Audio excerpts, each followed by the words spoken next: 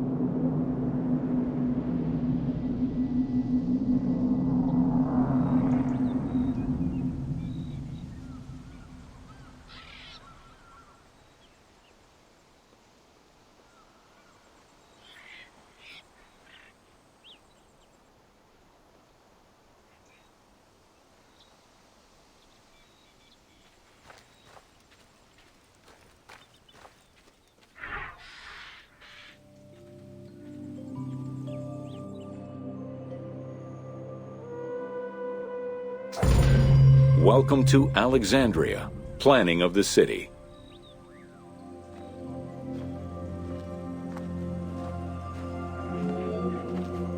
Alexander's plan to build his great city began with a verse from Homer's Odyssey. There is, in front of Egypt, in the sea with many swells, an island called Pharos. Guided by these clues, Alexander the Great founded his future city at the western end of the Nile Delta.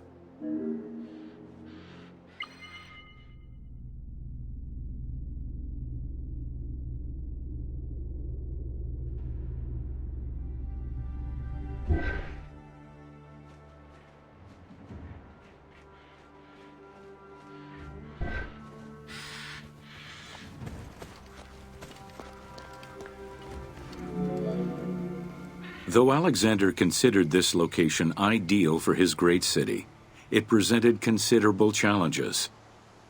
Too difficult to access during storms, the surrounding swamps threatened disease, and the limestone soil prevented the growth of healthy crops. However, due to the influence of his mentor Aristotle, Alexander the Great recognized that the true value was its strategic emplacement. Alexander knew that in controlling Pelusium to the east, Memphis to the south, and his crowning glory Alexandria to the west, he would create a triangular stronghold, allowing him to control the entire delta while giving him access to the Mediterranean.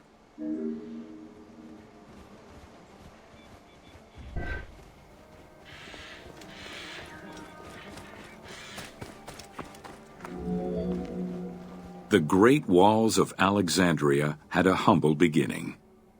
Lacking chalk to outline the future city's foundations, architects were forced to use flour instead. Clouds of migrating birds swept down and ate the flour, erasing the plans. This prompted Alexander to seek guidance from the oracles, who reassured him that his future city was destined to feed a large population.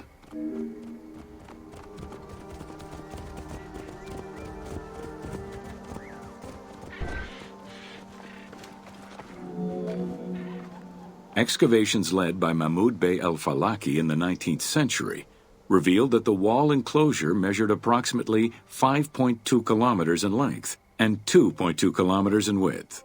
It was roughly 9 meters in height.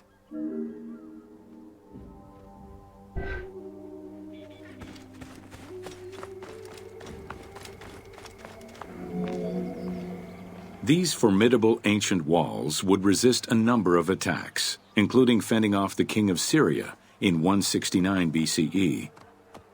It wasn't until 295 CE that they eventually fell to Roman Emperor Diocletian, and this only after 8 months of relentless assault.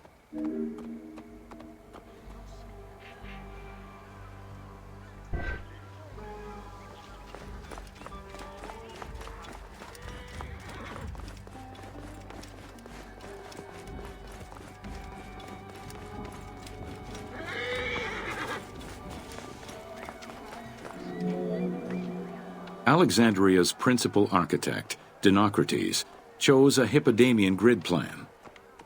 The grid maximized functionality, with wide, straight roads and canals running beneath them. Alexander recognized the military value of the city's design. The wide, parallel streets gave him optimal surveillance of the city while allowing the unobstructed flow of troops.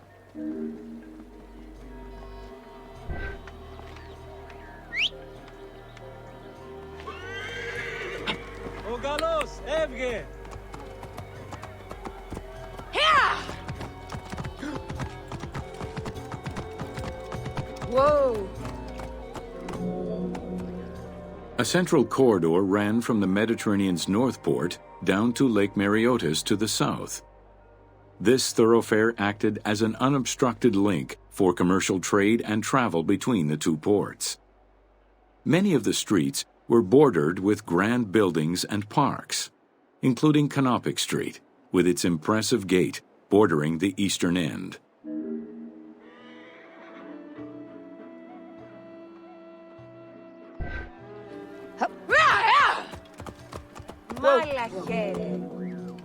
Alexandria was most likely built upon an already existing Egyptian village. Upon its completion, the Egyptians reviled the city, refusing to call it by its founder's name.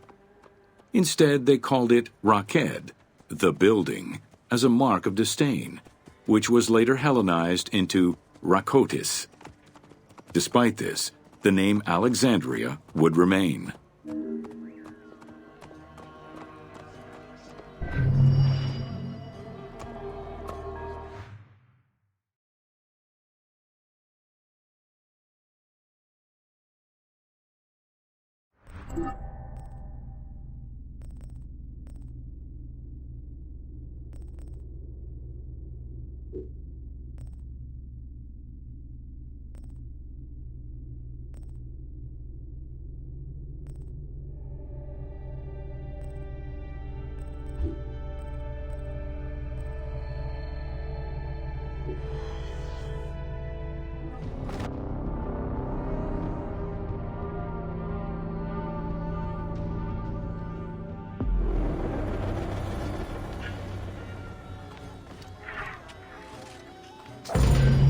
Welcome to Introduction to Alexandria.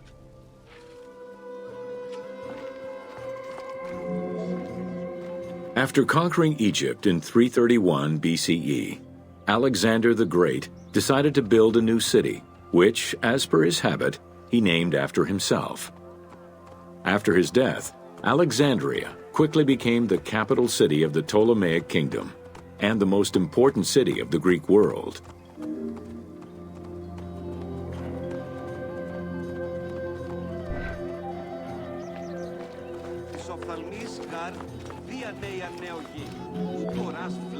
The city was built between the Mediterranean Sea and Lake Mareotis, which resulted in Alexandria becoming a crucial cultural hub and trading center.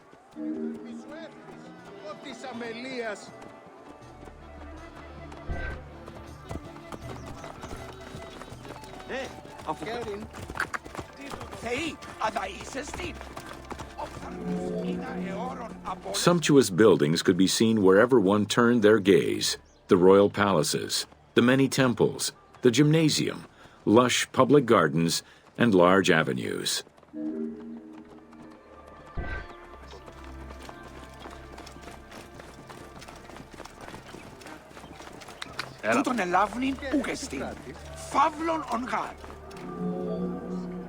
With its incomparable beauty and advantageous geographic location, Alexandria attracted foreigners, intellectuals, and traders. One of the most cosmopolitan cities of the ancient world, Alexandria supplanted even Athens as the most important Greek city in history.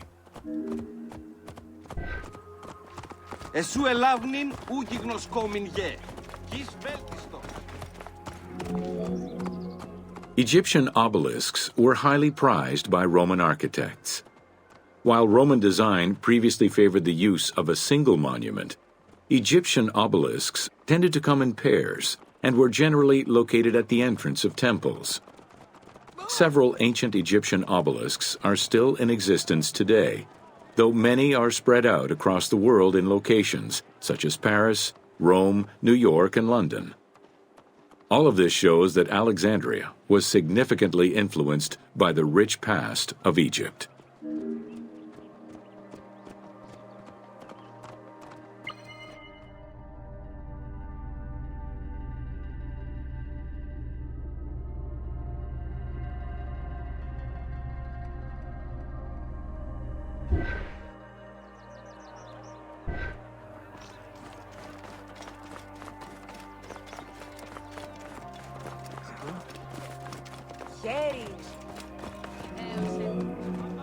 Alexandria had several main streets. Its most famous artery was the Canopic Way. It was lined with sumptuous buildings, houses, and temples, and was roughly 8 kilometers in length. This street was one of the most important shipping entrances to Alexandria and often hosted processions and festivals.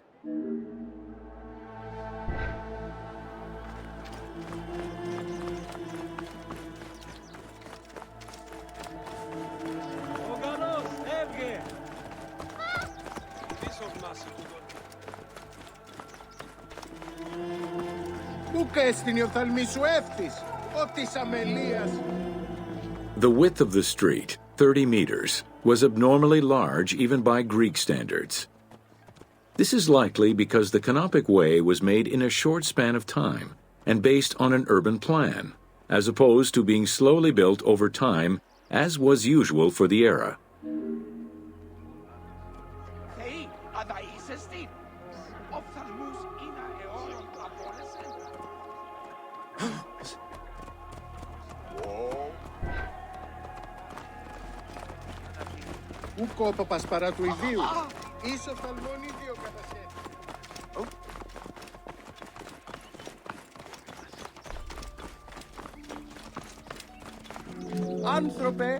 The Canopic Way originated in the western cemeteries, skirted the gymnasium, and then exited the city to head east through massive doorways towards Canopus. This structure was known as the Canopic Door.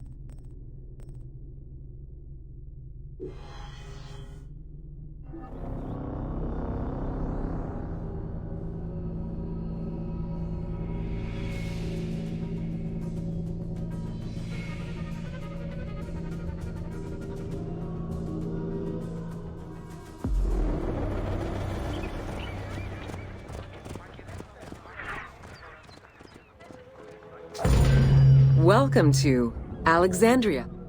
The ports of Alexandria were a major commercial hub, effectively connecting Egypt with the Mediterranean regions and beyond. A tremendous amount of materials and goods flowed through the city on a daily basis. The large port market was called the Emporion. It was there that merchandise was traded by the ship owners, called nakliros.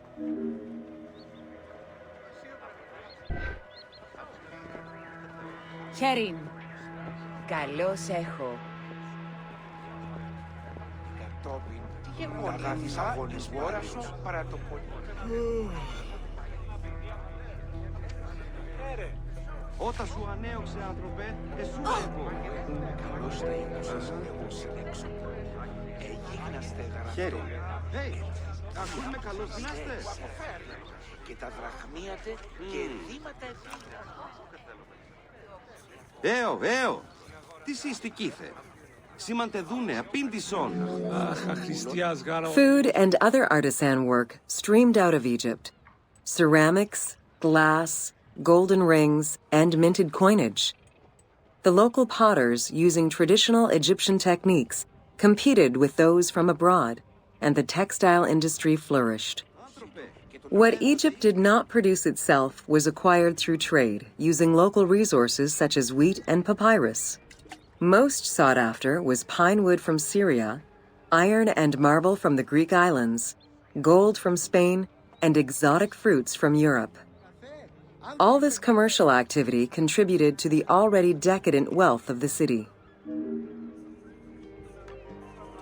Άνθρωπε, σήμαντε δούνε αν μη ακούας.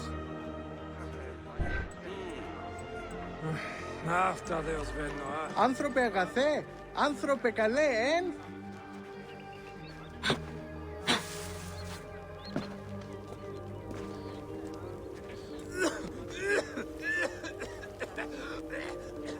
Χαίρε. Ιδέως έχω απαντάνσει όδε. The wood imported to Port Mareotis through Alexandria's seaward ports was used in the nearby shipyards, where most of Egypt's ships were built. Employing tens of thousands of shipbuilders, the shipyards contributed to establishing the Egyptian fleet as one of the mightiest of the era. Any wood not used in shipbuilding was further disseminated through Egypt for various purposes.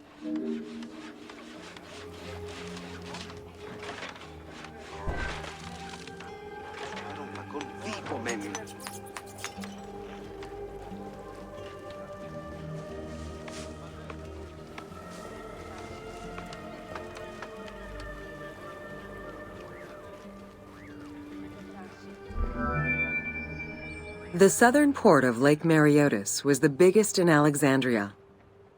Save for a branch angling westward, the lake's size in the Ptolemaic era was roughly 40 to 50 kilometers from north to south. Its waters were maintained by a steady runoff from the Nile. In addition to the lake, a man-made canal was created to assist in the transfer of goods from the city to the port using barges, though it is not represented in the game due to its size.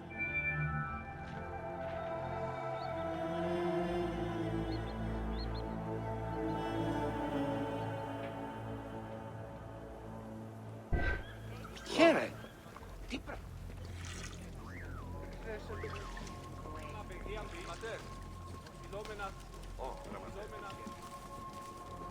Αυτή πρωία.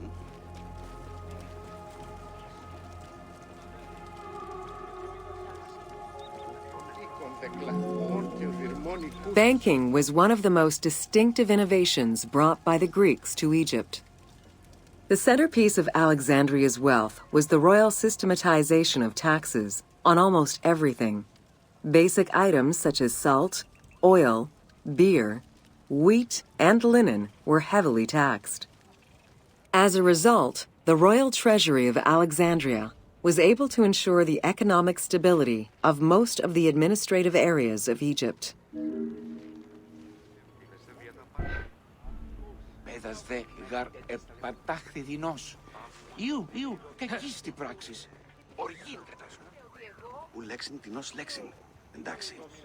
Κινδυνεύομαι.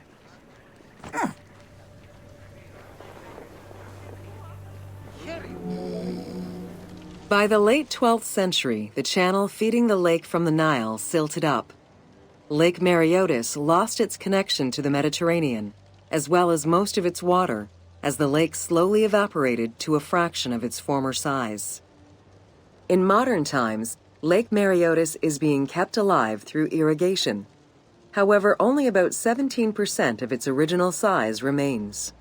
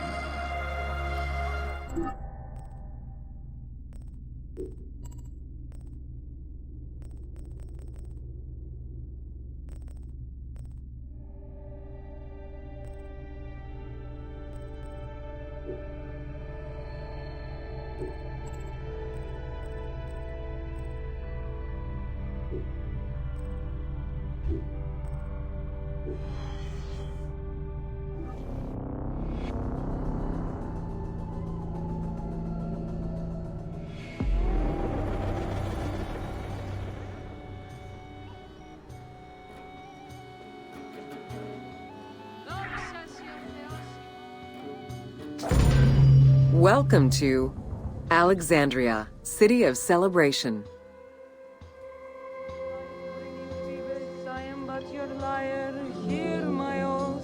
Like most Greek cities, Alexandria offered multiple forms of entertainment.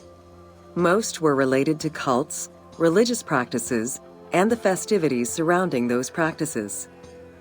Among those festivities, the most important ones were the dynastic celebrations, instituted in honor of the deified Ptolemaic kings and queens.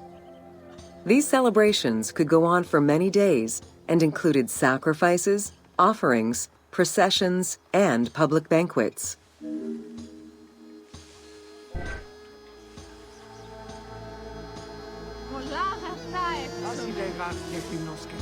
Αυτή είναι εγκυόμενη τέχνη.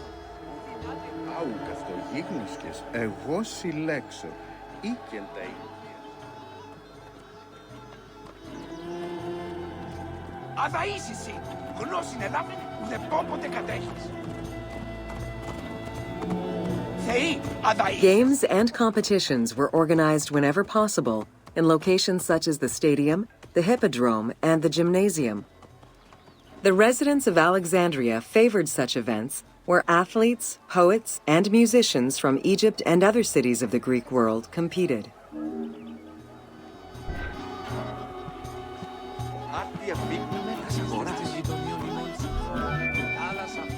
Like all good Greek cities, Alexandria had a theater.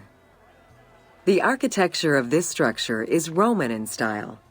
This is because the team duplicated a theater from Cyrene. Roman theaters were usually semicircular and built from scratch on a flat area with structures designed to enhance oration.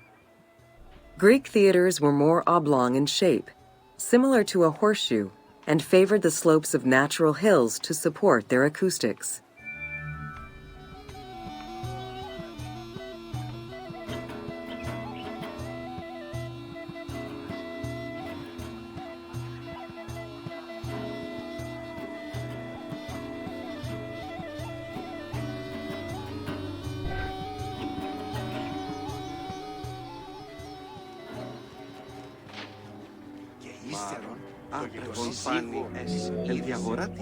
At the theater, one could witness the plays of contemporary comic and tragic authors. The play you are witnessing below is Menander's Dyskalos, more commonly known as the Grouch, a late and popular entry in the Greek comedies.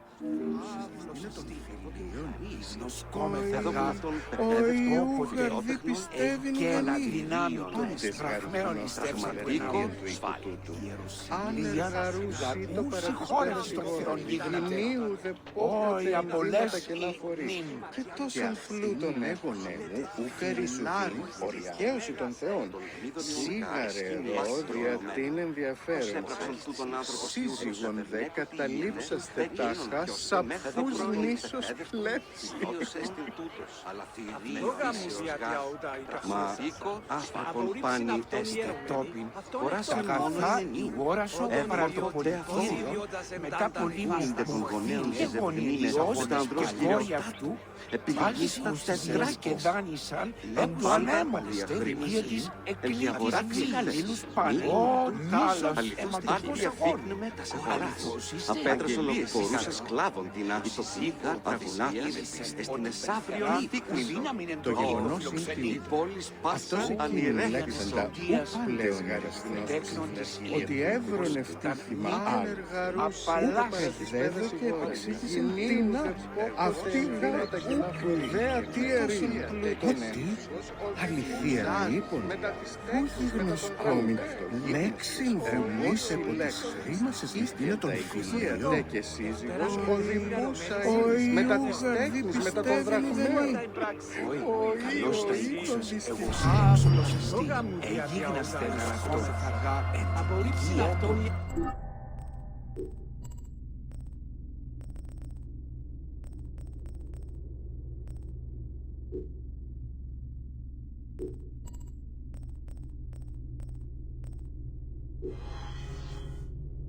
Στέεις.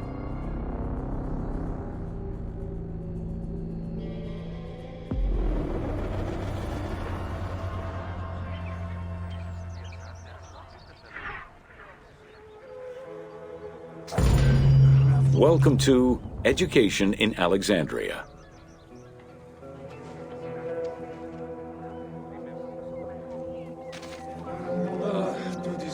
The education of young Alexandrians did not differ from the one generally dispensed elsewhere in ancient Greece. At the age of 7, the child was taken in charge by a tutor, who then became responsible for instilling an elementary education as well as good moral principles. Κατάσταση στη αυτή ουκ έστειν σωτηρίαν της μωρής. Αχ, κορένει μη καθημέρα σπάνι. Συ, κόρη, άγιε, ονείστε ένα πέπλον, δε και πόρπιν από του ραφέως.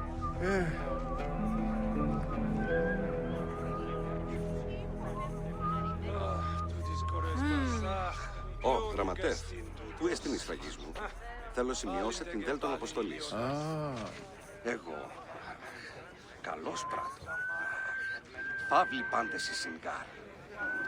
Θεόν εκδίκησης έξονται. Χαίρε!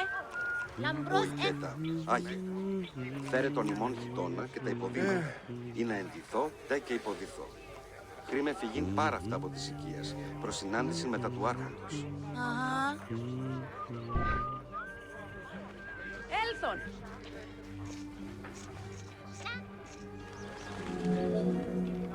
Teaching was generally done outside, in the open air. In the gymnasium, students were taught not only sports, but also topics such as rhetoric, philosophy, music, and poetry, all things deemed essential to one's education at the time.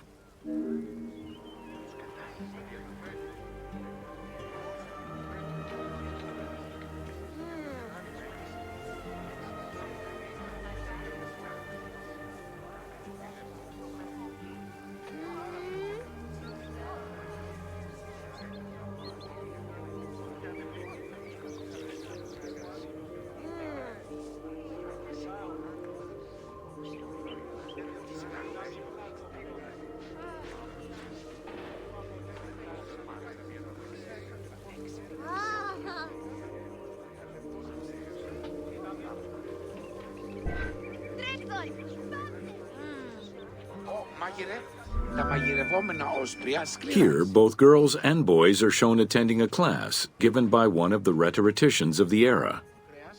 The team made the choice to show both genders attending class within the context of the game world. Even though it is historically inaccurate, the team felt it was not necessary to prioritize historical sexism over inclusive gameplay. Ευρέν επιστολήν η εστήλασιν με η εφόρη.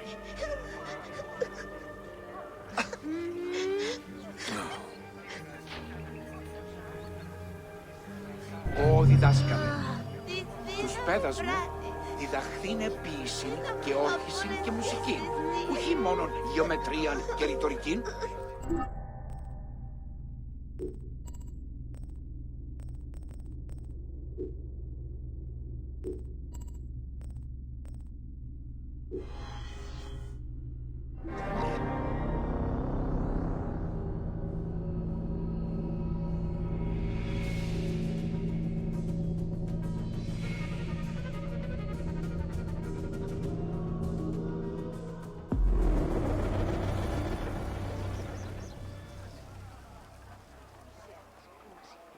Ακουσάτεον, κυβερνήτου προσφέφατον ψήφισμα τούτον εστι. Welcome to the Great Library of Alexandria. Σίτου ονίν, υψίστειν εστινήν, παρατού επίχειρα, δισκαίολος μισθοδοτήν. Near the district of royal palaces and within the Moseon was the most famous library of all antiquity. The Library of Alexandria was built to house all of human knowledge. At its pinnacle, the library was believed to contain over 700,000 parchments.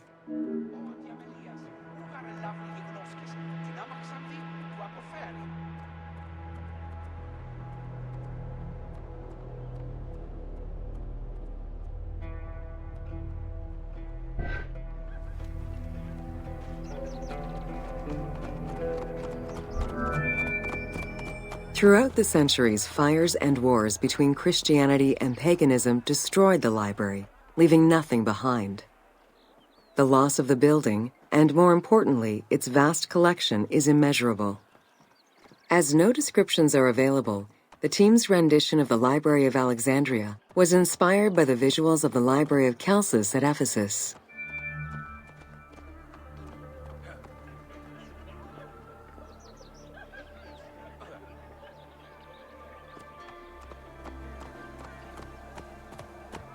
Εσού ελάβνην ου γιγνοσκόμην γε. Γης βέλτιστο.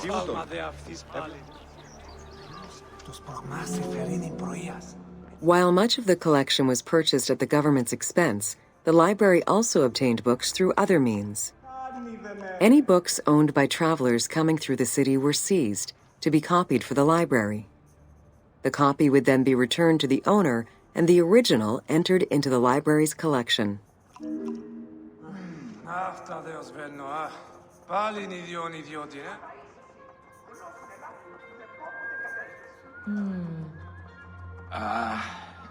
Παρά τις αχρήσεις ανθρώπης, τι ανήμενα. Βλέπω. Εν τη αγορά τι εχθές, μήπον τούτο, αληθώς τεκείμαι. Κόραν του, απέδρασον οποιπόρους. Καλώς ακούετο. Alexandria offered unrivaled intellectual and cultural attractions. Eminent scholars from Athens, Rhodes, and other Greek centers traveled to the city to learn and engage with other free thinkers.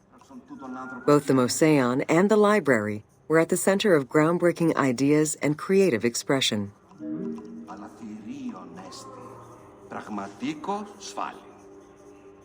Όχι, καλώς τα οίκουσας, εγώ συλλέξω. Εγίγναστε γραφτό, εν την οικία των ληστέ εισέλθοντι και τα δραχμίατε και ενδύματα επίρων. Πάντα τα άμασε. The great minds of antiquity were usually well versed in many disciplines, which were often associated to specific schools of thought. The Peripatetics, the Stoics, and the Cynics were among the most well-known schools of the time. It is clear that Alexandria lived up to its fundamental role as a city for intellectuals, nurturing many great minds whose impact reverberates through our modern world.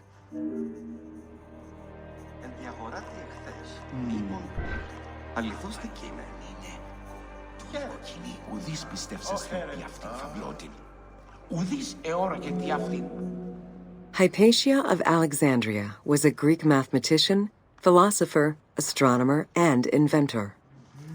Though born in Greece, she eventually migrated to Alexandria, like many great minds of the time. It is there that she became the head of the Neoplatonist school of Alexandria. From most accounts, she was highly respected by her fellow Alexandrians, both as a teacher and a philosopher. With her death, the age of great ancient scientific discoveries came to an end.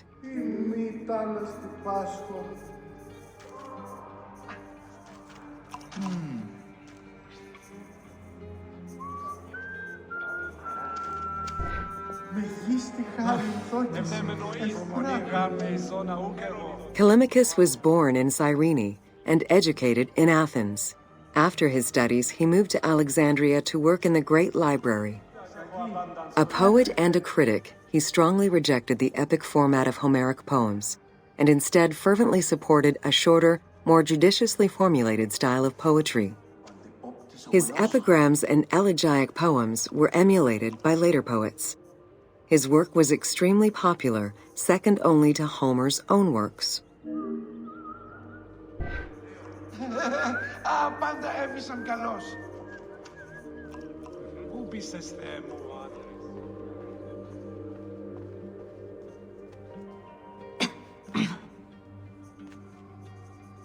Ό,τι σ' αγαθότης, χαίρετε τα του οίκου σου.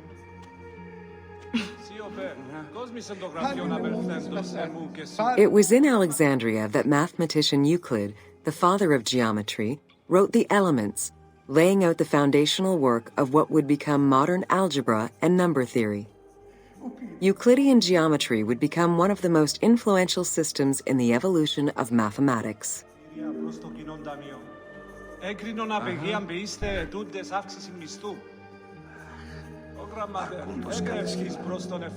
How do you calculate the circumference of the Earth? With a camel, 2 sticks, and shadows cast by the sun.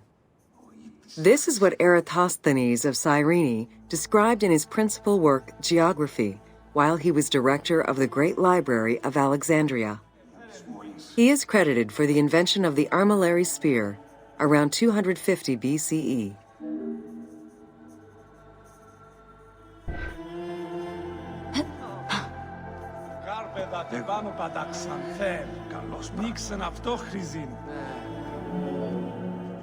The earliest known and most complete armillary sphere of antiquity was the Meteoroscopion of Alexandria, with an imposing 9 rings compared to the 3 or 4 of most other astrolabes. Known as the zodiac krikatoi amongst the Greeks, the Meteoroscopion was used to determine the location of celestial bodies around the Earth. Every self-respecting astronomer of antiquity would have sought to use this tool to better understand the celestial movements.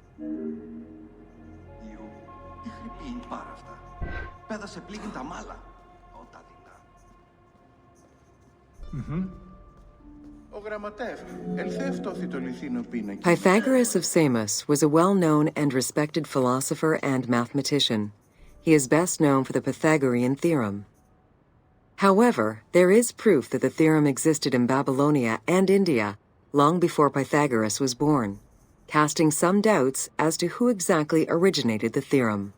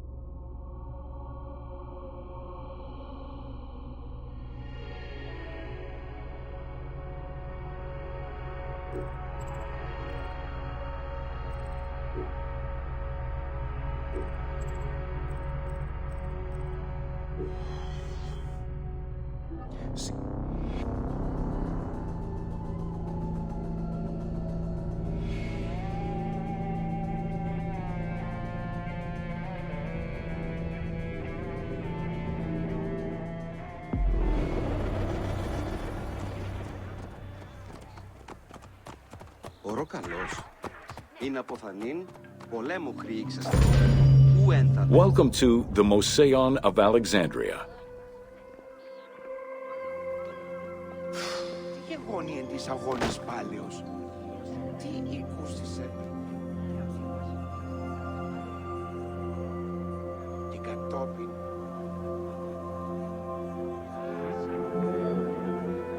The Moseion was a sector of the city commissioned by Ptolemy I to rival Athens' Academy as an institute of intellectual pursuit. Dedicated to the 9 inspiring muses, the Mouseion became a great center for philosophical and scientific enlightenment.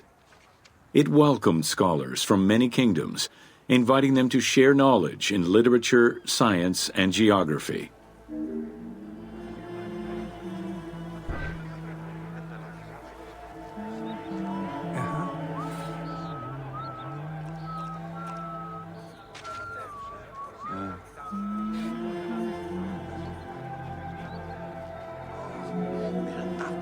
The Mouseion was designed so that its buildings and grounds would accommodate free thinking, debate, and presentation. Meeting spaces and theaters surrounded a main courtyard.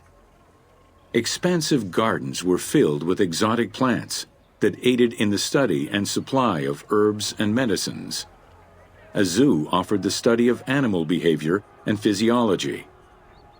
Also among the Mouseion's many star attractions was its astronomical observatory.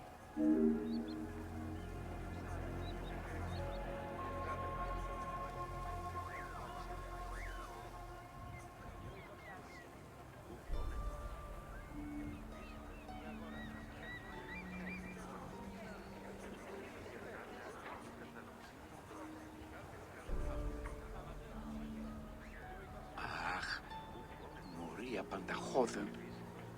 Γονέων πάση και λεύσματον τούτων, εκείκον πατρέαν τε και μητρέαν. Herophilus was a physician who lived most of his life in Alexandria. He was able to perform the dissection of human cadavers on a large scale due to the permissiveness of the city in such matters. Among many other discoveries, he learned that the brain was central to the human nervous system. He also extensively mapped the blood system and measured the pulse with the aid of a water clock. It is reported that in his thirst to understand human anatomy, he performed 600 vivisections on live prisoners. Και πλέον 20 δακτίνεων, παρατού, φυλάκιον γαρ μισθείτε, ημόχθον ερεύνουν το χωρίο τίος ήτεν την ακάθ.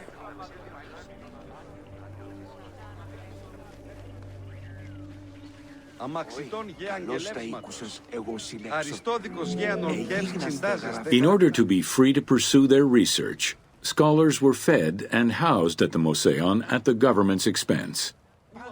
This freedom provided Alexandria's scholars a meeting space for intellectual pursuits and a haven for spiritual peace. Though nothing remains of the original Mouseion, it lives on as the legacy of our modern museums. Είκον προύσεχο, πιλότας, πορτίου ιός, μάρμαρο ου, δίστε κατέσα, προστάγμια μέγανα.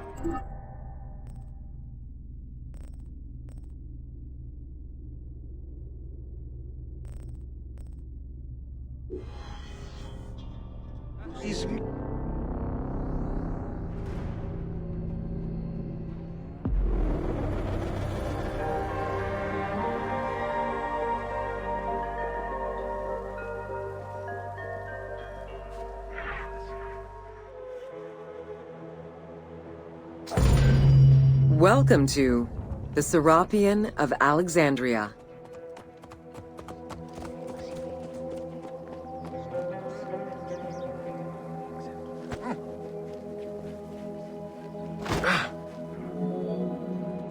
In a city of numerous magnificent attractions, the Serapeum was considered to be the most beautiful temple of Alexandria. Located southwest of the city on a small hill known as the Acropolis, the sanctuary was constructed during the reign of Ptolemy III, upon foundations which had existed since the reign of Ptolemy I Soter.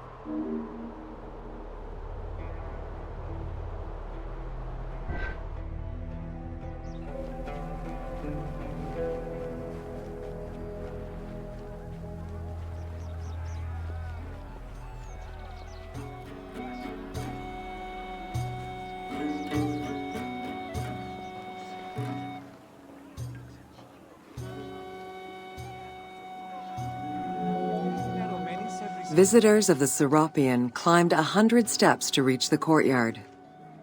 Libraries were installed in the porticos surrounding the square building, with its roof and columns adorned with gold and gilded bronze. Pharaohs were generous to the temple, as were several Roman emperors after Egypt's conquest. An inner temple housed the statue of Serapis, dedicated to healing the sick.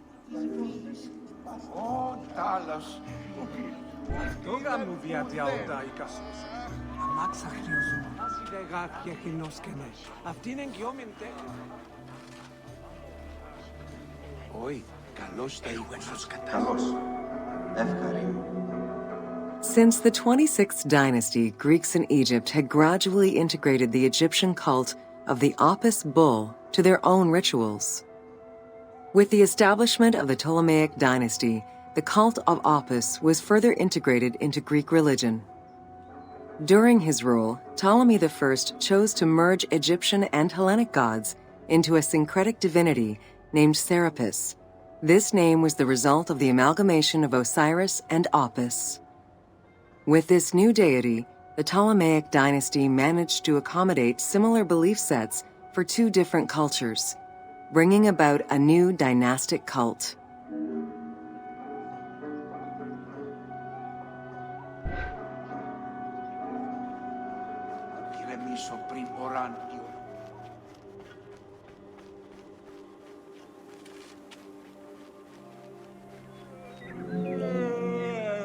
Serapis was also associated to other deities, including Asclepius, a Greek god of healing. It is possible that, as with the Serapis Temple of Canopus, the sick would visit this sanctuary, sleeping there overnight in the hopes of being healed within its hallowed halls.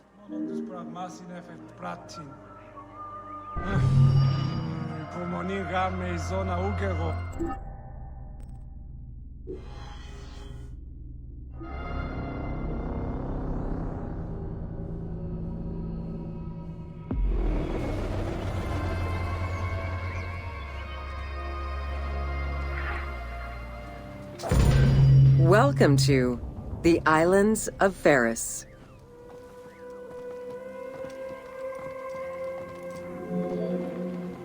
The Heptastadion was a bridge-like causeway connecting the island of Pharos to mainland Alexandria. Its name is based on the Greek terms of measurement, hepta, meaning 7, and stadion, which is a measure of length of roughly 180 meters.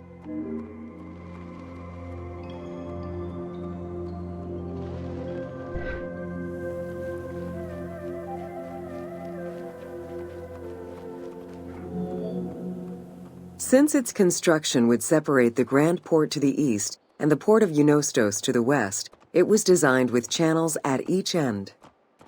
These openings allowed passage from one port to the other.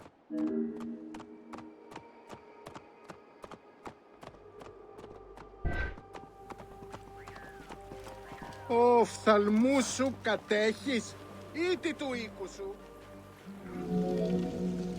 Along with creating separate harbors for the commercial and military shipping, the causeway served as a main aqueduct for the island's inhabitants. Its presence also helped protect the island and its ports from rough wind and sea currents.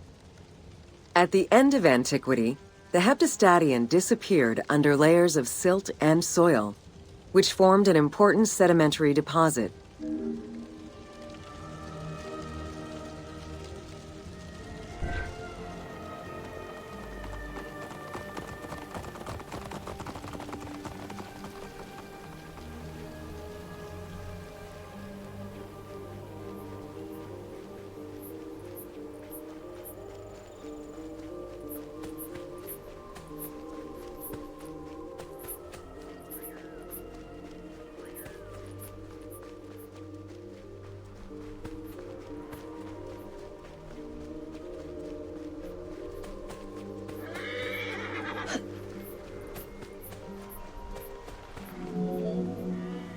While the Serapeum was the most celebrated of the temples in Alexandria, many other temples were built within the city. Most of these structures have been completely erased over time, and there is no way to discern how many existed. However, research of ancient papyri offered tantalizing hints as to the possible location of at least some of the temples.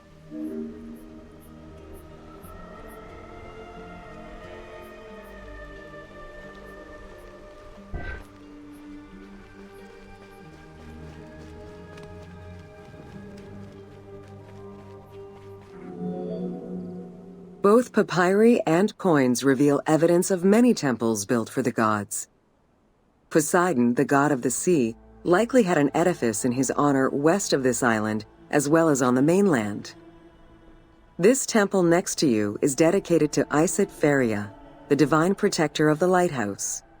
This location hosted annual celebrations in the month of April, known as the Sacrum Feria, in connection to the lighthouse. In her incarnation as Isis Fortuna, the goddess carries a rudder and a cornucopia, both symbols of good luck for navigators. Τα πάντα ρέει και ουδέν ακίνητο-μένει. Αλλαγέ πολλές συμβαίνουσαν.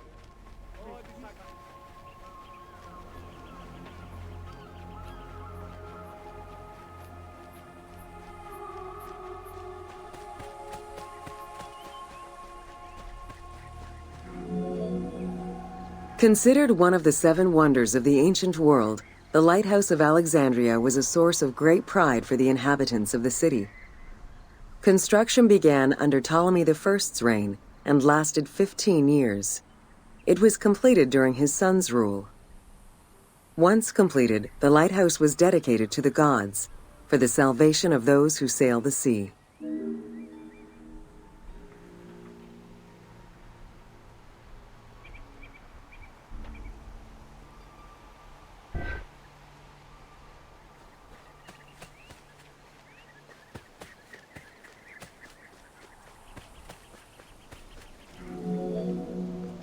Built on the island of Pharos, the stone structure was 3 tiers set on top of one another in a step formation. The second floor consisted of an octagonal tower, and the top floor was a cylindrical tower topped by a statue.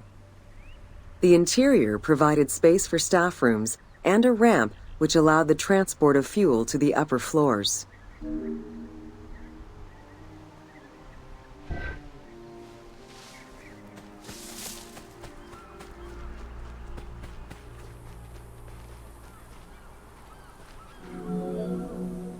Essential to safe navigation through the rifts and shallow waters, the Pharos was a functioning lighthouse, with a beam reportedly visible 50 kilometers away. It's unclear what kind of fuel was used or how much. Any other details of how the light worked remain a mystery.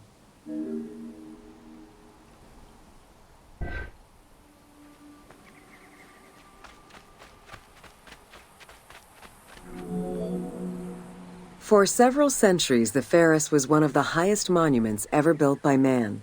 It measured roughly 110 meters in height, compared to the Pyramid of Giza, which was around 140 meters tall. Gradually, the structure was eroded by earthquakes and then completely destroyed in 1480 CE, when a fort was built over it. Archaeological excavations on the seabed have uncovered many blocks from the ancient building.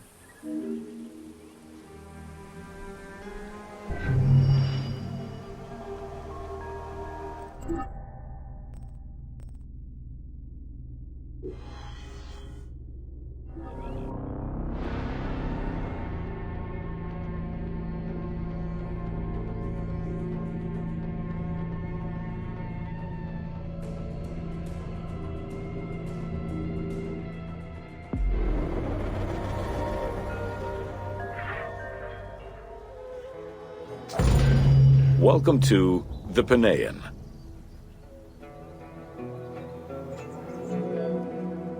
The Panean was a temple built in honor of the god Pan, divinity of nature. This Greek god, often represented as a half-man, half-goat, with a beard, horns, and goat's hooves, was considered the protector of shepherds and herds.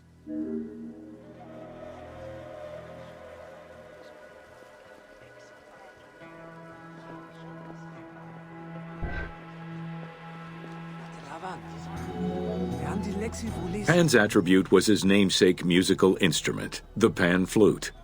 His temples were usually located in caves and on high mountains, and were frequented by shepherds. It is likely that Mediterranean cults adopted the imagery of Pan to symbolize the Christian devil. Πολιτήριον ελαίο, νίξτε αυτήν επρόσθεθε. Συντυχαίνενε. Ουλες μόνην προητώναν εστί. Εξίσασιν αυτήν. Αρχόννα. To give proper honor to the god, Alexandrians built an artificial hill upon which they housed his temple to compensate for the flat relief of the city. The artificial mound had the shape of a spinning top or a pine cone, which was accessed by a spiral staircase. The top had a panoramic view of the entire city. Only such heights would be fitting for a mountain god.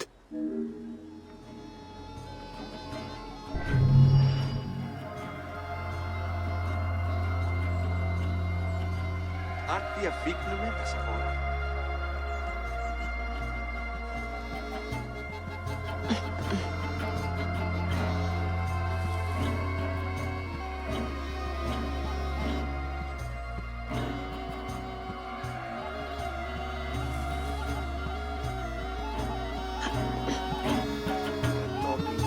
Ταραθά η ώρα σου. Ακούσαν τούτο. Δευτέραν και τρίτη.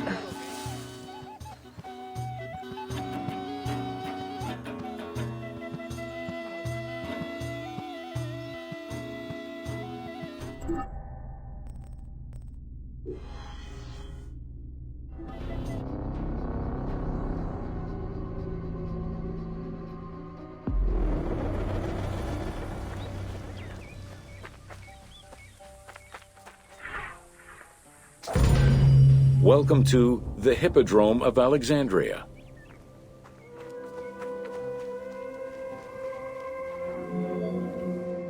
The main hippodrome of the city was called the Legeon, in honor of Lagos, the ancestor of the Ptolemies.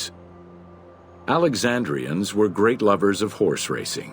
They were fascinated by the rivalry of these races, the agon, as it was said at that time, that every competition brought. It was a struggle for glory.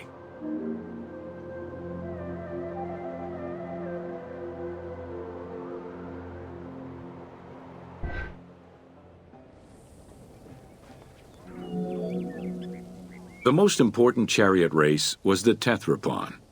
Using 4 horses with the quickest harness to the front right, the charioteer would race for 12 laps, with sharp turns at either end of the hippodrome. The victors were crowned with garlands of olive and received prize money, but the most sought-after reward was to be acclaimed by the works of poets, such as Callimachus and Pindar.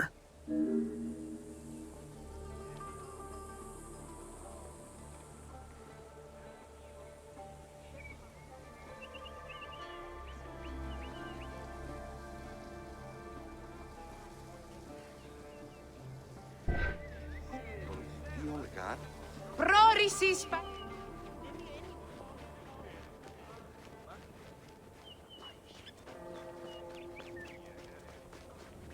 Αυτό γαμού διάτια οτάικα. Ye hymns that rule the lyre, what god, what hero, aye, and what man shall we loudly praise? Verily Zeus is the lord of Pisa, and Heracles established the Olympic festival, while Thiron must be proclaimed by reason of his victorious chariot with its 4 horses, Thiron, who is just in his regard for guests, and who is the bulwark of Acragas, the choicest flower of an auspicious line of sires, whose city towers on high, bringing wealth and glory to crown their native merits. Ενίδοκιν εσχήνει έστι το γενόμενο. Πώς έπραξον τούτον άνθρωπος πλούτος. Εδώκουν θελήσει, εδώκου αυτός πεπαίδευτο, φιλότεχνο, αλλά θηρίων εστί, πραγματικός φάλεν. Τι γεγονή της αγώνας πάλεως. Δευτέραν και τρίτη ερωμένη σε δεσκέθεο. Μα διάζεσαι του ανταϊπράξη. Μου η θείο κυσί. Μα πρεπον πάνι έστι, κοράσιον μόνον, εύμορφον θεαθό. Τι βούληταν των γονέων στις ευκνίνε, με τα ανδρός γυριωτάτου, επιγαμίστε τετράκης. Τα πάντα διαχρήμαση. Βλάξο κοσμόσι ουκ έστι. Όχι, καλώς τα ήκουσας, εγώ συλλέξω. Εγίγναστε γραφτό. Εν την οικία των ληστέ εισέλθοντι και τα δραχμίατε και ενδύματα επίρων. Πάντα τα Ο οικαστές του γυτνίου ημών συμφορέ. Τα άλλας αυτούς. Δυστυχήστε και γυνή αυτού. Της χρήμας η πάση απόλεσεν εν παιγνίο πεσόν. 3 ημέρε μόνον. Τι νυν πράξονται.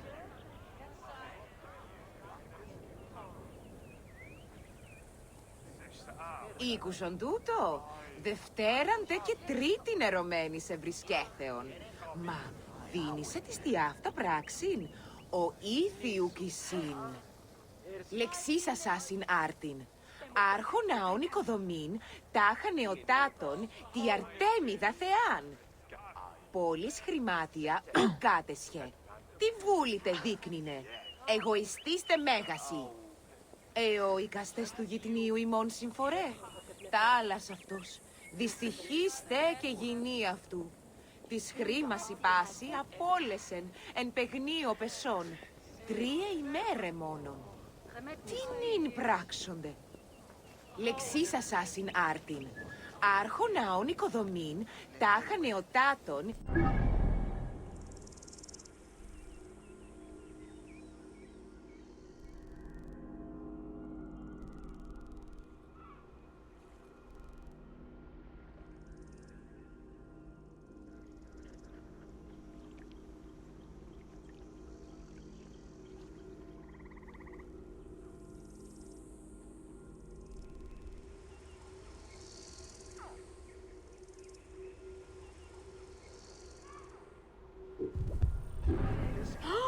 Ούκ αυτογίγνωσες.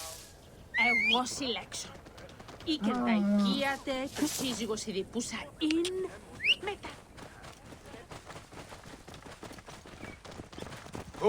Πια!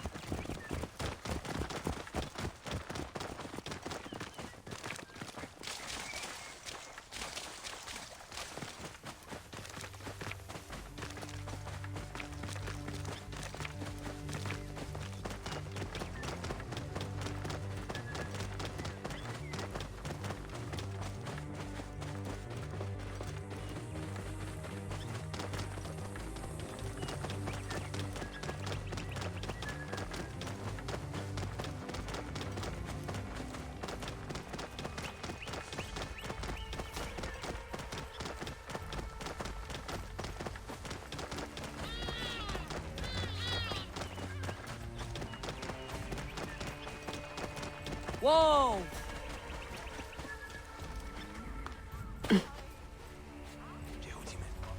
Habai ahamis. Affettiez-moi.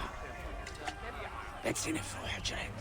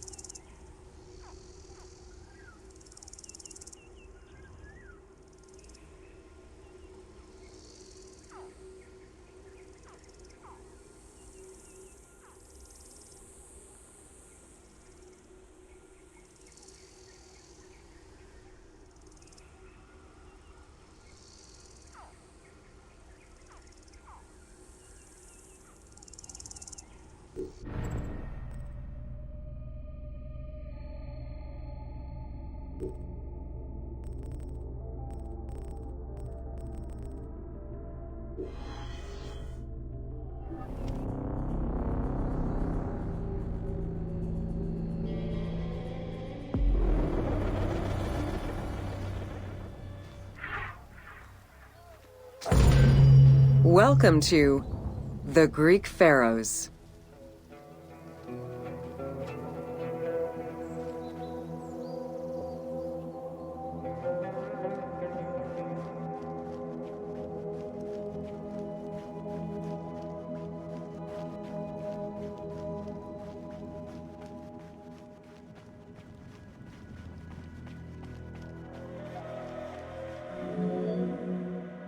pharaohs were considered divine incarnations of the gods.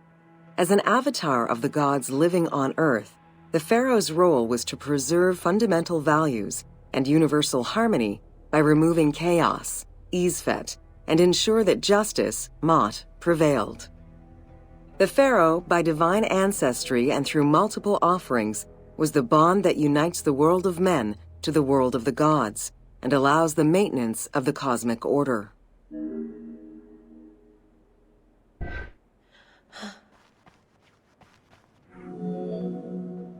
The Ptolemaic dynasty reigned over Egypt from 305 BCE to 30 BCE. The dynasty was called the Ptolemies of the Lagids, in recognition of the founder of the dynasty, Ptolemy Lagos, a Greek general and close friend of Alexander the Great. While Macedonian, Ptolemy Lagos understood that to be accepted by the Egyptian people, he would have to adopt their traditions. Upon assuming the title of pharaoh, he changed his name to Ptolemy I Soter, meaning savior.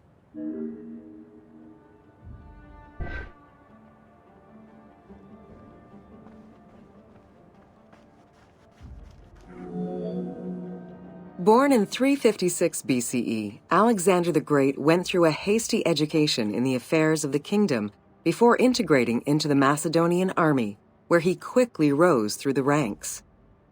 After his father's assassination in 336 BCE, which some believed was orchestrated by Alexander himself, he became king of Macedonia. Ruler of a unified kingdom and leader of a large army, Alexander set his sights on conquest. Eager to reclaim the Greek cities of Asia Minor, he took on the Persian forces, earning victory after victory.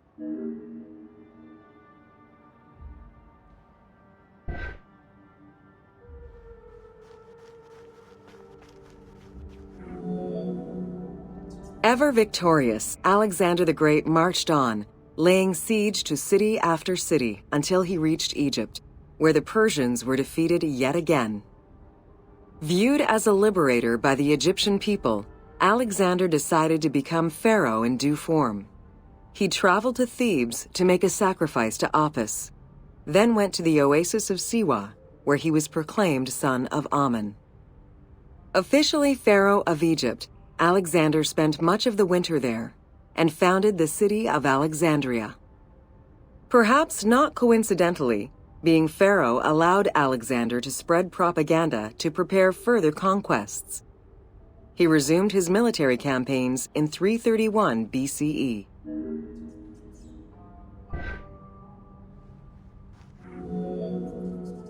On his deathbed in 323 BCE, Alexander the Great gifted the satrapy of Egypt to Ptolemy Lagos.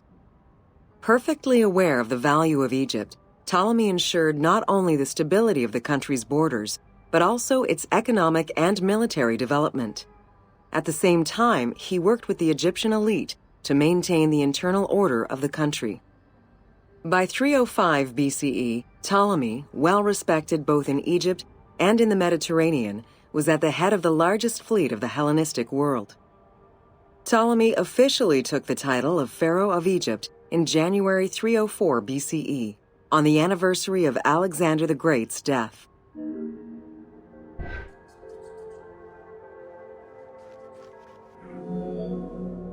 Alexander died in Babylon in 323 BCE.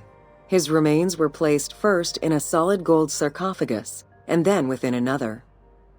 The casket was carried in an ornate custom wagon, gilded and set with precious stones, and pulled by 64 mules crowned with gold. The funeral procession was diverted to a grandiose temple in Alexandria, built in the conqueror's honor under the orders of Ptolemy I.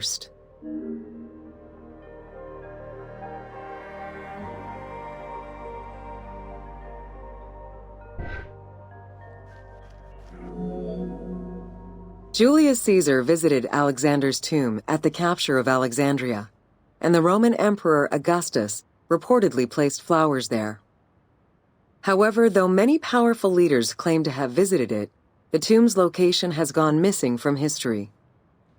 Some accounts do state that the golden coffin was replaced by a glass sarcophagus, probably by Ptolemy X. It is also implied that Cleopatra may have plundered the tomb in a time of financial crisis.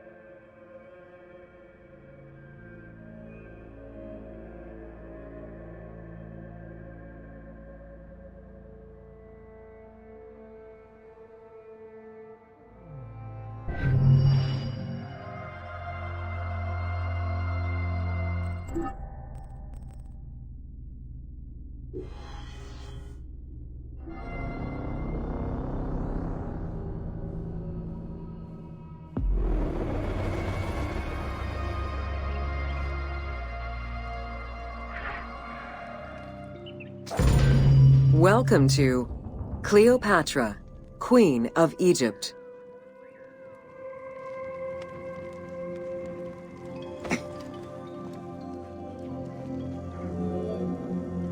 Cleopatra VII Theophilopator ascended the throne in 51 BCE at the age of 18. Though her early attempts to maintain power were often challenged, she eventually prevailed and became the sole ruler of Egypt. According to Plutarch, she was the only Ptolemaic pharaoh to speak the Egyptian language. Her intelligence, coupled with a good education and a great political mind, allowed her to make the alliances necessary to maintain the independence of Egypt while Rome was becoming a Mediterranean empire.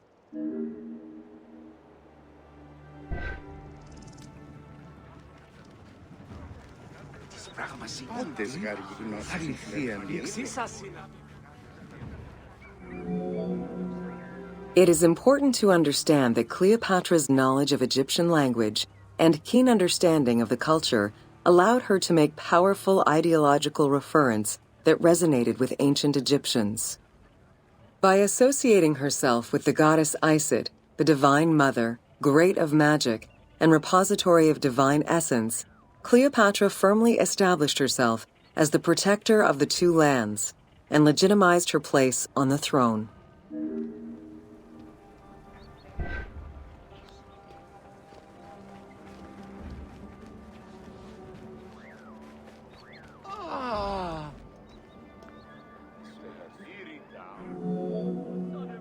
Upon his death in 51 BCE, Ptolemy XII Aulus bequeathed his kingdom to his daughter and eldest son, Cleopatra VII and Ptolemy XIII. As was custom, the siblings were married. The new pharaoh was 10 years old, his sister wife 17. The early years of their reign were not easy. Between 50 and 48 BCE, droughts and floods aggravated Egypt's problems. General Achilles and the royal advisor Pothinos kept intervening in the young ruler's political decisions, and eventually colluded to turn Ptolemy XIII against Cleopatra. By 48 BCE, Cleopatra was in exile.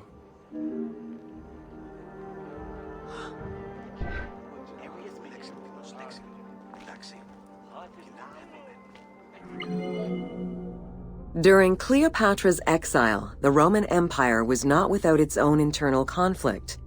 Caesar and Pompey were at war with one another, and after his defeat in 48 BCE, Pompey fled to Alexandria in the hope of finding refuge. This turned out to be an unwise decision. Listening to his advisors, Ptolemy XIII elected to have Pompey assassinated, his head kept as a gift, in the hopes of acquiring Caesar's favor. This gambit backfired. Instead of earning approval, the murder of a Roman greatly angered Caesar.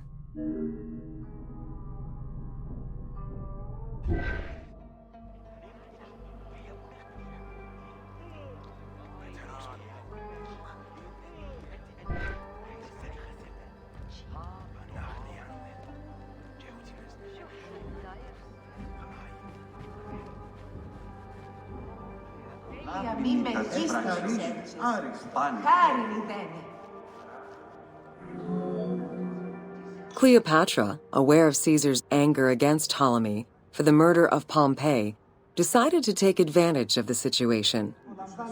She returned to Egypt in secret, hoping to establish an alliance with one of the most powerful men of the time. Outside of the legend, where she had herself smuggled into his quarters in a carpet, what exactly happened during that fateful meeting remains a mystery. However, Caesar seemed to see a better ruler for Egypt in Cleopatra than in her young and too easily influenced brother. Invoking Ptolemy XII's will, Caesar attempted to mediate peace between the siblings.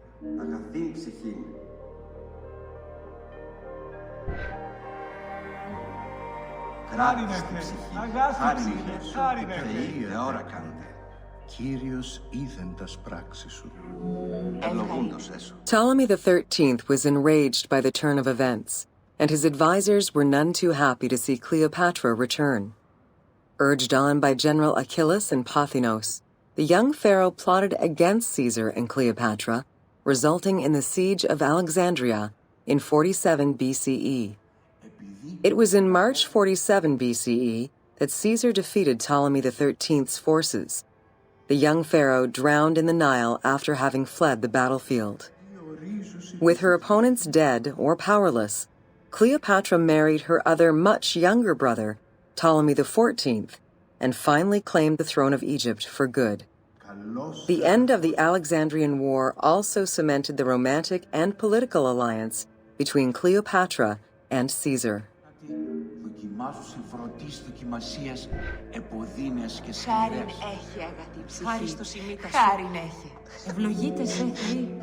In June of 47 BCE, Cleopatra gave birth to a son, whom she called Caesarion. Caesar did not accept the boy as his heir, choosing instead his nephew Octavian. Nonetheless, on his return to Rome, Caesar invited the queen and her brother husband to stay in the city. Her presence still drew much disapproval from the Senate. Always a strategist, Caesar left 4 legions in Egypt and a man he trusted to direct Egyptian affairs, giving him control of the wheat supplies essential to Rome. Cleopatra and her entourage remained in Rome until March 44 BCE, when Caesar was murdered.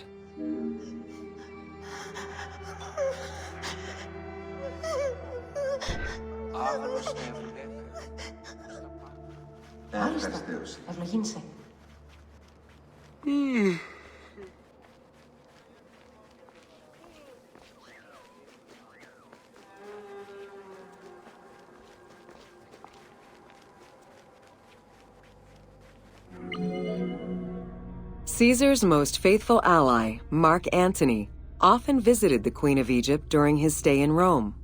Unlike most, he recognized the legitimacy of Caesarion, the natural son of Caesar. Antony knew he would need the riches of Egypt in order to fight Octavian and claim the Roman Empire. Cleopatra, in return, saw a powerful ally. In the winter of 41 BCE, she arranged a sumptuous tour of Egypt by boat to show Antony the wealth of her country and the power she held as its ruler. A romantic and political relationship followed. The Roman Senate was once again most displeased. To calm spirits in Rome, Antony married Octavia, sister of Octavian.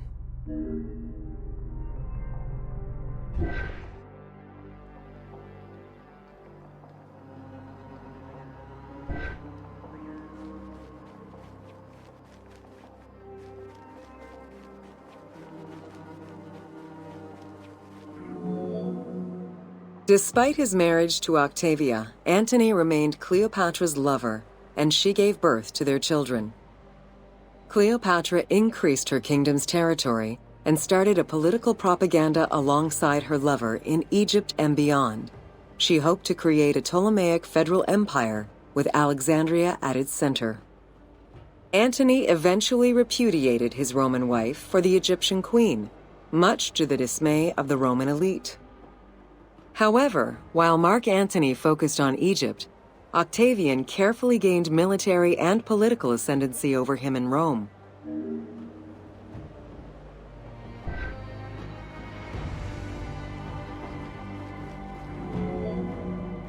Octavian managed his own propaganda campaign and succeeded.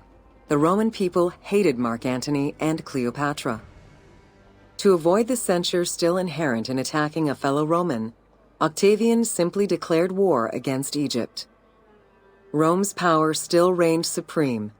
The powerful Egyptian fleet, led by Cleopatra as well as Mark Antony's forces, were defeated in 31 BCE in Actium.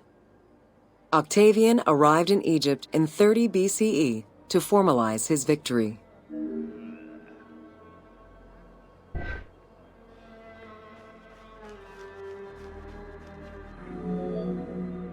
The following events remain difficult to confirm due to the many versions and legends around them.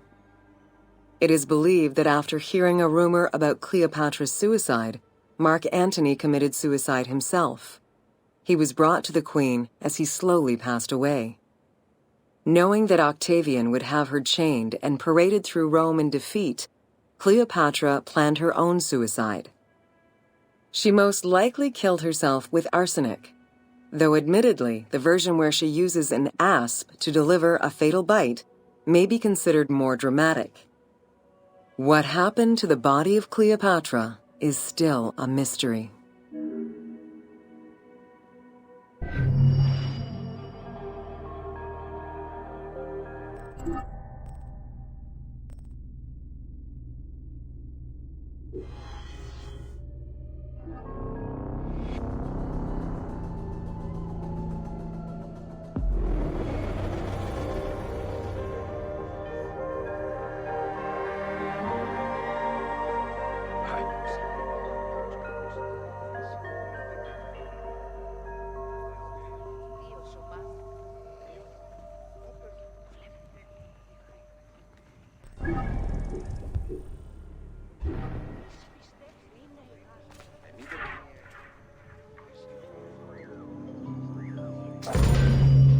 Welcome to the Siege of Alexandria.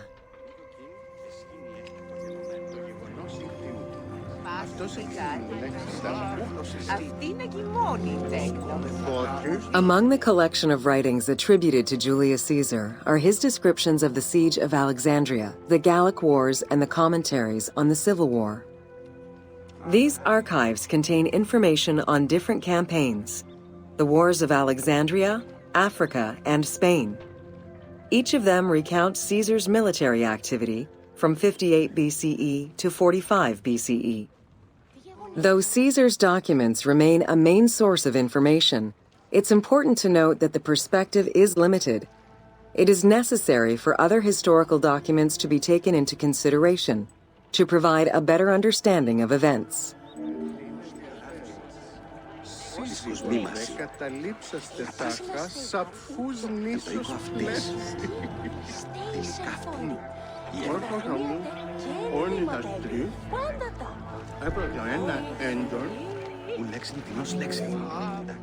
The Siege of Alexandria closely relays the events of the Civil War that led up to the event and describes how Caesar was besieged in the palace of the Ptolemies. Other ancient authors have left equally valuable and sometimes contradictory information.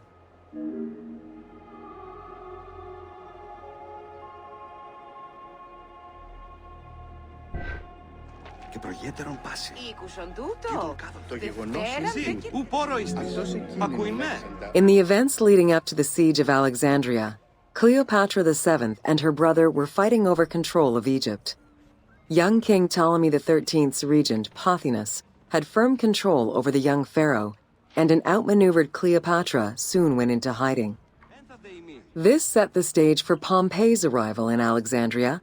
Having lost his battle against Caesar in 48 BCE, the Roman general turned to his allies, the Egyptians, for safe harbor. But on the advice of Pothinus, Ptolemy XIII had Pompey assassinated in the hopes of earning Caesar's favor. This would turn out to be a most unfortunate decision.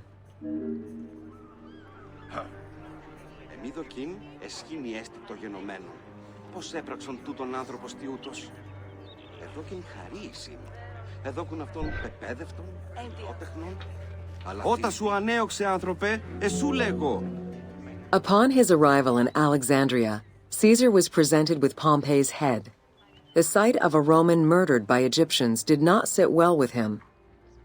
Caesar made his displeasure clear, ordering the return of Cleopatra, and for the siblings to resolve their differences and resume their co-rule of Egypt, as per the will of their father. Neither Pothinus nor Ptolemy XIII wished to accede to this demand. While doing his best to aggravate Caesar, Pothinus secretly plotted against the Roman ruler and sent word for Egyptian general Achillas to bring his 20,000 men to fight on his behalf. While Pothinus plotted against Caesar, Cleopatra made a bold move. Όταν σου ανέωξε, άνθρωπε, εσού λέγω.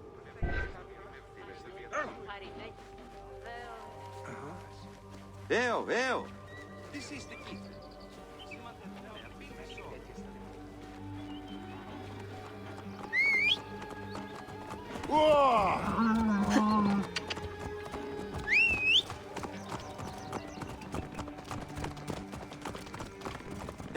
Αφού γκράσουμε καλώς. Κυρίου εγώδη μου παραγίγνεστε τάχα. Ο της Μωρίας.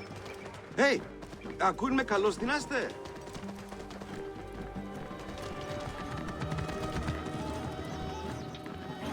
Τούτον ελάβνην ούκεστην. Φαύλον ον γάρ. Μα...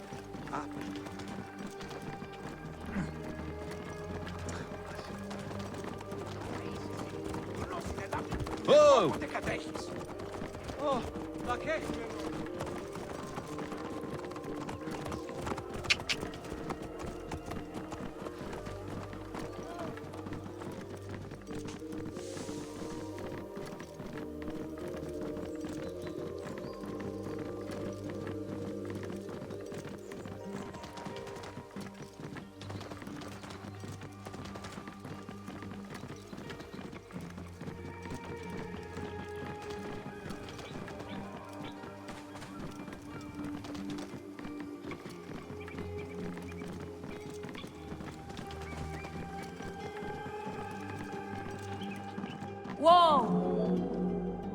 There are various descriptions of the encounter between Caesar and Cleopatra. One report states that she snuck into the palace alone at night. Another account claims she was accompanied by an ally and was brought inside the palace wrapped in a carpet bag. Though exactly what happened at this fateful meeting is up for debate, what is known is that Cleopatra met with Caesar and earned his approval. Pothinus and Ptolemy XIII were most vexed with this turn of events.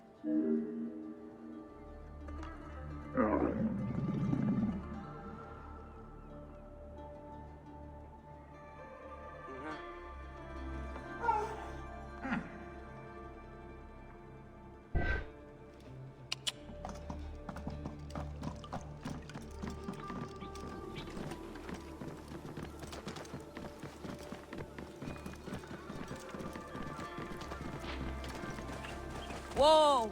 Yeah!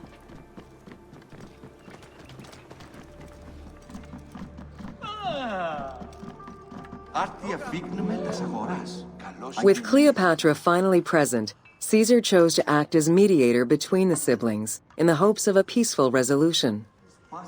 It did not take long for things to sour. During a banquet given to celebrate the reconciliation, there was an assassination attempt on Caesar. It was the Roman leader's own barber who thwarted the attack. Once it was revealed that the king's regent, Pothinus, had ordered the attack, Caesar had him executed. He then placed the young king under guard.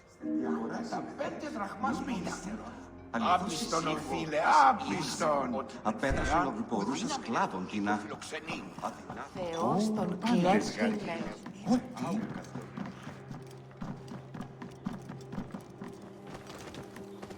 Whoa! Yeah!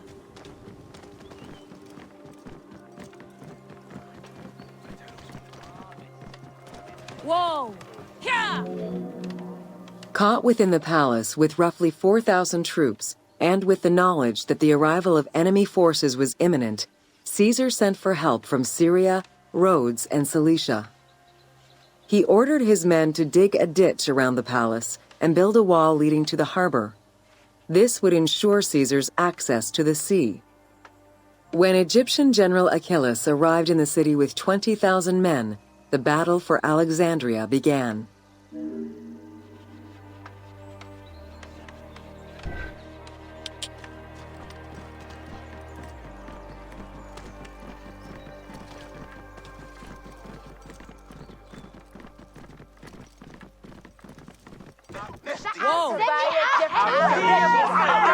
With so few men at his disposal, Caesar could not risk a battle just yet.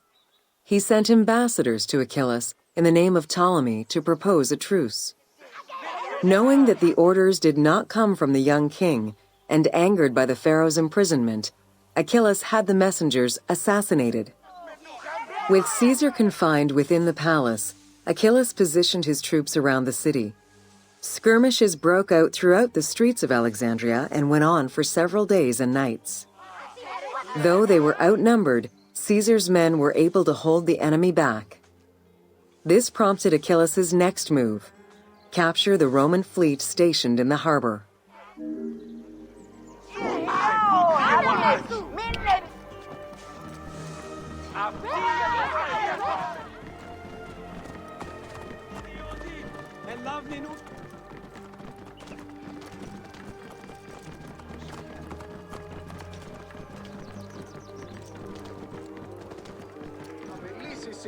Πού καλάβνεις η γνώσκης, φαύλε!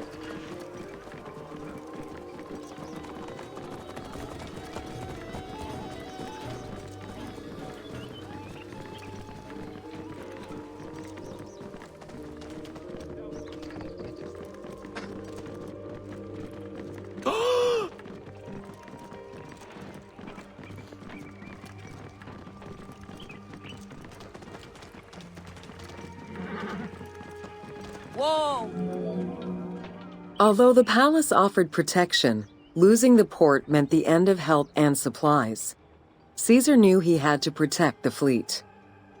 While he and his troops succeeded in regaining control of the port, he knew it would be impossible to sustain. Caesar ordered the burning of the ships. With passage back to the palace closed off, he headed for the lighthouse of Alexandria.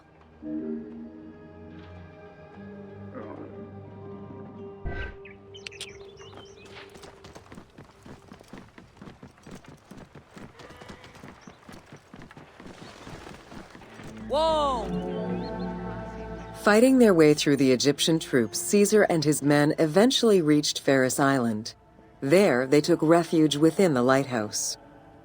With easy access to the open sea, Caesar was able to send messages to his allies requesting reinforcements and more supplies. The island fort also allowed him to control access to the harbor by relying on the chains used by the Egyptians to control ship traffic to and from Alexandria's docks.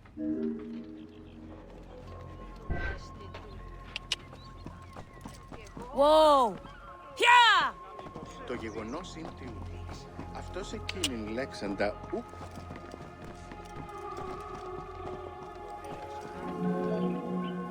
The exact chronology of events during the war in Alexandria remain imprecise. Conflicting accounts raise questions as to when, and even if, the Great Library of Alexandria was burned down at all.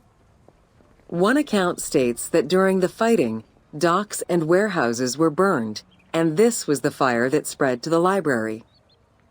In another account, when Achilles cut off the harbor, Caesar had to leave the safety of the palace to defend his ships. As the enemies battled across the port, their arsenals set ships ablaze, and this destruction spread to the library.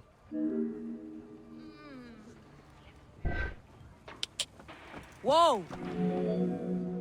In either case, the Great Library was not completely destroyed.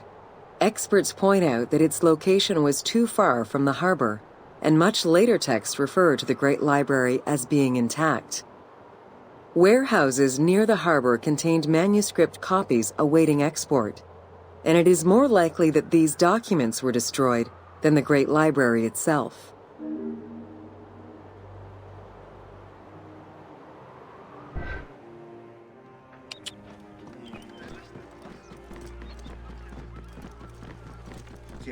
Whoa!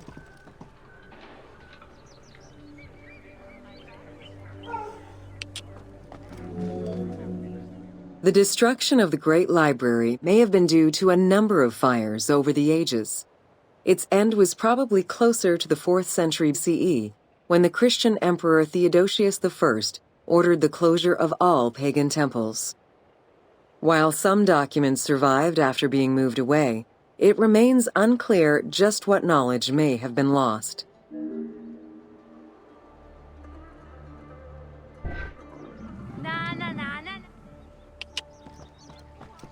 Whoa! Where there are accounts of Achilles being in control of the battle against Caesar, it appears that instead Cleopatra's sister, siding with her brother, had him killed and put her ally Ganymedes in his place. Ganymedes proved a valuable tactician for the Egyptian side.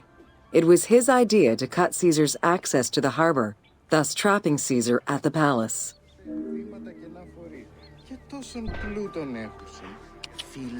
Whoa! Πάλι!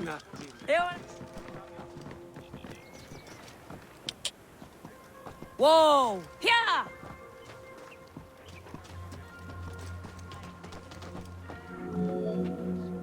During the time of Ptolemy I, canals had been dug throughout Alexandria to provide fresh water.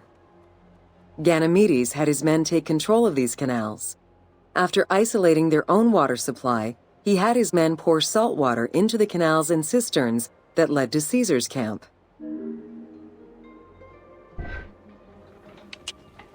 Yeah!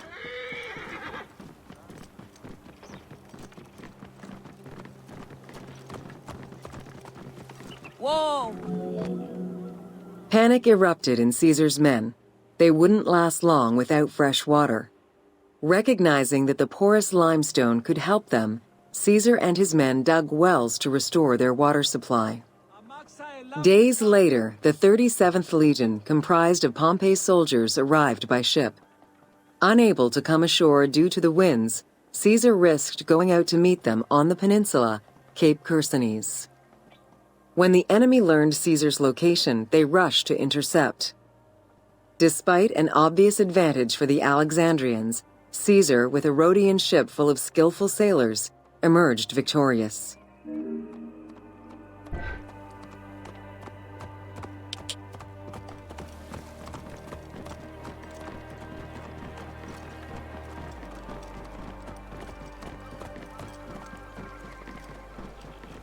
Whoa! With help from the Allied ships, Caesar's victory enabled him to push the Egyptians back and secure the lighthouse. Gaining control of Pharos Island sent the Alexandrians into the sea and swimming back to the city. However, Caesar's fortification of the island didn't last long. The enemy regrouped and were set to storm the island. Panic-stricken, in spite of Caesar's encouragement, many of his men then fled their posts, either by ship or jumping into the sea.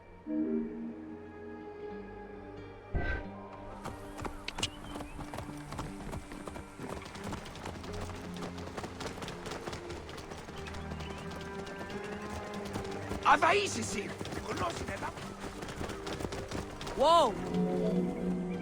Caesar attempted to retreat, but Port Eunostos' harbor was overrun with enemy ships, preventing escape. Reportedly, Caesar gathered his papers and leapt overboard in an attempt to swim to an Allied ship farther out. Historian Cassius Dio claimed that Caesar would have drowned if he hadn't been able to remove his purple garment. Still, he managed to swim the distance and survive. The Alexandrians recovered the cloak and used it as a trophy to commemorate the Roman debacle.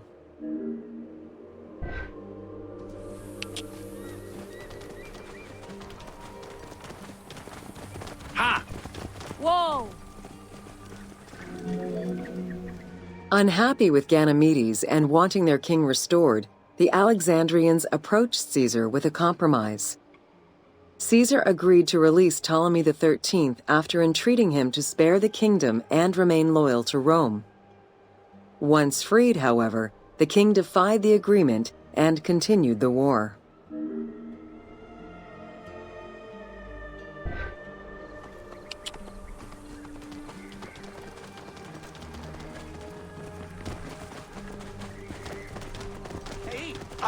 Whoa!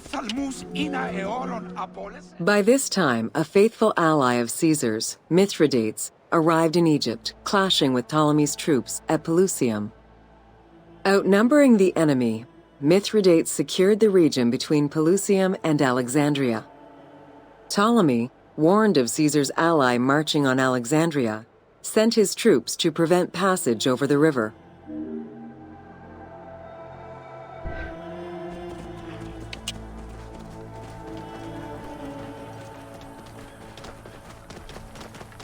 Whoa!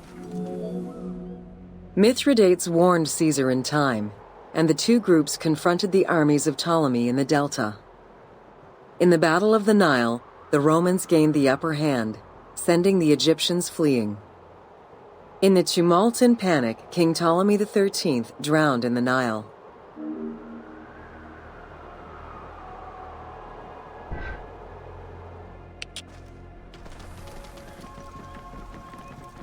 Whoa! After the siege ended, Cleopatra VII married her younger brother, Ptolemy XIV, enabling her to reign over Egypt until 30 BCE. Under her rule, Alexandria settled into its position within the Roman Empire and eventually surpassed Athens as one of the most important cities in the Roman Empire. Julius Caesar remained in Egypt for a short time. He and Cleopatra would later have a son named Caesarion.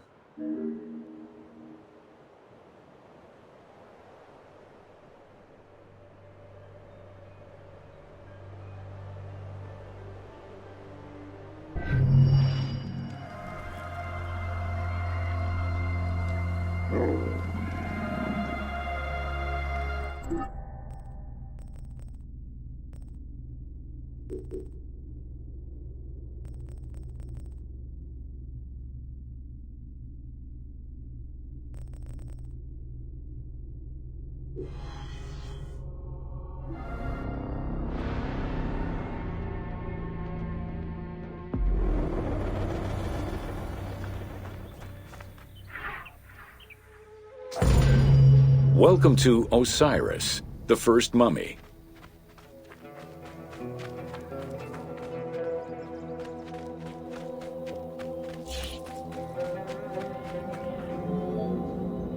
The oldest mummies recovered date from the Old Kingdom, though Egyptologists believe that mummification was in use much earlier than that.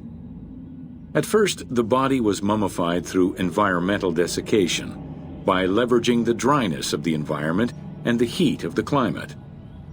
Early experimentations in mummification were conducted with the use of resin made from tree sap. Strips of linen were only used on some superficial parts of the epidermis of the hands or jaw.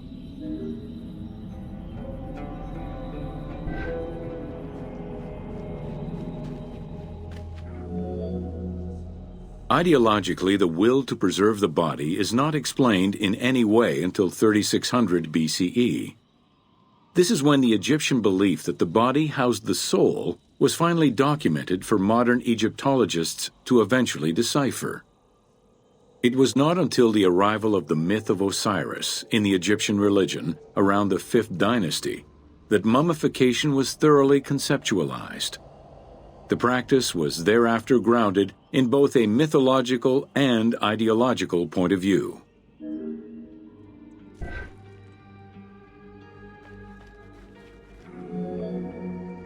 Osiris was mainly known as the god of the dead and the god of resurrection. The most well-known Genesis myth concerning Osiris is that of his dismemberment.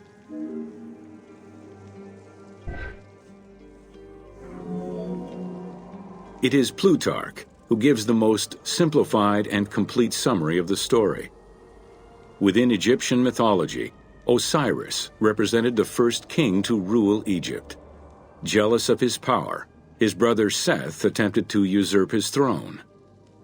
After several unsuccessful attempts, Seth succeeded in killing his brother by dismembering him and scattering the pieces of his body all over Egypt. Isis, the great of magic, traveled all over Egypt in search of the pieces of her husband's body. After a long search, she recovered all the pieces save for his manhood, as it was eaten by a fish.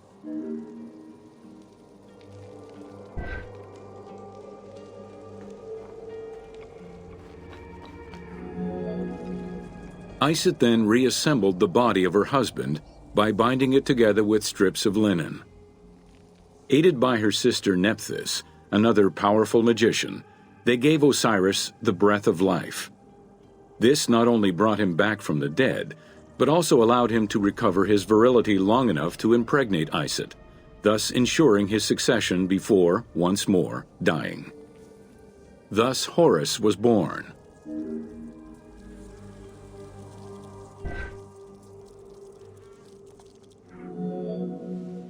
The ritual used to bring Osiris back to life essentially depicts how he became the first mummy. It is why, on the sarcophagi of kings, we often find Iset and Nephthys represented as the magicians who restore life to the deceased.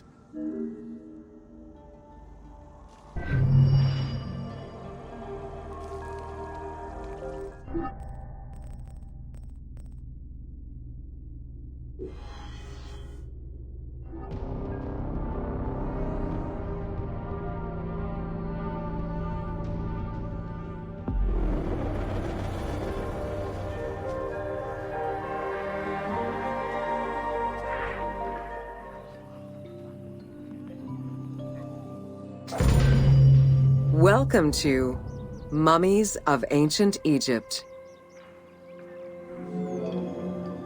The mummification process used by ancient Egyptians was highly ceremonial in nature. The different types of mummification took into account the social level and richness of the deceased and even included animals. The most expensive was that reserved for the pharaoh and the royal family, as well as some of the wealthiest members of the court.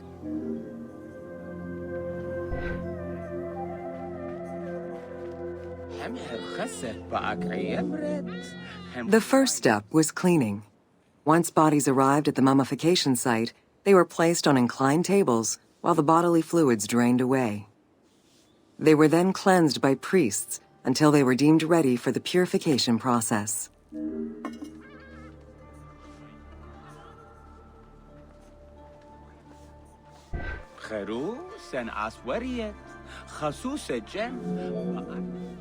The purification of the body began with a libation from sacred water.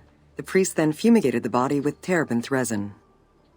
After the ritual cleansing, priests used oils, spices, and all kinds of essences to further purify the body of the deceased. Finally, all body hair was meticulously removed.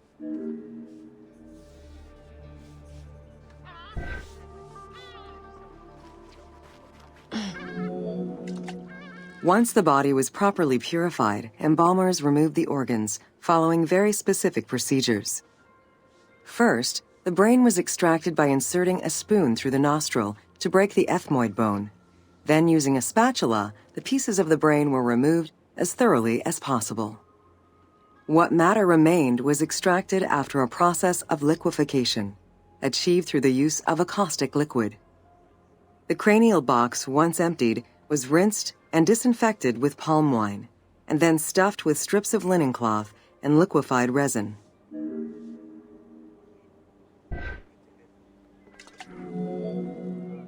After taking care of the brain, embalmers made an incision on the left flank and carefully set aside the viscera. The inside of the body was also rinsed with palm wine. Then the embalmers filled the belly with pure myrrh, cinnamon, and other perfumes and sewed it shut. The removed viscera were washed in palm wine and packed in crushed herbs before being placed in canopic jars.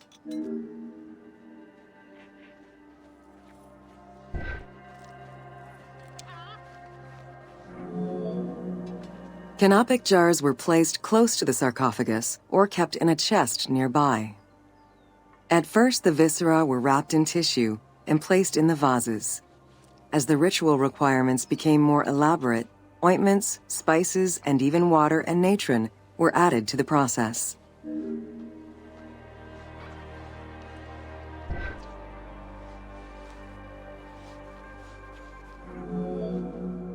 Towards the middle of the New Kingdom, canopic jars assumed the appearance of the four sons of Horus. They were known as the protectors of the viscera. These protectors had their own guardians, each a goddess of the dead. Imseti, the human-headed god, protected the liver and was protected by the goddess Iset. Hapi, the baboon-headed god, protected the lungs and was protected by the goddess Nephthys. Dumut-Ef, the jackal-headed god, protected the stomach and was protected by the goddess Neith. And finally, Kebesenuef, the falcon-headed god, protected the intestines and was protected by the goddess Selket.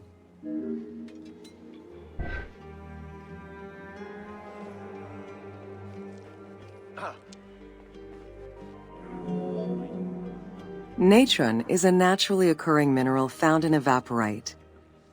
These sedimentary rocks are made up of mineral salts and were generally mined from lake beds in Egypt.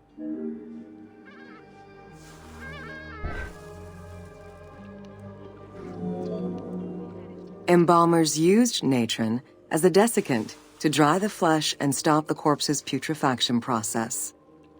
Once the body was cleansed and eviscerated, the deceased was covered in natron for about 40 days. Once desiccated, the body was prepared to be wrapped in strips of linen.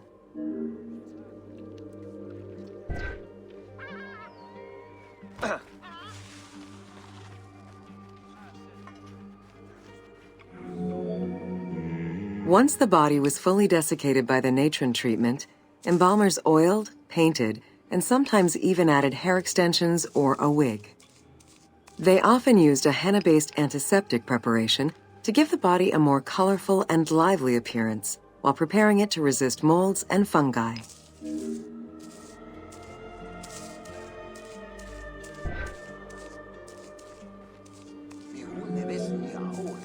Next came the phase which gave mummies their most well-known appearance, the wrapping. Originally, each part of the body was wrapped separately. Men had their arms crossed on their chests, while women had the right arm folded over their breasts and the left arm stretched along the body. However, techniques evolved over time. Eventually, the body as a whole was wrapped with limbs alongside the body, and increasingly sophisticated and different techniques of weaving flax bands were developed.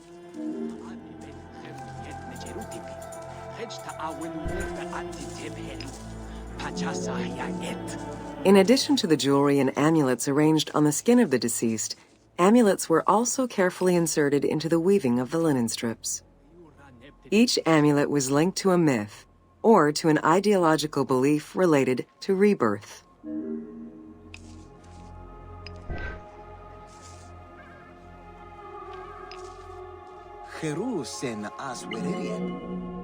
Masks were an important part of a mummy's finery. Early wooden funeral coverings were very expensive, however, and soon replaced by masks created through a technique known as cartonnage. Masks fashioned with this method were created by laying several layers of linen or papyrus pulp on a base made of mud or straw. Cartonnage was used for more than funerary masks. Ornaments and the animal coffins of the late period were also made in such a fashion.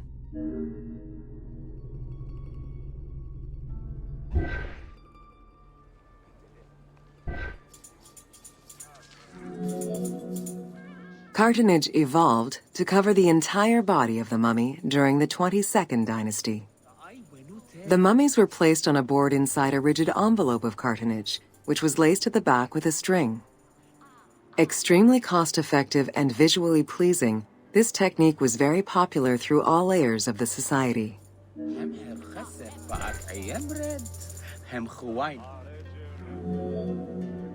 Cartonnage envelopes were usually covered with inscriptions and polychrome decorations, specifying the names and titles of the deceased, scenes depicting daily life, or decorations specific to the funerary world.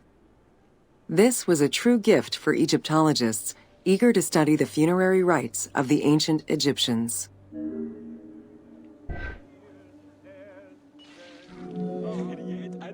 Once the mummy was properly wrapped and adorned, the embalmers proceeded with the ceremony of the opening of the mouth. A vital step of the funerary process, this ceremony was meant to bring back to life the deceased themselves or an object representing the deceased.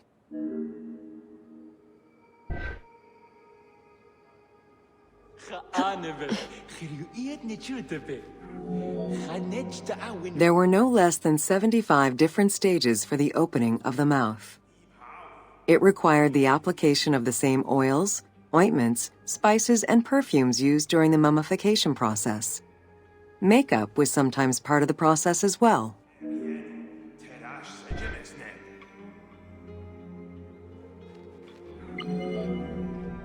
The last stage of this long ritual was the act of touching the mouth with the adze to symbolically allow the breath of life to infuse an inert body. Its performance was reserved for a very specific set of people: priests who wore the mask of the god Anubis, a close relative of the family, or by the heir to the throne.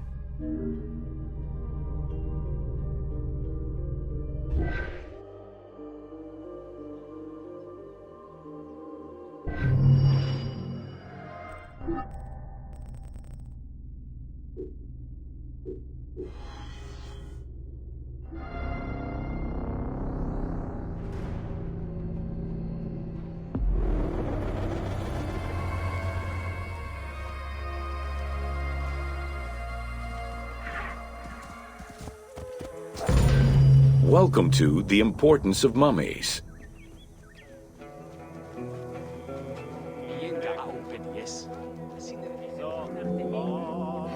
The first hieroglyph for embalmer appeared in pyramid texts of the Old Kingdom. It is likely that embalming was a trade that progressed alongside the evolution of ancient Egyptian funeral practices. While we still know nothing of how embalming came to be a profession, we do know that embalmers had a hierarchy, and that each embalmer specialized in a specific phase of the mummification process.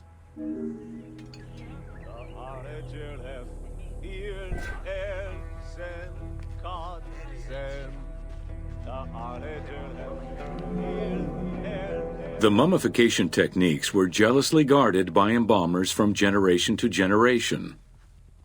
Despite their efforts, Herodotus and Diodorus discovered their methods in late antiquity, but historians were skeptical about the validity of the texts.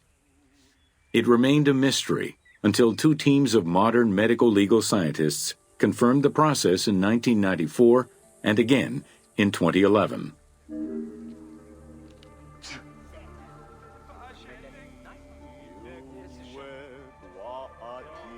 Sepa woch angsamtek. Gen? Oa? In gaat hor sa'u.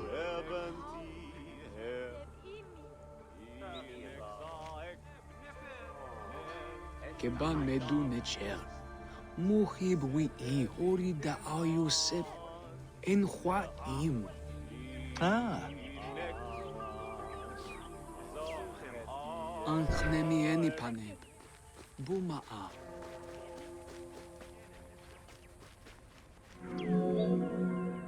The uabet, meaning the pure place, was where the embalmers mummified the bodies of the deceased. Until the end of the Middle Kingdom, it was located in tents at the edges of the city due to the smell of decomposition. In the New Kingdom, however, the uabet was located within the city limits, though still in open-air spaces. In the same way that the practices and techniques of mummification evolved, so possibly did consideration towards embalmers within ancient Egyptian society.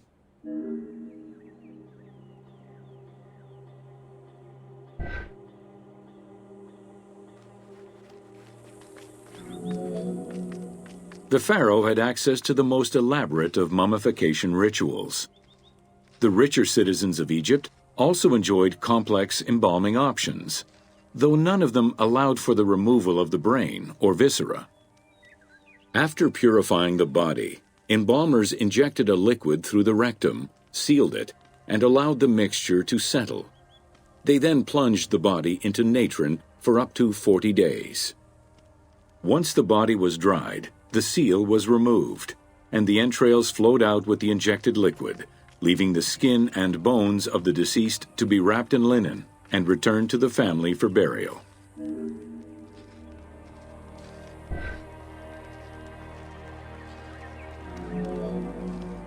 The least costly embalming option was for the embalmers to simply inject a product called surmaya and immerse the body in the natron for up to 40 days before handing it over to the family. For all those who could not afford any embalming process, desert burials offered a pauper's alternative to preserve the bodies of the dead.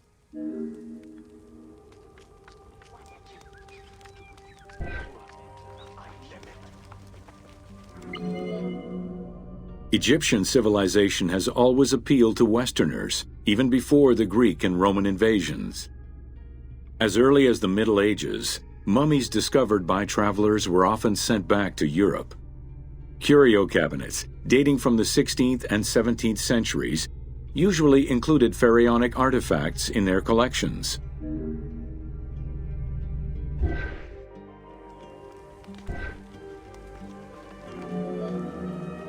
The Egyptomania phenomenon was heralded by Napoleon Bonaparte's Egyptian campaign, which lasted from 1798 to 1802. The following years were marked by a resurgence of interest from rich enthusiasts and scholars who exposed Egypt to the general populace. Many research societies focusing on Egyptology were founded during those years.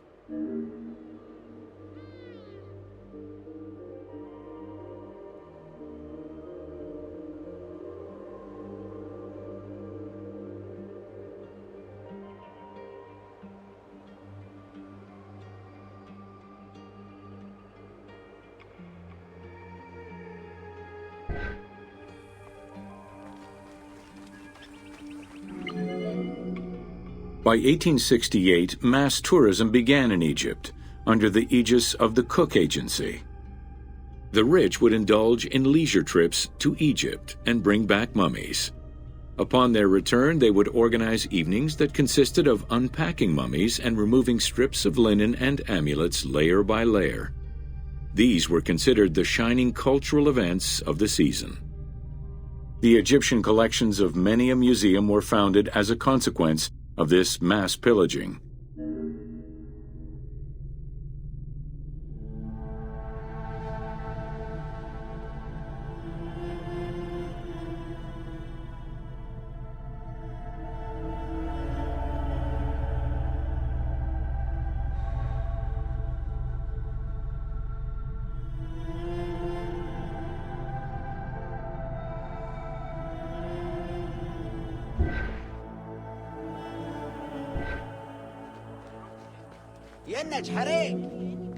Thanks to those dubious parties, the fantasy of a mummy coming back to life, seeking revenge on its defilers, was born. The mummy malediction myth has remained steady in popular culture ever since, particularly in written media and cinema.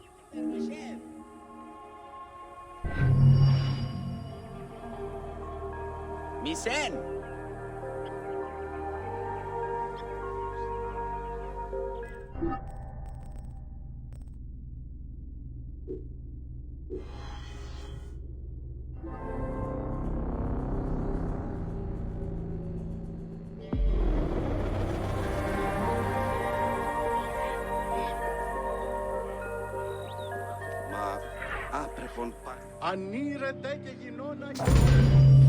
Welcome to Amulets and Rituals. Αληθώστε κείνε. Κόραν του απέδρασον οδηπορούσα σκλάβων τεινά. Αδυνάτου με πίστην.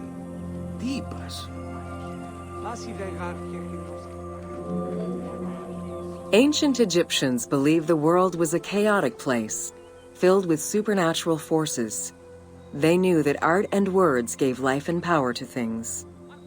Carved with images from hieroglyphs or in the shapes of gods, amulets were highly personal objects that warded off dangers and disease while attracting success. Some amulets were temporary, intended to solve a specific problem, while others were meant to be worn forever into the afterlife.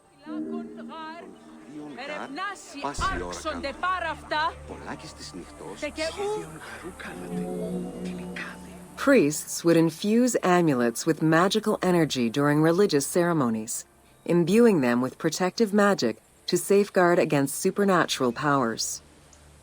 The wealthiest of Egyptians could obtain a divinely ordained pendant in which was hidden a magic formula inscribed on a piece of papyrus.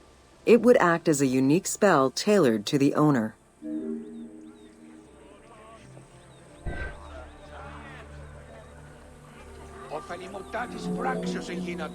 Religion was so important to ancient Egyptians that it permeated every aspect of their daily lives. Since water was the source of life and had the symbolism of purifying the body and the soul, all daily routines began with ablutions. Personal prayers to the gods were sometimes written or spoken, with family prayers passed down through generations.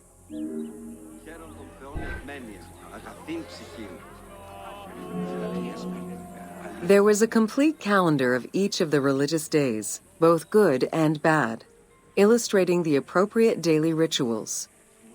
Along with wine, milk, and ointments, offerings to the gods consisted of small amulets to life-size statues and family shrines.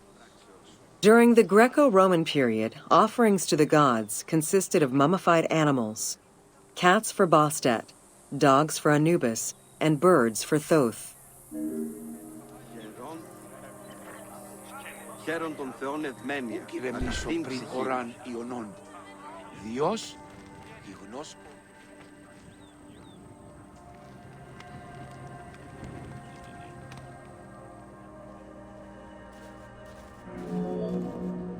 Deemed messengers of the gods, oracles offered guidance and judgment for all Egyptians, regardless of status. Crucial advice was offered on everything from day-to-day farming management to a pharaoh's decision on whether to start a war. Oracles were often used to decide legal issues. If the accused refused the judgment of the god, another god could be consulted in hopes of a more favorable reply.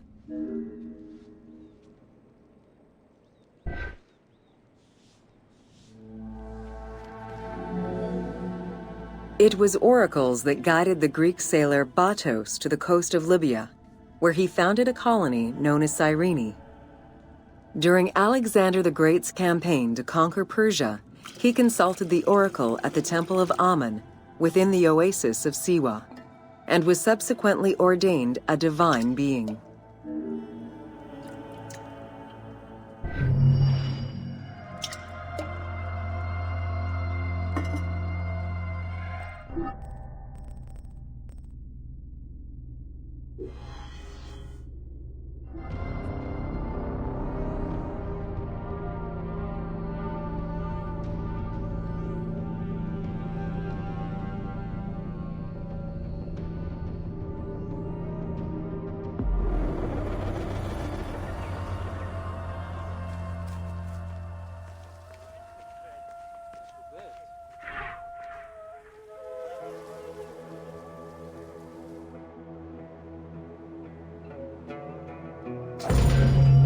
Welcome to Temples and Rituals of Ancient Egypt.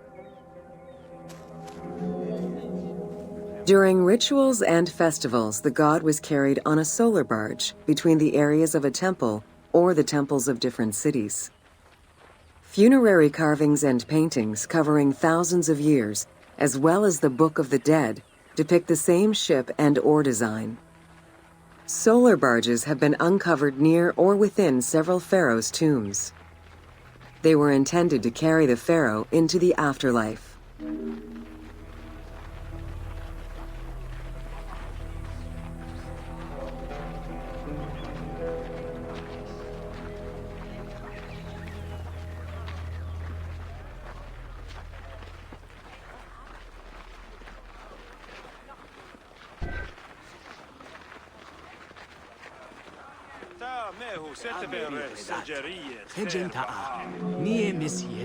Ancient Egyptians believed that Ra, the sun god, traveled the skies in a boat known as the solar barge. The solar barge was believed to cross over to mythological lands.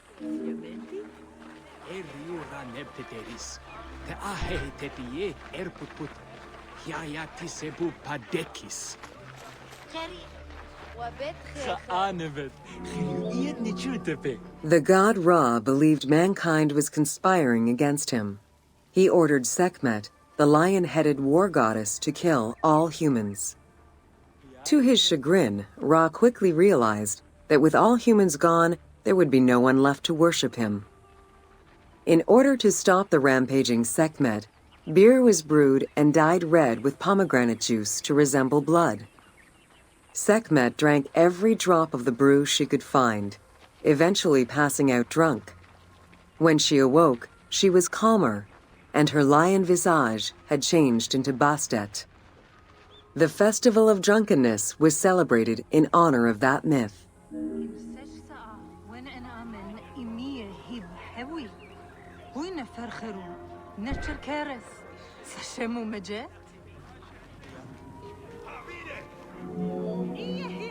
Unlike the daily rituals that took place in the temple and were performed by priests, festivals allowed the entire population of the city to participate. Festivals helped mark the passing of the seasons in the agricultural calendar. In reflecting the cycles of life, festivals offered a sense of consistency and structure for the regular citizens, thus reinforcing the sense of order that pharaohs were to provide for the citizens of Egypt as part of their godly duties.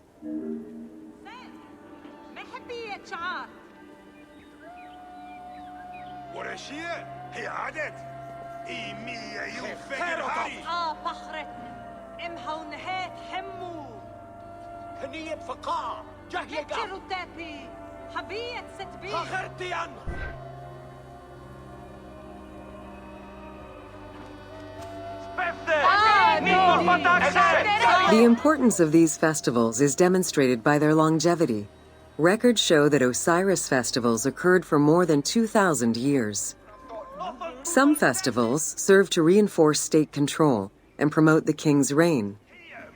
Both the Opet and Set Jubilee festivals were specifically intended to celebrate the renewal of the king's power.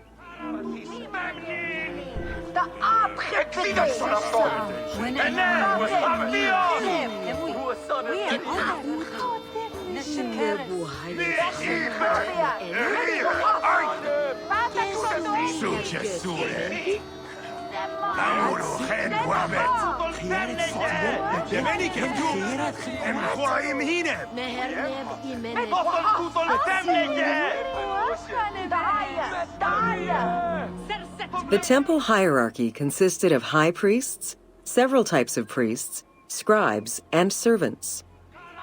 The high priest was known as the prophet.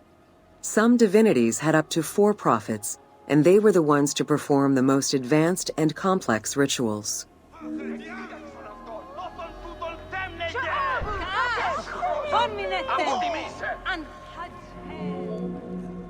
Egyptian priests were not confined to solely religious tasks, and in fact had crucial roles in Egypt's administration, most of which served to reaffirm the pharaoh as the proper vessel for the gods. Their focus within the temple was centered on the proper conduct of daily divine rituals, rather than as custodians of dogma or the indoctrination of individuals.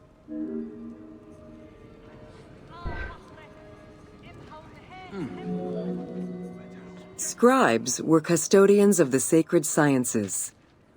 Some priests were associated with the funeral rites and were considered the group with medical knowledge. The servants of the Ka were low-ranking priests who carried food and offerings in funerary rituals.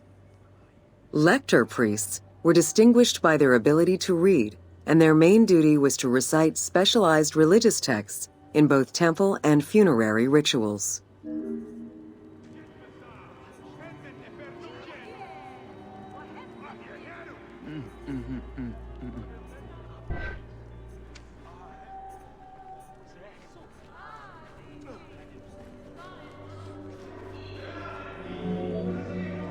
Priests and all the officials who served the temple worked only 3 months a year, with each period separated by a quarter of inactivity, at least within the temple compound.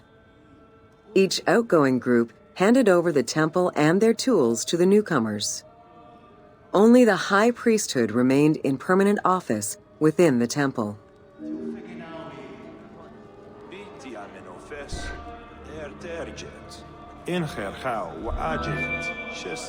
The most sacred part of the temple was referred to as Jeser Jeseru, the Holy of Holies. The most sacred inner sanctuary was where the shrine to the temple deity was located. Only priests were allowed within. Offerings were given and rituals unseen by even the pharaoh were performed. While the team chose to allow any character access to this space in some game temples, normally it was reserved for priests alone.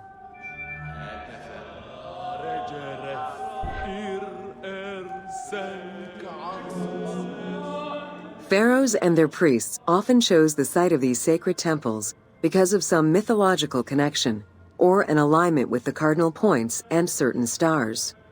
Once selected, a foundation ritual was performed.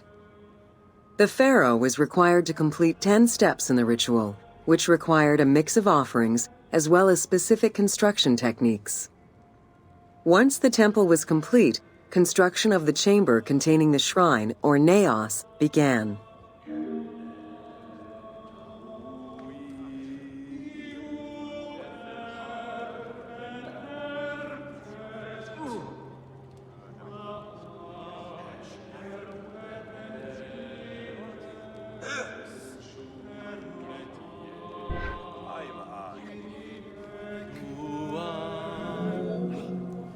The naos was where the god statue stood. The representation of the deity was usually in stone or wood and decorated with gold, silver, and precious stones. Smaller temples had only one naos, while larger complexes, such as the Temple of Karnak, had many chambers to honor gods, such as Amun, Ptah, and Osiris. Each statue was believed to be a receptacle for the presence or essence of the god's Ka, enabling it to take a physical form. Through the statue, the god came to the shrine to eat, drink, and communicate with the pharaoh, or with the priests standing in for the pharaoh.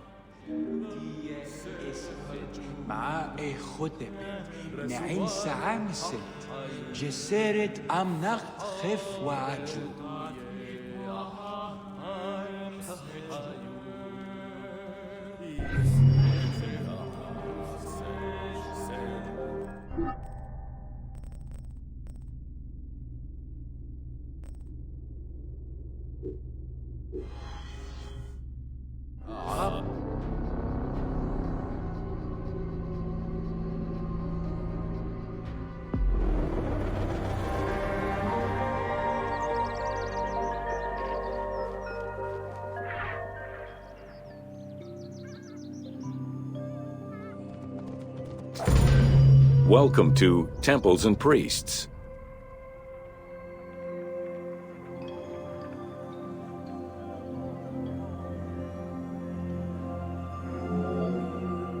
From its foundation, the city of Memphis favored worship of the god Ptah. The main temple of Ptah was known as Hutkaptah, meaning Palace of the Ka of Ptah. The name of the temple, translated into Greek as Aegyptos, would eventually evolve into the modern name Egypt.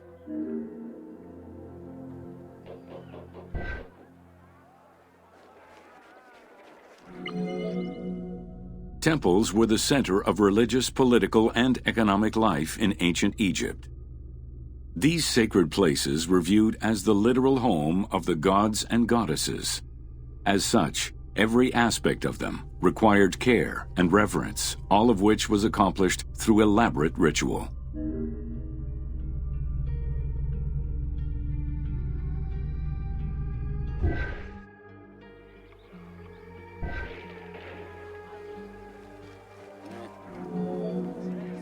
Located in the center of Memphis, the Temple of Ptah was the most prominent and imposing building in the city.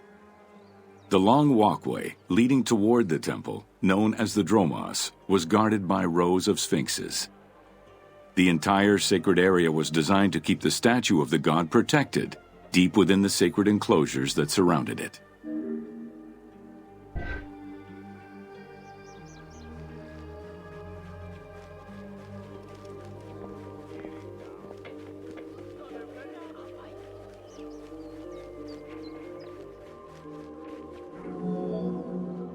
The dromos opened into a courtyard, with the surrounding portico graced with columns carved to resemble palm trees. During special festivals, the general population was allowed to enter this location, but under no circumstances would they be allowed into the sacred spaces beyond the courtyard.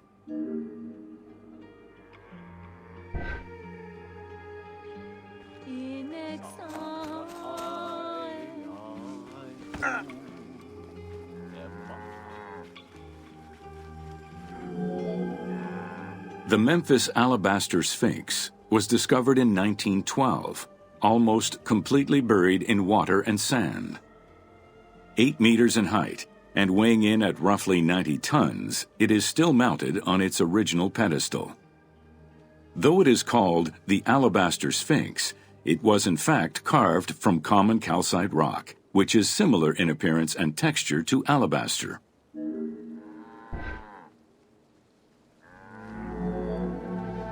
Erosion has destroyed the original engravings, making it difficult to determine when it was created.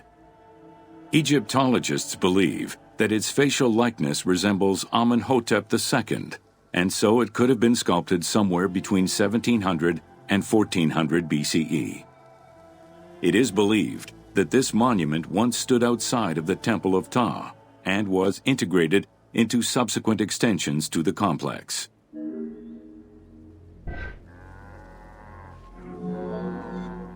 The size of the imposing sculpture reflects the importance it had to the temple during the New Kingdom.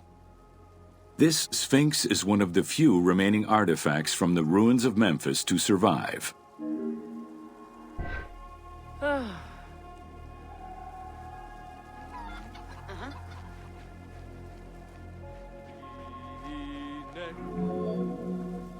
In Egyptian culture, some animals were associated with gods, while others were considered to be living gods. The Apis bull was believed to be a divine entity. The earliest mention of the Apis bull in ancient Egypt goes back as far as the first Egyptian dynasty.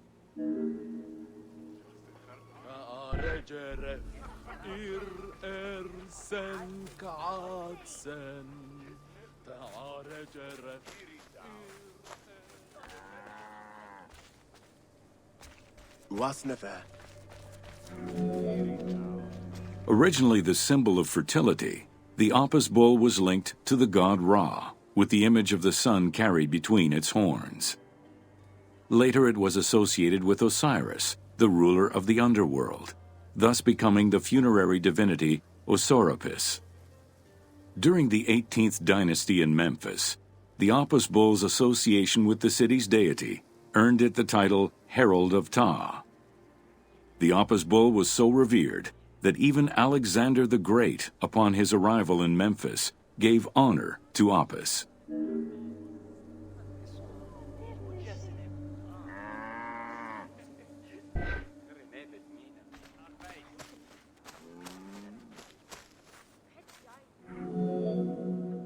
The Apis bull lived with its harem in a sacred barn located in an enclosure in the Temple of Ptah. Each bull bore 29 signs representative of its divinity.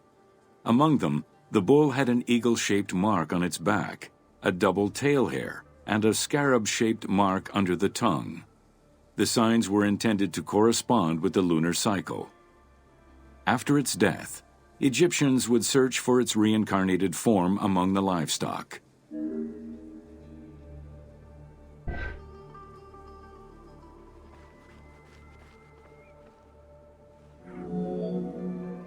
Like other living divinities, the mortal incarnation of the Apis bull was prayed to, and when it died, it was given a luxurious funeral, which included mummification. Until the reign of Ramses II, the Apis bulls were buried in individual graves in Saqqara. During the 26th dynasty, the bodies of the bulls were buried in enormous stone vats in the underground corridors of the Serapeum of Memphis.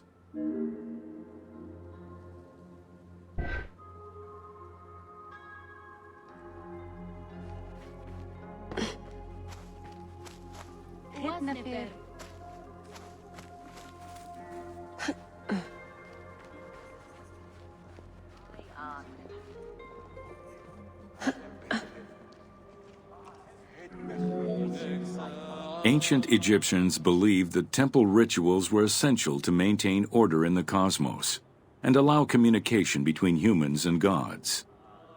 The pharaoh was required to bring offerings as part of a twofold promise made to the gods, to remain a just ruler and to prevent chaos from entering Egypt.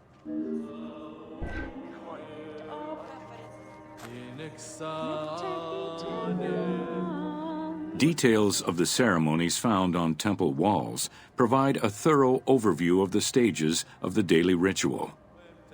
Performed 3 times a day to mirror human mealtimes, each step of the highly symbolic ceremony was accompanied by specific recitations, many of which referred to mythical events.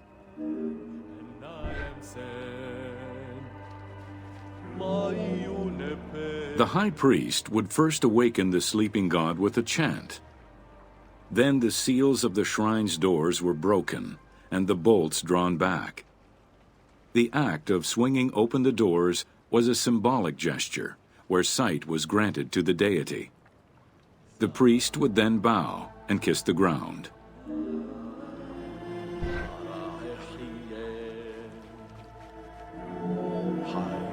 The god was then washed with incense-infused water, and its mouth rinsed with mineral salts. The cleansing was followed by adorning the statue with jewels and royal garments. The final ritual required the priest to sweep away any footprints in order to prevent evil from approaching the god.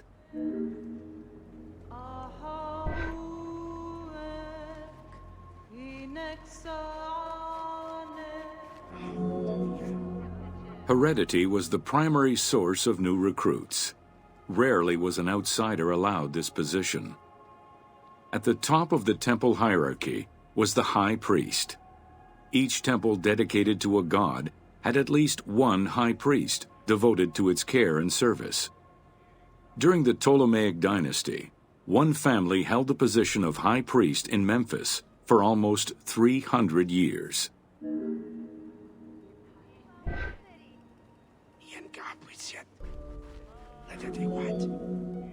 High priest candidates made their way up the ranks of the temple hierarchy. The one chosen to occupy the lofty position of high priest was usually confirmed by the pharaoh. Several of the high priests were also important officials in the government. Families sharing the highest priesthood titles tended to make many alliances, thereby gaining more land and wealth. Shifting balances of power sometimes resulted in more or less open conflicts between the priesthood and the pharaohs.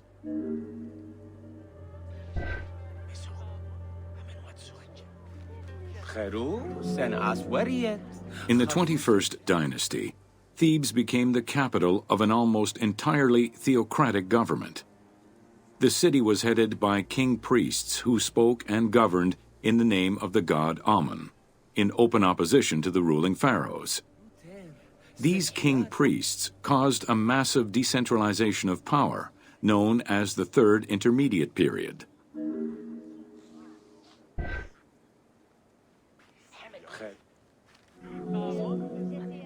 The educational institution in ancient Egypt was known as the House of Life.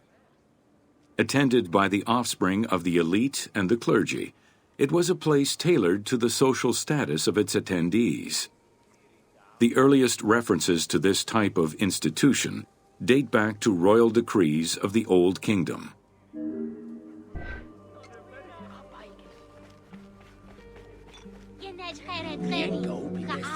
Only 2 known centers have been uncovered, one in the abandoned city of Akhetaten and one at the temple of Ramses II on the west bank of Thebes.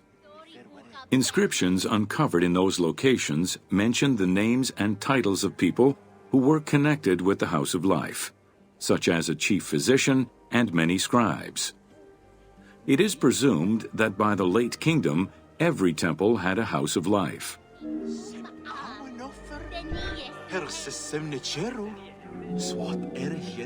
The House of Life offered training for the elite, destined for occupations such as astronomers, doctors, veterinarians, diplomats, architects, translators, or theologians. Some institutions focused on specific disciplines, making them a central hub for the country.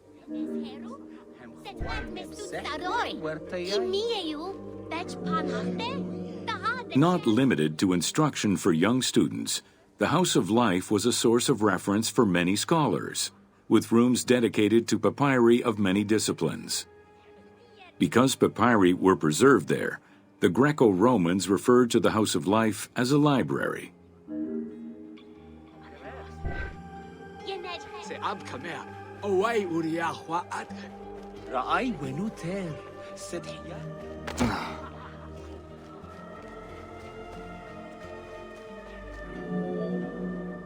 Ancient Egyptian economy was based on an unequal system of redistribution of goods. The state of Egypt collected the crops, and the temples distributed them throughout the provinces. Since the only people capable of counting and ensuring a fair redistribution were the educated scribes, this meant that the temples played a pivotal role in this process.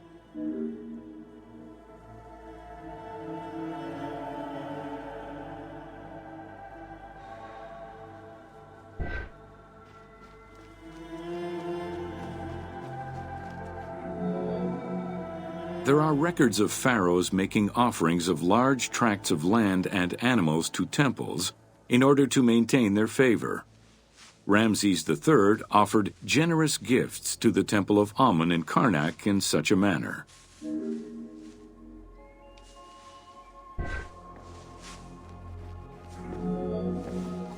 Palaces, warehouses, and granaries were built inside the temple compound to better control the redistribution of goods.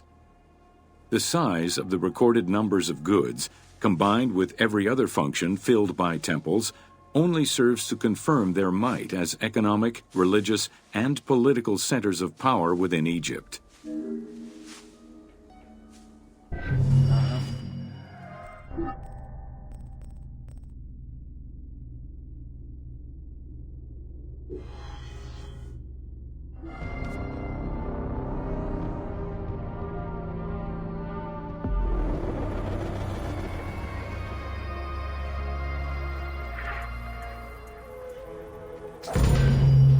Welcome to Building Ancient Egypt. Constructed with bricks made of mud, most ancient Egyptian buildings were not permanent. Only religious temples and funerary monuments were meant to stand the ravages of time. For these very important structures, Egyptians used limestone, sandstone, and harder materials, such as granite, quartzite, and travertine. These heavy stone blocks were so prized that they were often transported from quarries located hundreds of kilometers away.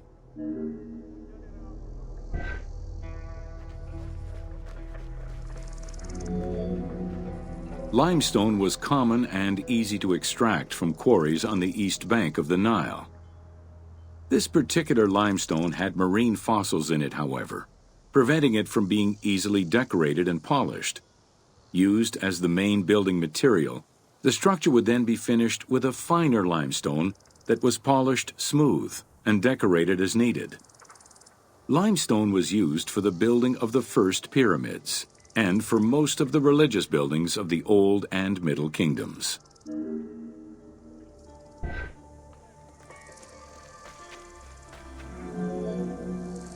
Ancient Egyptians preferred to use sedimentary rock beds or layers like sandstone and limestone because they were often easier to extract. The common method used to extract stone was the open-pit quarry. Stonecutters would find quality stone, shape, and dig it out on site. Open-pit quarries enabled many workers to work simultaneously on many blocks, which allowed for better productivity.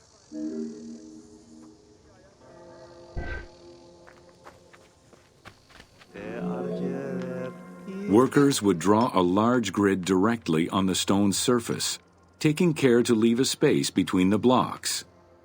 This allowed them to isolate the different blocks and create a trench that would make the extraction easier.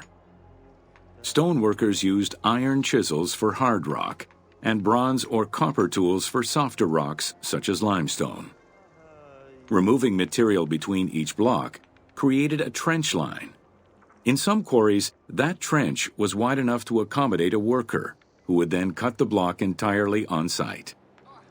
For harder rocks like granite, workers cut a series of holes and hammered wooden wedges into them. They then soaked the wood until it swelled and caused the rock to split.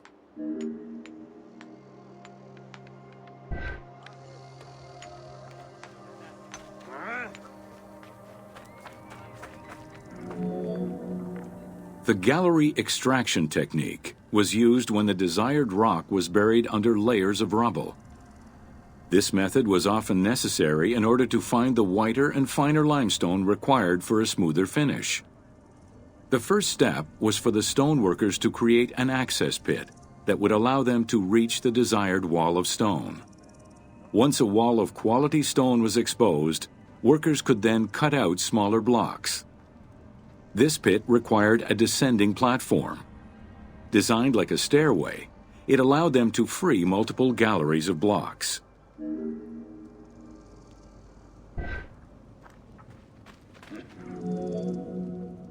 To cut the stone, they created a longitudinal kerf, or slit, and then cut the rock at a 90-degree angle. The lower side was determined along the geological layers or by using a horizontal cut. Wooden wedges were inserted in the rock and hammered in. Shock waves were then generated using hammers, fracturing the blocks at the seam.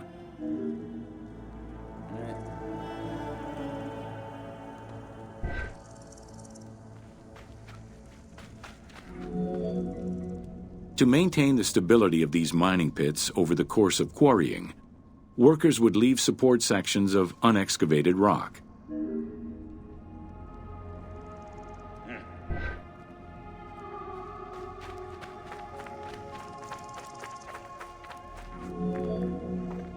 In every quarry, dedicated shrines were established to offer protection for the workers. In particular, Serket, the scorpion goddess, was considered a very powerful deity among quarry workers. Every mine and quarry of ancient Egypt included a scorpion charmer who was said to use magical powers to ward off the dangerous insects and keep the workers safe.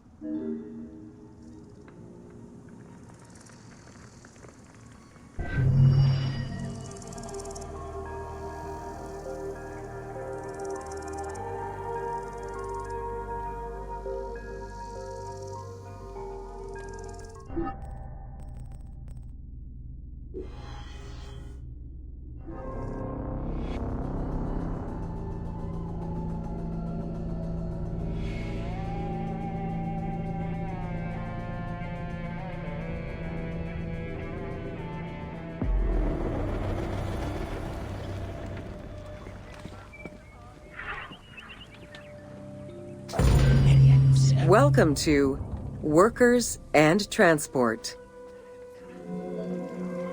Whether workers were employed for the pyramid construction or at the quarries, the government supplied food and housing. Workers for the pyramids and royal necropolises were housed in more permanent villages, such as the famous Deir el-Medina. Quarry workers had more temporary lodgings. All skill levels were needed and utilized, from basic work hands to prepare the gypsum, to brickmakers and sand carriers, to skilled stonemasons to shape the blocks.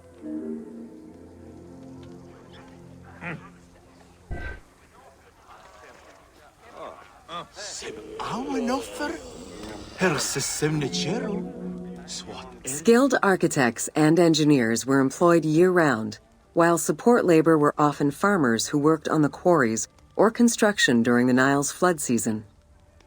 The basic laborers were hardworking and versatile. Many may have been farmers who joined the construction during the off-season. Hieroglyphs found in the work villages listed assigned job titles.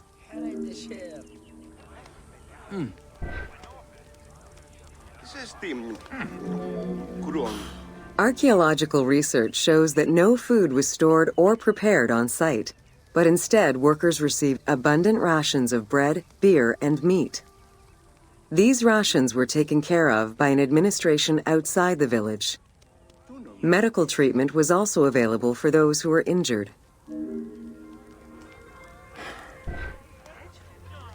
Μελανόφροες.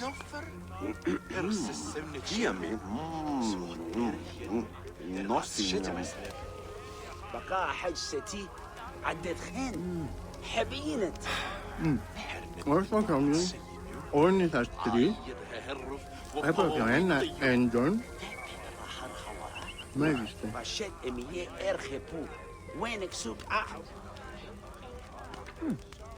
Άγιε. While some quarries were close to the Nile, others were located across the desert and required long expeditions. These expeditions were sanctioned by the state. They involved complex logistics and required many participants. Transporting a block by land meant that workers had to overcome the weight and friction of the load. To solve this, they first dug a track in the ground. This path was sometimes reinforced with rails upon which a sled, used to ferry the blocks, would be pulled.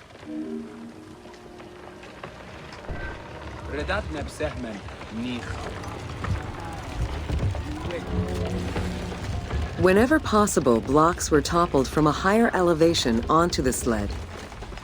Workers then poured water onto the clay at the front of the sled, creating a slick surface to more easily move the load. It wasn't until the New Kingdom that animals were used to tow the burden.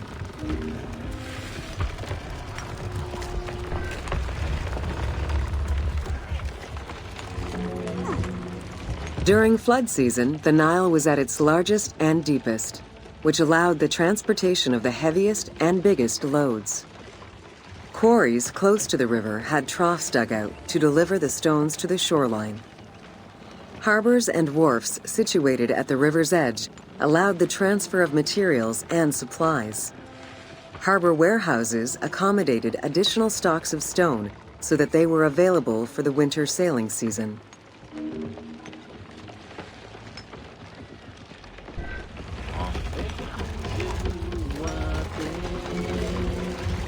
The Wadi al-Jarf papyri detail a limestone load intended for the Khufu pyramid that weighed in at 70 to 80 tons, or 30 blocks. One papyrus is a fragment from a foreman's notes, taken while working on the Great Pyramid. It details the transportation of limestone blocks from the Tura quarries to the construction site of the pyramid.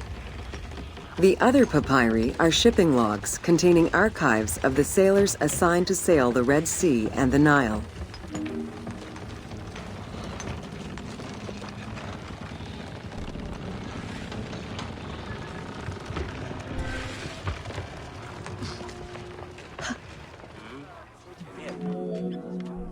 Stone cargo generally weighed 15 tons per boat, amounting to roughly 6 or 7 blocks per trip. For heavier loads such as obelisks, monolithic pillars, or gigantic statues, larger boats were used. These transports are the ones typically showcased on temple walls.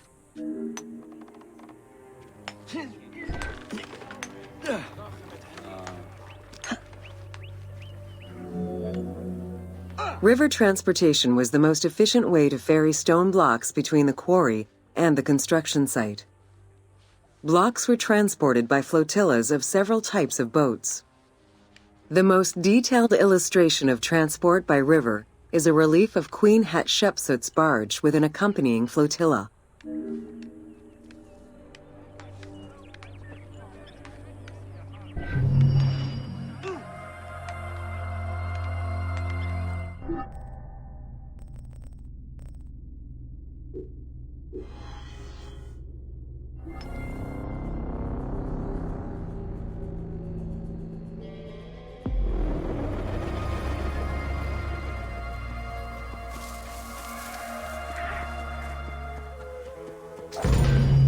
Welcome to Agriculture and Seasons.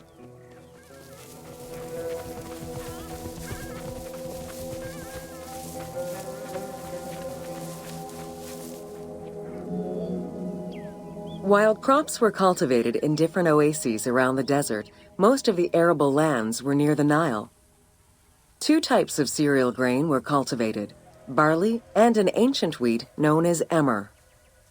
These two key ingredients contributed in establishing bread and beer as the staple of the Egyptian diet and the basis of its economy.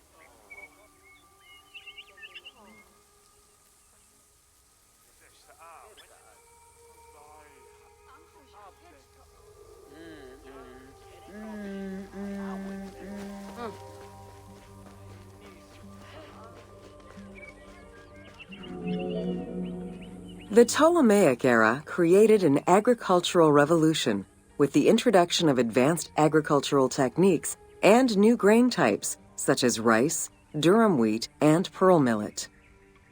The resulting agricultural mass production greatly increased the economy of ancient Egypt. It also prompted the development of storage and transportation, allowing long-distance trade with other regions.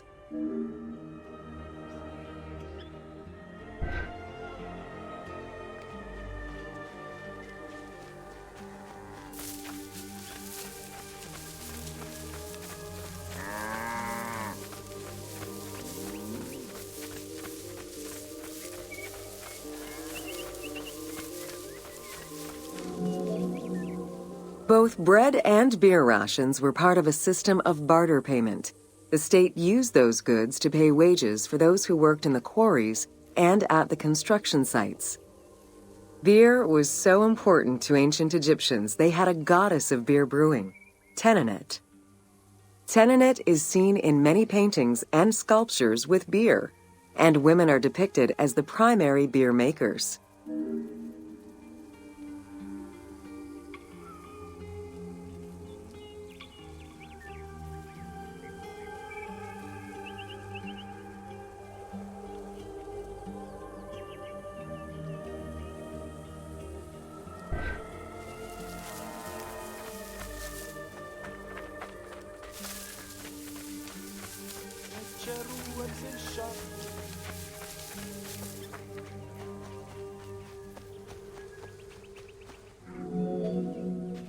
In order to increase agricultural production, fertile land was divided into plots and large agricultural villages were encouraged. The state and temples were the biggest landowners. Depending on the region, fertile land was managed by civil servants or rented to individuals. Ancient Egyptians relied on rudimentary tools for land cultivation. Soil was broken down with hoes, and wing plows were used to make furrows.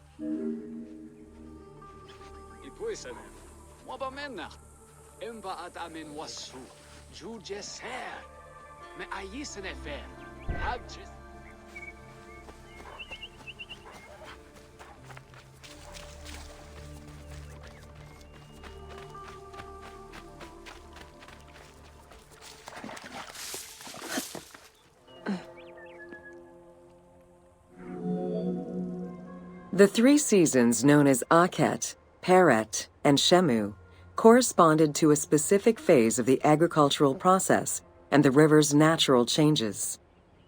Akhet was the time of the flood, beginning with the appearance of the star Sirius in July. Peret was the time when lands were cultivated, plowed, and sown. This fell between October and November.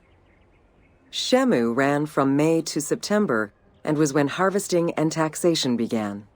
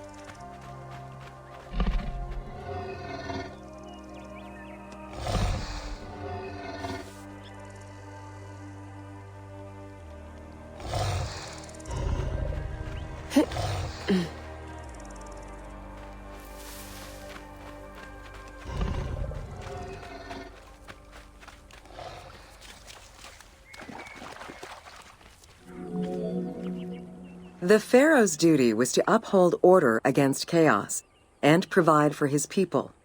Priests and local governors also wanted to appear as protectors of the people. However, any variation in the Nile's seasons could cause water shortages. This had devastating consequences on wheat and barley crops. The pharaoh, administrators, and priests knew they needed to demonstrate their ability to prevent such a catastrophe from happening. And so they invented the story, which would be inscribed upon the famine stela.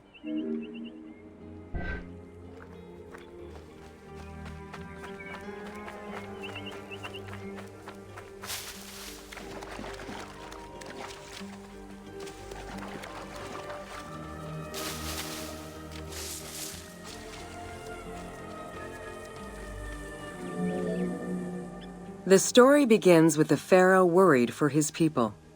The Nile hasn't flooded in years, and his people are starving. In search of the origins of the flooding, Djoser seeks out Khnum, the protector god of the region and the source of the drought.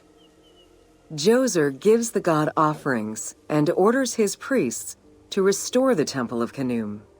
These offerings please the god, and the floods are restored. This story was intended to highlight the importance of the deity in everyone's daily lives, while also demonstrating the crucial role that the priests and the king played in feeding and protecting the people of Egypt.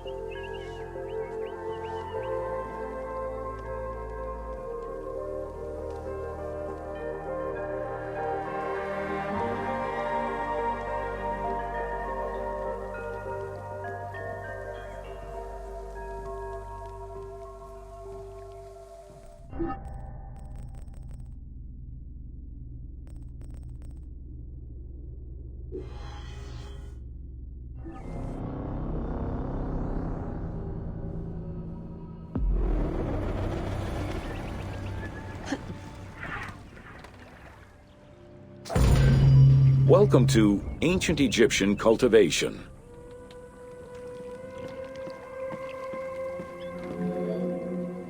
The new grain types of the Ptolemaic period required a great deal of water. Farmers needed to ensure they had effective, consistent irrigation.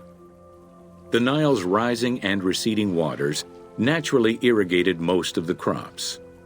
Areas where the Nile didn't reach, such as gardens and vegetable plots, required an irrigation tool known as the shadoof. The shadoof allowed easy transport of water from its source. It consisted of a tall wooden frame with a long pivoting pole and suspended bucket. The system could be raised and lowered with little effort.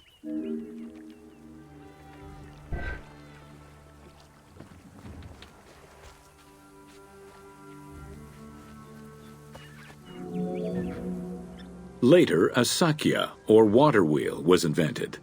The sakya needed animals to turn the wheel, which rotated buckets through the water. It drew the water to an elevation of 3.5 meters and enabled a great deal of control over the irrigation process. This improvement supplied larger areas and thus resulted in larger harvests.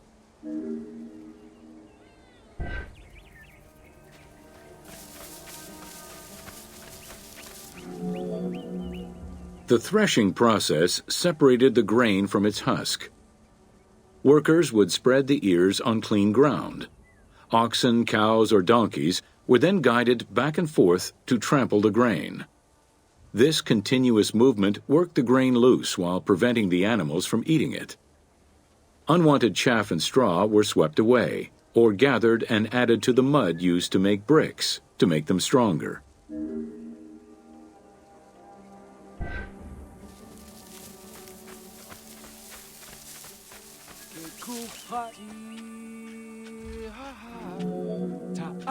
Winnowing was the stage where workers used wooden scoops to throw ears in the air. the wind carried off the chaff, leaving the heavier seeds to fall to the ground. This action was repeated until the undesired materials were sifted out. Grain waste was mixed with manure or other organic substances to produce brick-shaped dung loaves that could be easily burned. A standardized brick size enabled Egyptians to mass-produce this byproduct and use it as a commodity.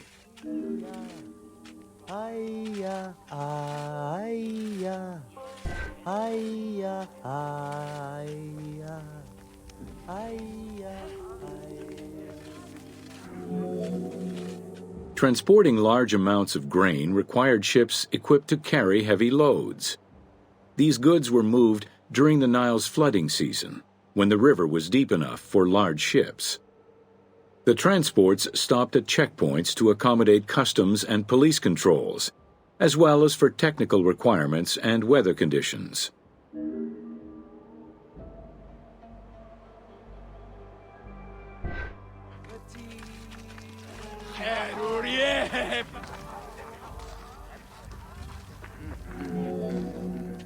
Having reached Alexandria's inner harbor, the wheat was unloaded under the supervision of a civil servant in charge of wheat management.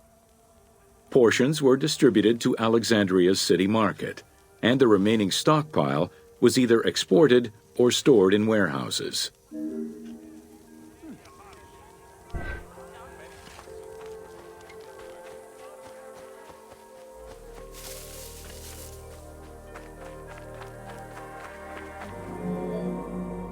Grain storage facilities were located across all of Egypt.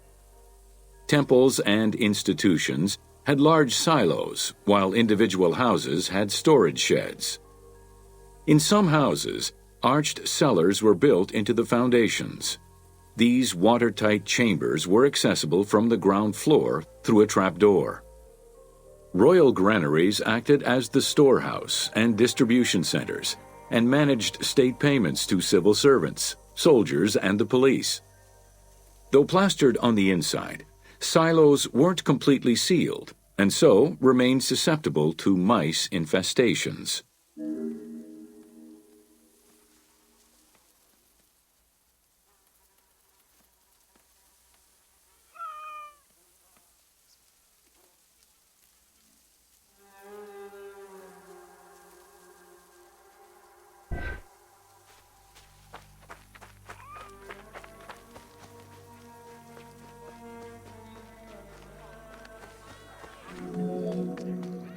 When the grain was ready for processing, it was poured into bowls and pounded into a coarse flour. That flour was then passed through a sieve to make it of finer quality and further ground between stones. Ancient Egyptians did not stock flour.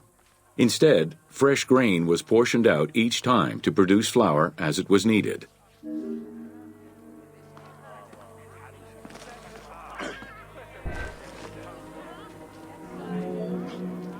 The sieves used by ancient Egyptians were unable to filter out sand and stones.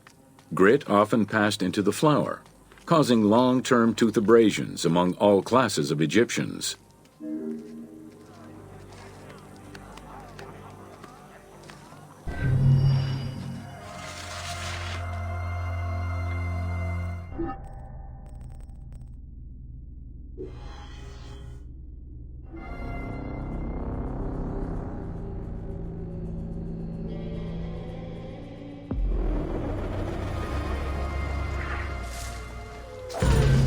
Welcome to Domesticated Animals of Ancient Egypt. Agriculture and domesticated livestock were introduced 6,000 years ago. Archaeologists have found traces of cattle, donkeys, pigs, and dogs. Dromedary are thought to have been introduced during the Persian invasion.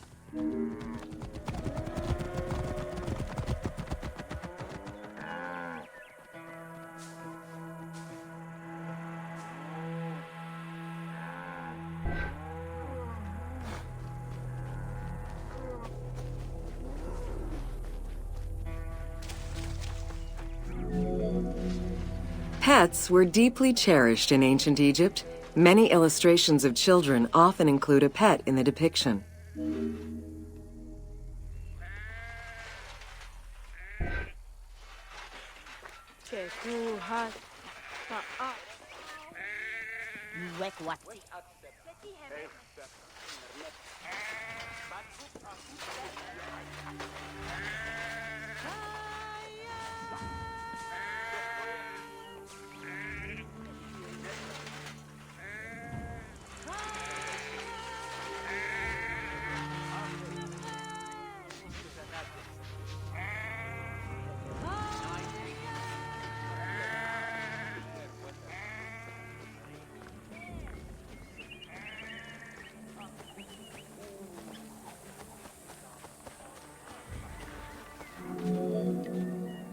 One of ancient Egypt's most iconic animals, the cat, wasn't adopted into their daily life until the Middle Kingdom. Since they were so highly capable of killing snakes and rodents, cats were present throughout every period.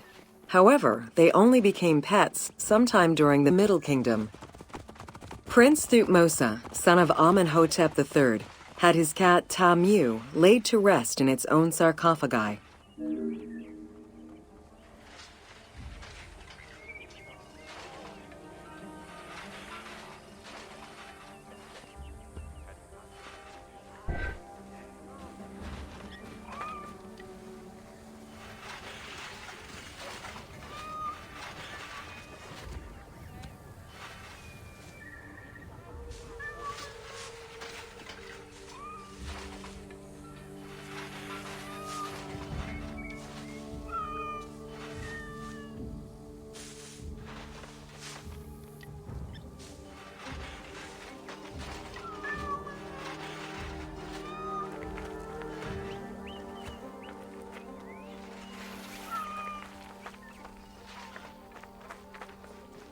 Janusen.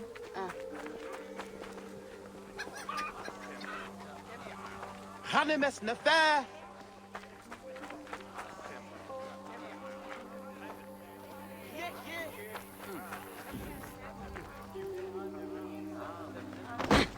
Semu Hanemes. خير حتبوه مو عبيج وقعد حرو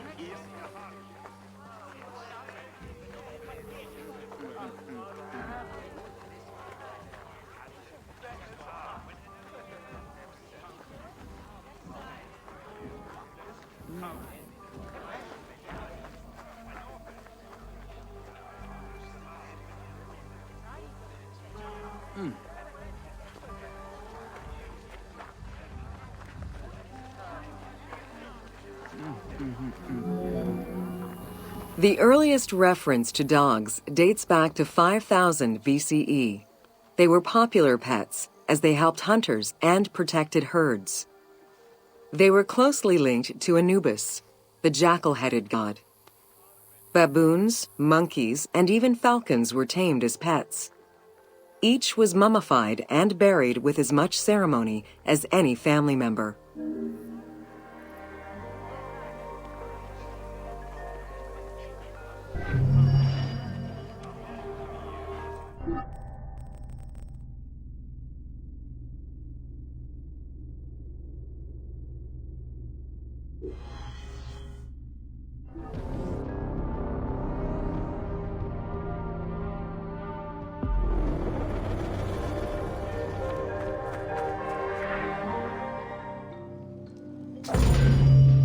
Welcome to Ancient Egyptian Medicine. Evidence of advanced medical procedures have been found on mummies, and ancient Egyptians left detailed medical writings from diagnosis to follow-up treatment. One of the oldest known surgical studies is the Edwin Smith Papyrus. It's one of the first documents in history that notes an association between the integrity of the brain and cognitive functions, including cases of ocular complications and paralysis following head trauma. Vinegar-treated marble stone from Memphis was used as an anesthetic.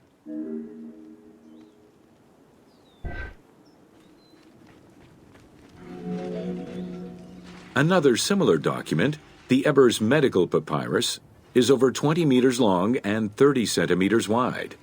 It details treatments of 48 surgical cases and contains 877 paragraphs describing various diseases.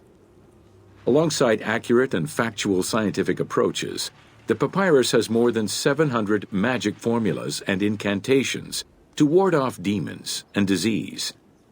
This demonstrates how ancient Egyptians believed in a harmonious balance between religion and science.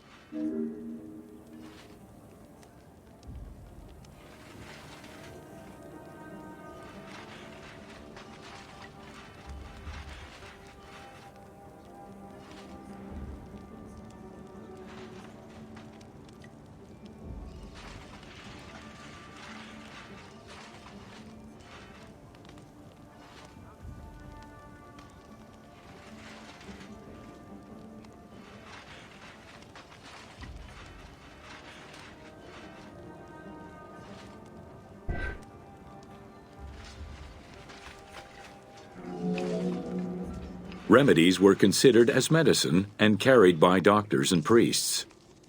Village doctors often had another job alongside their medical duties and the preparation of medicines. A cure for blindness was made of fermented honey, ochre, and coal. The science behind it was that honey functioned as an antiseptic and antibacterial, while ochre would reduce the swelling. All of their knowledge did not always suffice. Ramses II died of an infection caused by an abscessed tooth.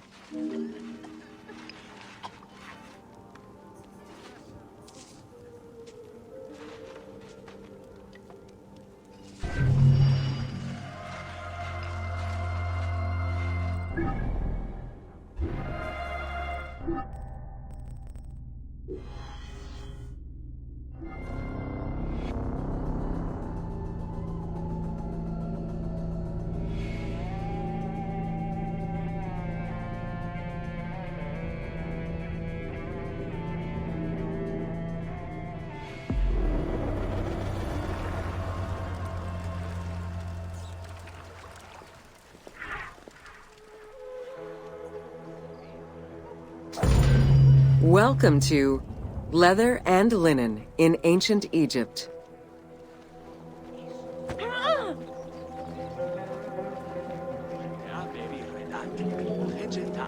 Tanning, a process which dates from prehistoric times, was present although not highly valued in Egypt due to the heat.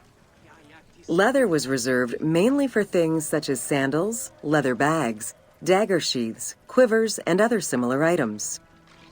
Leopard hides, unlike regular leather, were highly valued and usually worn by priests.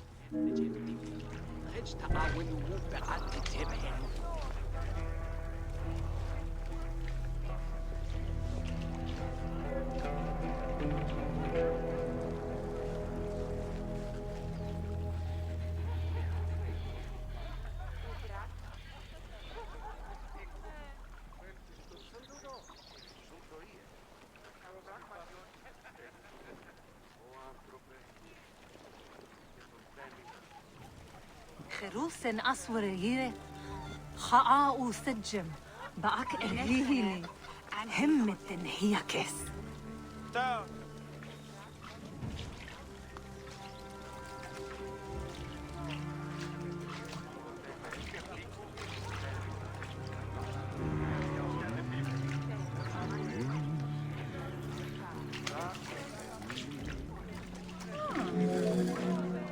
Valued for its coolness and freshness in hot weather, linen was the fiber most commonly used for fabrics and textiles.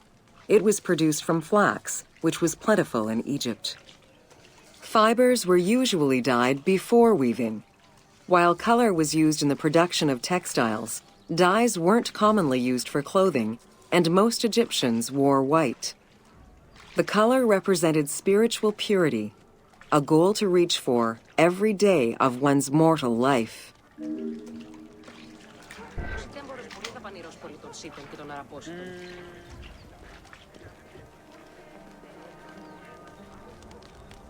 Misen?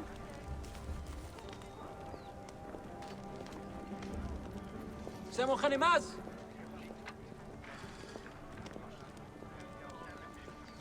Yanumi!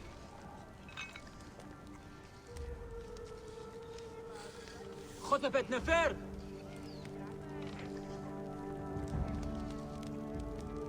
هي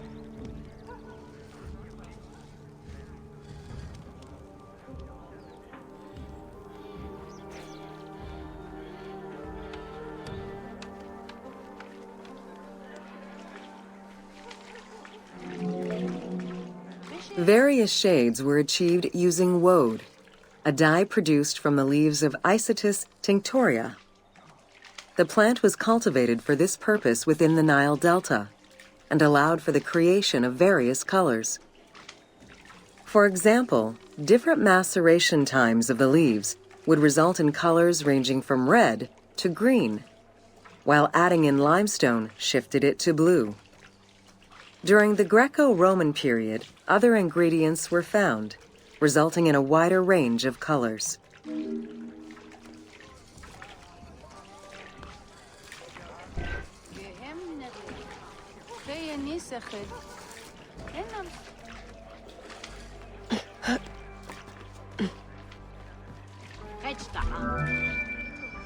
This area's style is strongly influenced by the dye baths and tanneries of modern-day Fes in Morocco. This helped Ubisoft envision what such locations might have been like in ancient Egypt. While this tannery is within the city walls, back then they were often found outside the city boundaries. The tanner's trade was considered off-putting by the Greeks, as all these operations resulted in noxious smells.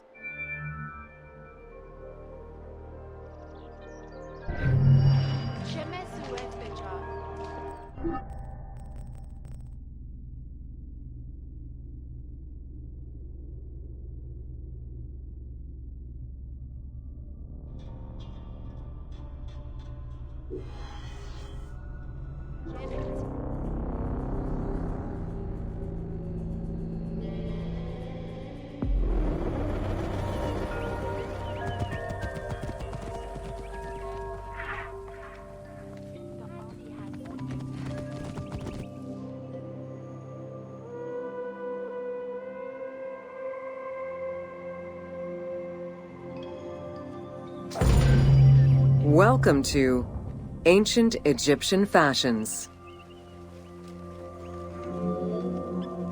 Learning what life was like for ancient Egyptians presents many differences, and yet also surprising similarities to how people might live today. Understanding the daily lives of regular citizens so many thousands of years ago is ultimately what connects us as human beings.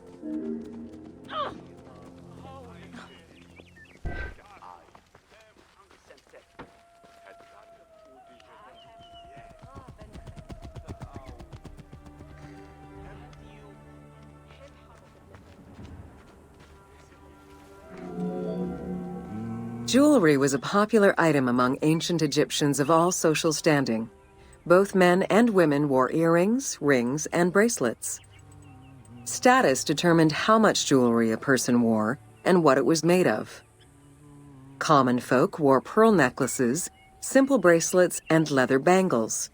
Brightly colored earthenware and glass paste were a favorite enhancement.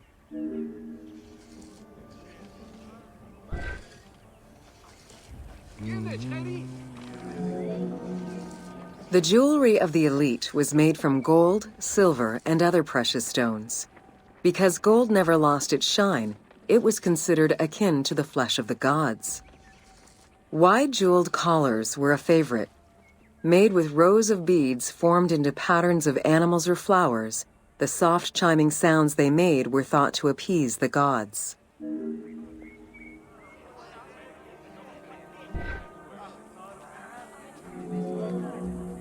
Though idealized, tomb paintings are a catalog of the changing fashions of ancient Egypt from the Old to the New Kingdom. Egyptians took appearance and cleanliness very seriously and were diligent about their fashion, hair, and jewelry as well as their grooming habits.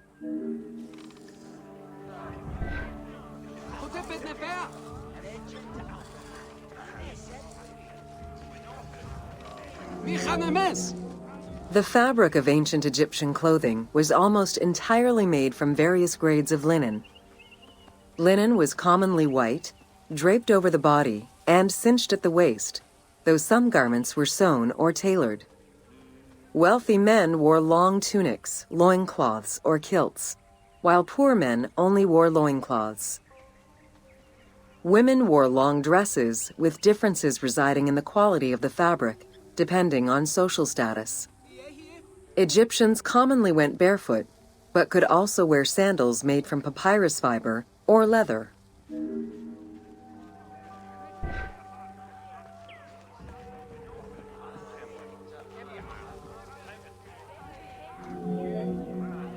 Cosmetics, including concoctions to prevent body odor and bad breath, were an integral part of everyday life for Egyptians. Used by both men and women, cosmetics were used as moisturizing ointments and sun protection as much as for beautification.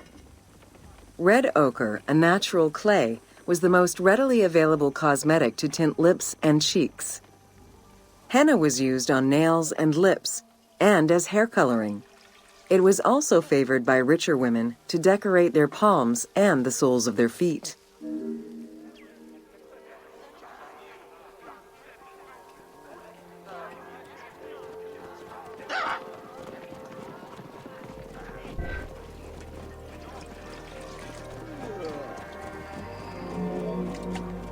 Egyptians believed kohl had magical powers, wearing it as black eyeliner to protect their eyes from the sun and to prevent eye infections from particles in the flooded Nile River.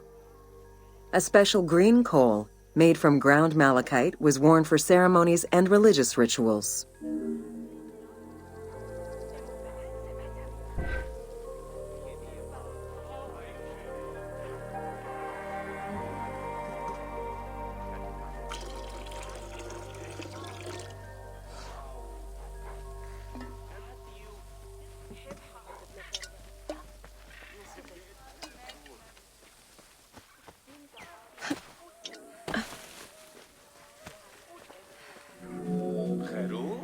Women and teenage girls wore their hair long and often braided.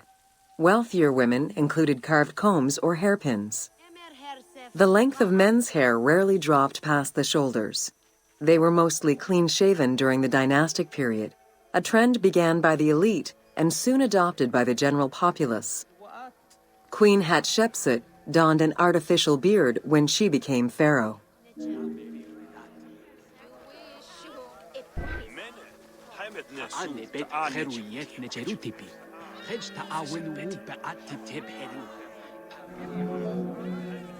Wigs were very popular, used for special occasions or to conceal gray hair or baldness. They were fastened in place with beeswax. The most expensive wigs were made from human hair and reserved for royalty. Other wigs were composed of linen, wool, or animal hair.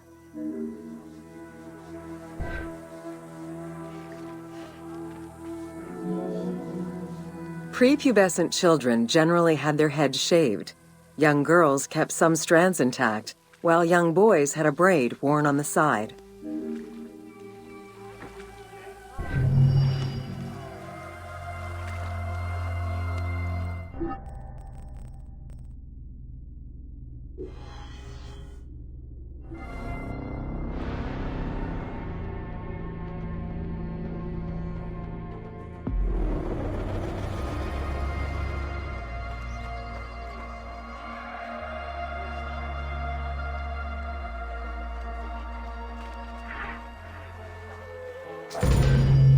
Welcome to Artisans of Ancient Egypt. It was under the watchful eye of Ptah of Memphis, the god of craft and architecture, that ancient Egyptians developed the unique rendition of the world they lived in. However, it is vital to understand that their view of art, and those who created it, was likely very dissimilar to the modern concept of the word. Instead of artists, the creative culture had skilled and respected artisans. The most significant categories of specialties for crafters were drawing, painting, sculpture, and metalworking.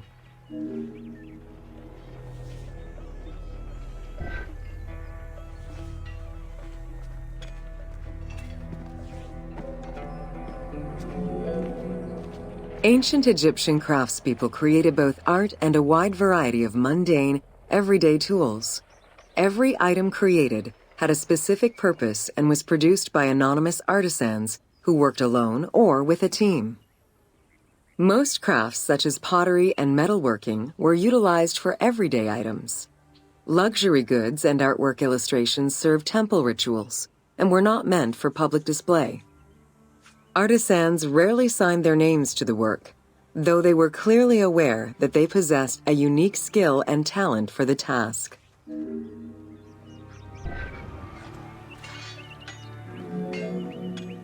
Art, in all its forms, has offered not only a practical insight into the way ancient Egyptians lived, but in how they viewed the world and their place in it. The balance of order and chaos was crucial in both the physical and the metaphysical universes. As a result, their art appears to follow a strict set of stylistic conventions that supported this worldview. From households and palaces to temples and tombs, pottery, papyrus, and textile items were essential to the everyday life of ancient Egyptians.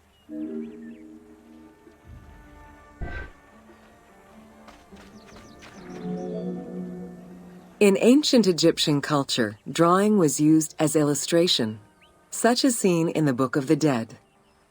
It was also the first step in the creation of a relief, painting, or statue.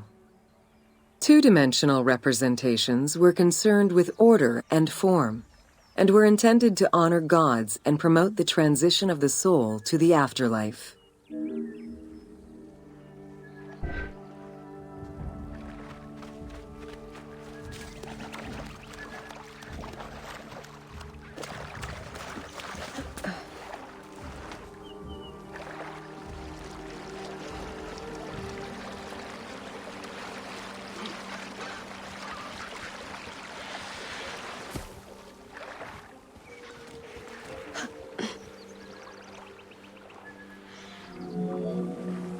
Stylistically, Egyptians were concerned with the depiction of the human form's inner self. As such, artistic representations were not concerned with realism, but rather with idealized youth and perfectly harmonious visuals.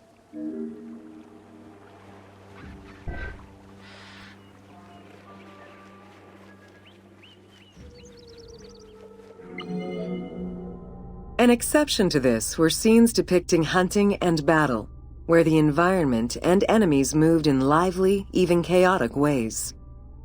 Animals and foes were depicted piled up, as if describing chaos, with Egyptians standing in solemn, disciplined poses, bringing order to the scene.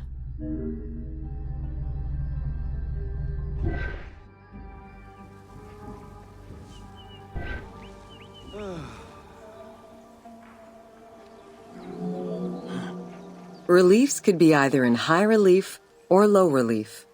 Either method required a surface suited to the desired technique. Preparation of the surfaces differed depending on the quality of the rock. A quarried block only needed a simple smoothing. Rough-cut rock monuments, such as those found in tombs, required more work. Often the surface was coated in plaster before being sculpted.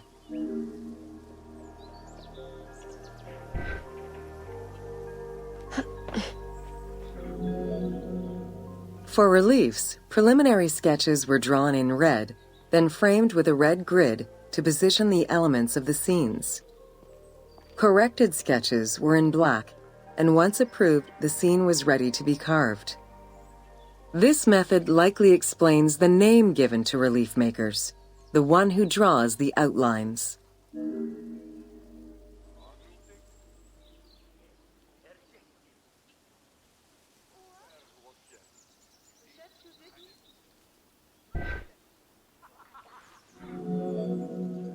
Statues were believed to be vessels for the souls of the deceased, or deities.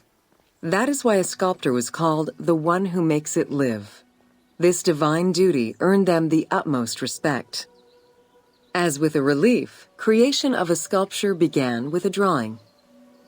Most statues were made of quarried blocks of stone, primarily limestone, though sometimes harder stones such as quartzite were also used.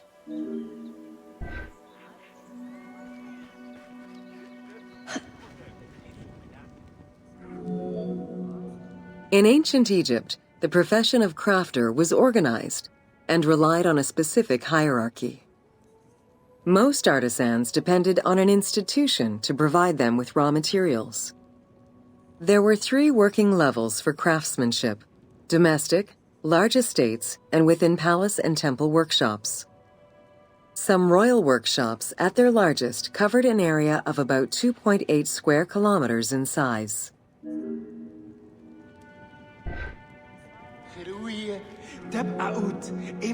At the domestic level, most Egyptians were craftspeople to a greater or lesser extent.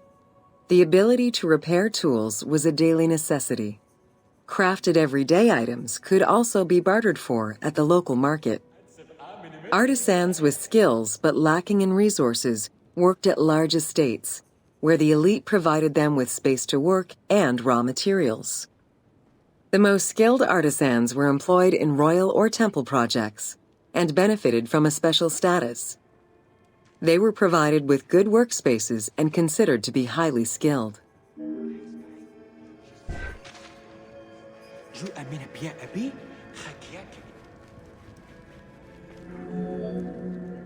An ancient text known as the Satires of Trades has a number of descriptive summaries that offer teasing glimpses into how artisans were perceived. A coppersmith was said to stink and have fingers that resembled crocodile droppings, while potters were said to be like those who lived in bogs. This view was likely exaggerated in order to highlight the most enviable position of all, that of the scribe.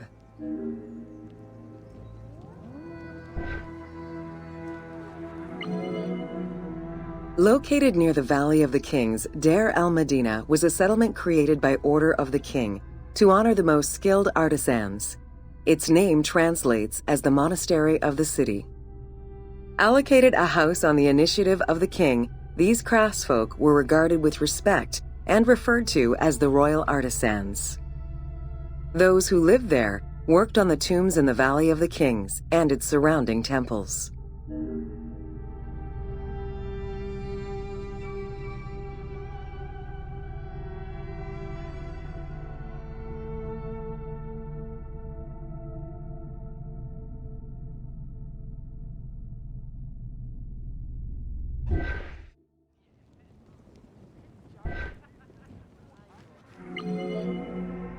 Archaeologists believe the site was home to skilled and respected artisans for over 400 years. It is considered one of the most important discoveries relating to Egyptian daily life. While much of the focus of Egyptian archaeology was on its kings and queens, it wasn't until the excavation of Deir el-Medina that Egyptologists were given a valuable window into the community life of ancient Egyptian artisans.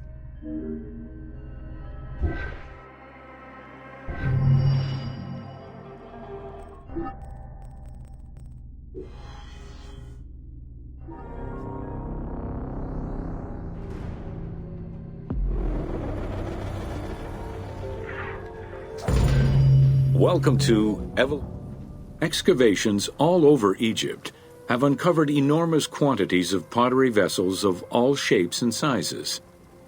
The production of pottery was mainly confined to the outskirts of settlements due to the materials required and to keep the kiln smoke away from inhabited spaces. The function of the product determined the selection of the raw material, its treatment, its form, as well as the finishing of the surface.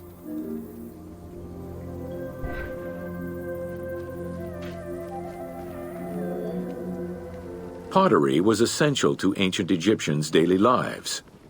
It was used in all aspects of life, from the storage of grains and liquids to containers within the tombs of necropolises. The most common pottery was made from Nile silt that resulted in a reddish-brown clay. Limestone clay, which made for more attractive pottery, was only found in Upper Egypt.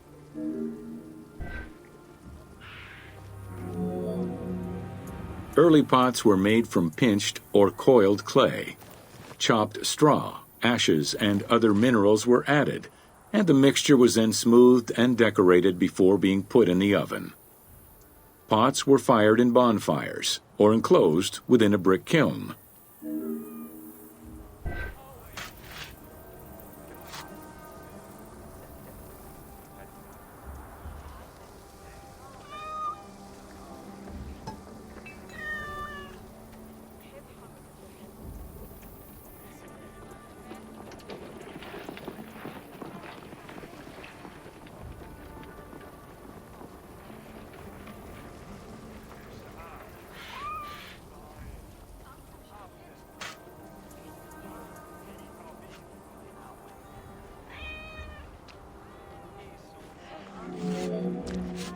The potter's wheel was utilized during the Old Kingdom.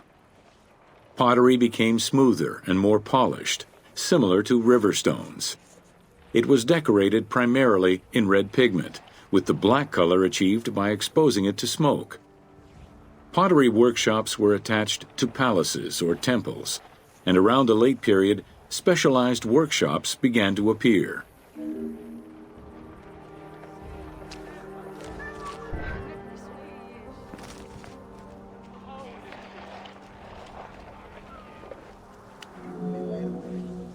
Quartzite particles, which created the rich blue or green glazing, became common during the New Kingdom. Mediterranean motifs and tin-based glazing came with the Greco-Roman era.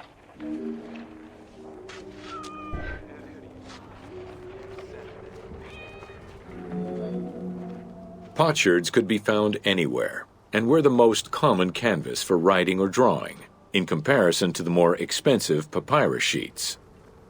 Named after their Greek description, ostraca contained daily life records, letters, or could be drawn upon. Artists drew sketches for temples and tombs, or simply for leisure.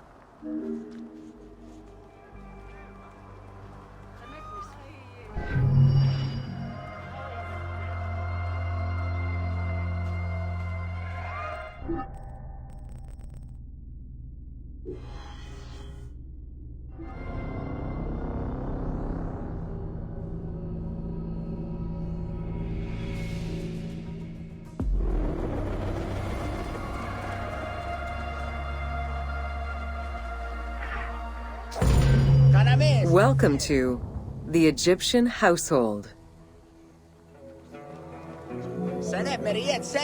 In pre-Greco-Roman culture, women were considered equal to men in many matters. They owned property, testified in court, could divorce and inherit. Until the Greeks and Romans restricted their rights, Egyptian women could take over their deceased husband's trade. Marriage contracts included mentions of allowances and items of value brought to the marriage by the woman, which would forever belong to her.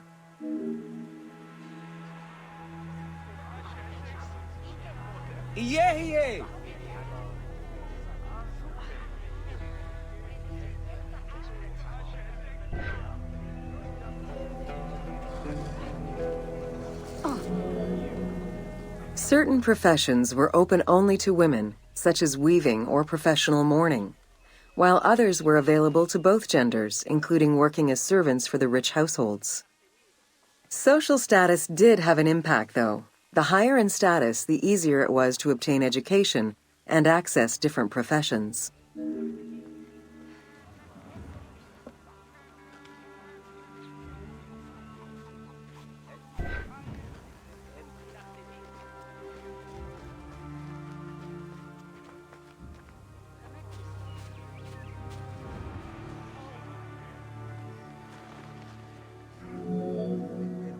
Homes were generally composed of 3 rooms. First, there was the entrance, furnished with a small bench of brick, probably intended for a statue and protective divinity. Then there was the ceremonial room, meant to receive guests. The last room was either a bedroom or kitchen.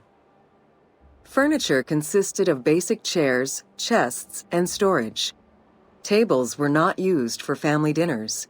Instead, each individual had a small table of their own.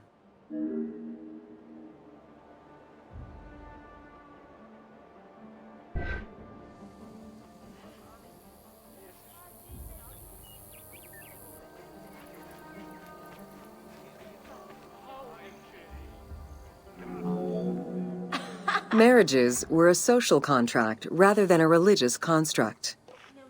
Family was vitally important to ancient Egyptians, and children were considered a blessing from the gods. The father, mother, and their children were the nucleus of the family, and cohabitation sometimes extended to mothers-in-law, sisters, aunts, and sisters-in-law.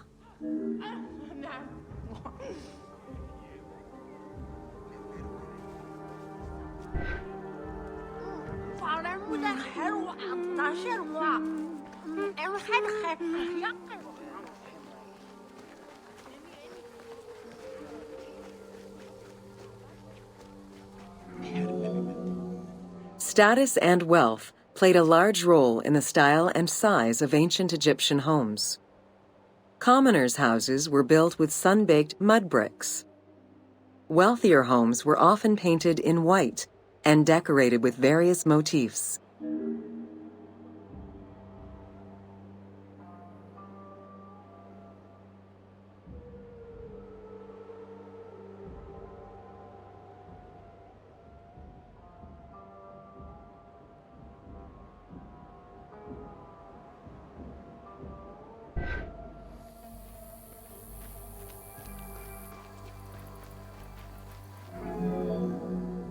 Town officials and the rich lived in mansions with numerous rooms that were luxuriously decorated.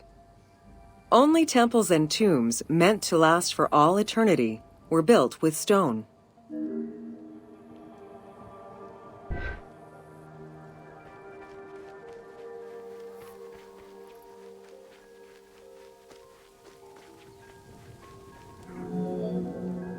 Funeral stone inscriptions focused on the main member of a household. Encircling this person would then be a spouse, parents, and children, possibly even siblings. These stones were so structured because there were no surnames in ancient Egyptian culture. Parents and children were a sort of family tree, which allowed for the identification of the deceased.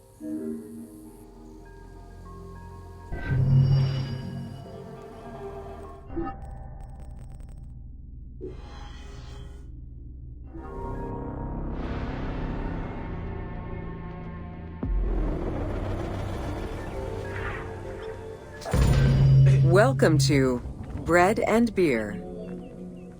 While the Mesopotamians invented beer, including using a straw to avoid the sediments and herbs, ancient Egyptians perfected the brewing method.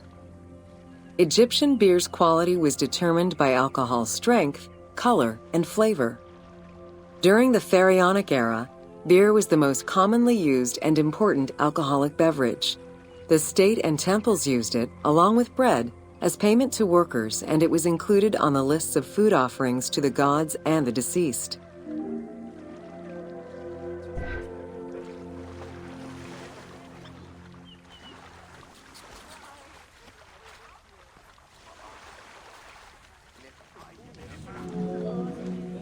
Beer was the popular drink of ceremonies and festivals.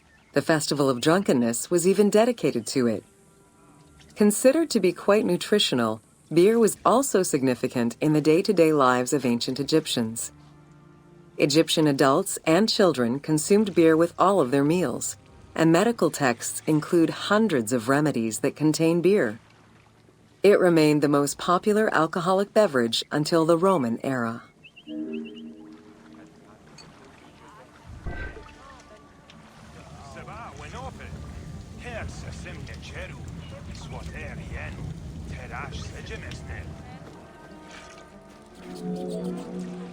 Recipes for beer varied over time and depended on the quality of the materials. Bakers and brewers typically worked alongside one another at the same workshop or house. Many families often produced the quantity appropriate to their own consumption, with better quality beers produced for festivals and other special occasions. The most basic recipe used malted cereal as the main ingredient. Fruits such as dates were added along with honey and spices.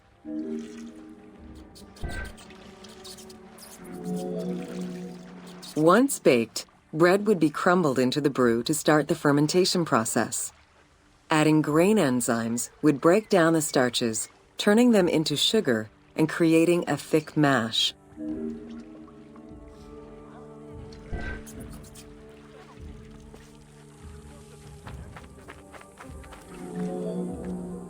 Once ready, the bread and grain mixture was compressed and then strained through a sieve with water into the mix of malt beer.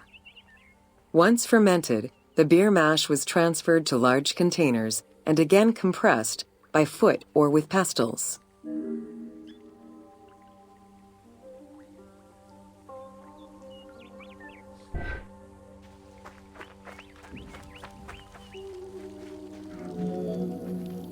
Once smooth, the beer was stored in pottery jars and sealed with a clay stopper. It probably couldn't be kept for long and likely had a thick, pasty appearance and texture. Very little was wasted. Leftover grains were reused to make sourdough bread or combined with the next batch of beer.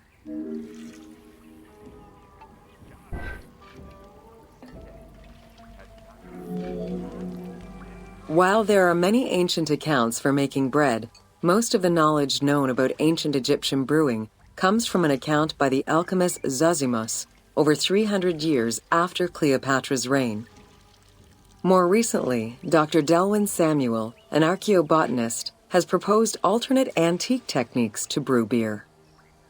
However, experts are unable to replicate an authentic beer since not all of the techniques and ingredients used by ancient Egyptians are known yet.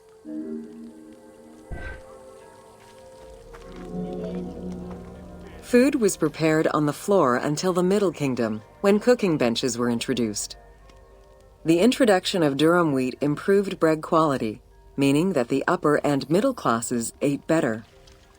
The poor, however, still made do with a diet consisting of a gruel made of vegetables, softened bread, or barley.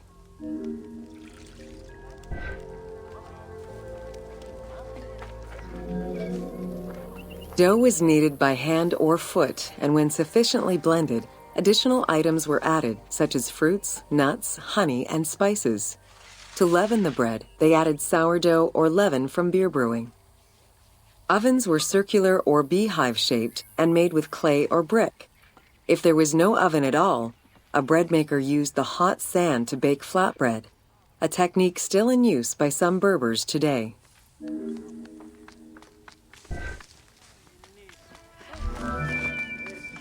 Ancient Egyptians always had to fight off the omnipresent sand particles that were blown towards them. Despite their best efforts, sand regularly made its way into their food. Additionally, particles from the grain-grinding stone tools and ovens they used also contributed to attrition and prematurely worn teeth. The team tried to portray this through toothache animations and commoners sweeping sand off.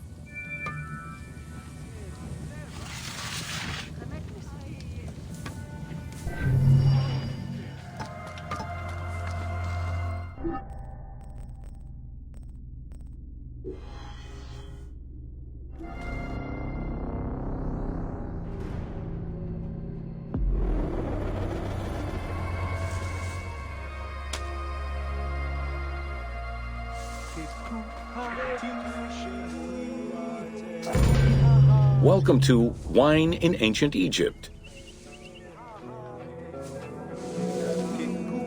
When the god Horus lost his eye in a war with Seth, the ancient Egyptians believed the eye turned into a vine, and the vine's tears became wine. Early texts, dating back to 3150 BCE, contain the hieroglyph for vine.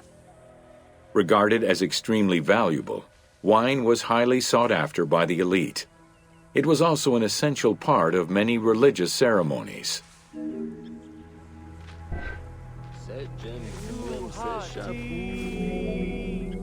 A millennia-old tradition, grape cultivation and wine production was regimented in the way typical of ancient Egyptian bureaucracy. Egyptians kept careful records of winemakers, which they clearly identified on labels. Every landowner with a modicum of self-respect usually kept a vineyard. This held particularly true in the regions of the Fayum and the Nile Delta.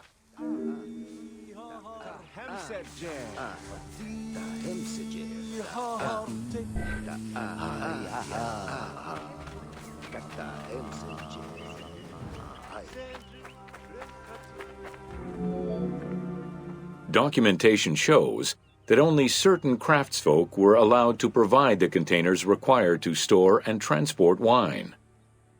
That and rigorous quality control checks established for every step of wine production shows that ancient Egyptians knew that the quality and longevity of wine could easily be affected by any number of variables, which they paid careful attention to.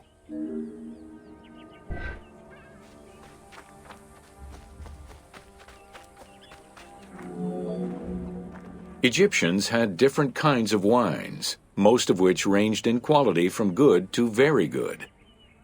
The sweet shadé, to which honey had been added. The soft nejem, obtained by drying the grapes in the sun. The ma, reserved for religious ceremonies. And finally there was the peor, the mediocre-rated wine, resulting from the second pressing of grapes and reserved for a less discerning palate.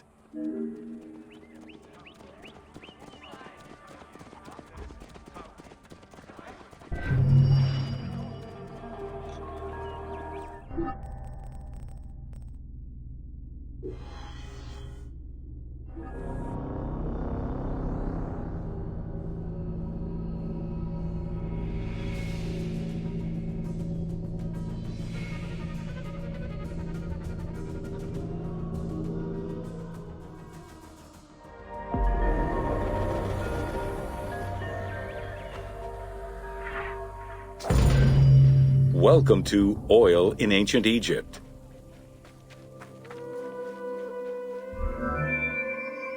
Castor, sesame, and moringa were the source of the most common oils in ancient Egypt. Oil was used for various purposes: cosmetics, medical treatments, nutrition, perfume, athletics, and rituals, to name a few. The team decided to use oil as an explosive to add more gameplay opportunities for the player.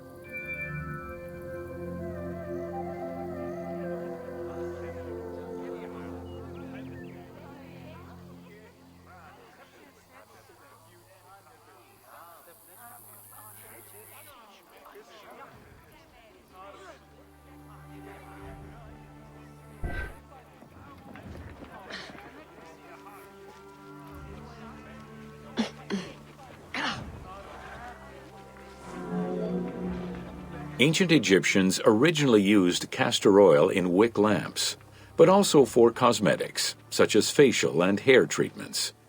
There is mention in some papyrus of castor oil being prescribed to treat constipation and help pregnant women. Castor beans were found in ancient Egyptian tombs as early as 4000 BCE. Castor oil was made by pressing the beans from the plant of the same name.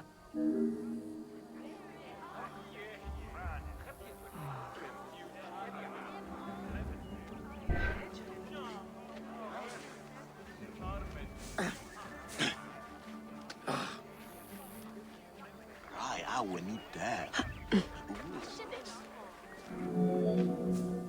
Olive trees were present, though scarce, in ancient Egypt's early history, and olives were mostly imported from Syria and Palestine. Their use and cultivation remained uncommon until the mass arrival of Greek settlers during the reign of the Ptolemies, when demand increased sharply. Olive trees were normally found in the region of the Fayum and the lands surrounding Alexandria.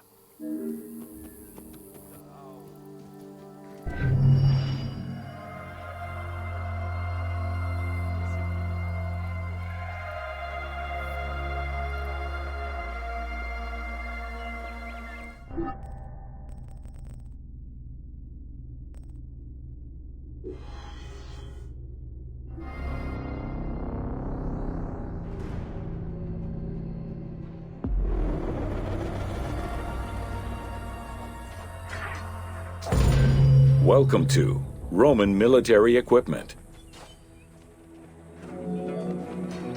The strength of Rome was directly dependent on its military supremacy and fundamentally militaristic society. Regular citizens, comprised mostly of farmers and herders, joined to protect their land and families. In return for their service, members of this civic army were allowed to vote. Trained to be highly disciplined and obedient to superior officers, citizen soldiers developed a deep sense of loyalty to their city.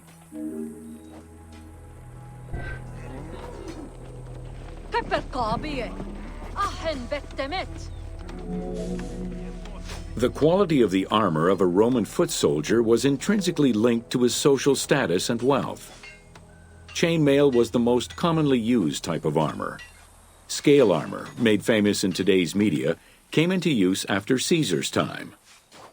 Foot soldiers carried large and oblong shields, while the cavalry used smaller ones of Greek origin. Soldiers were expected to carry their own kit, including the tools required for the construction of forts and tents.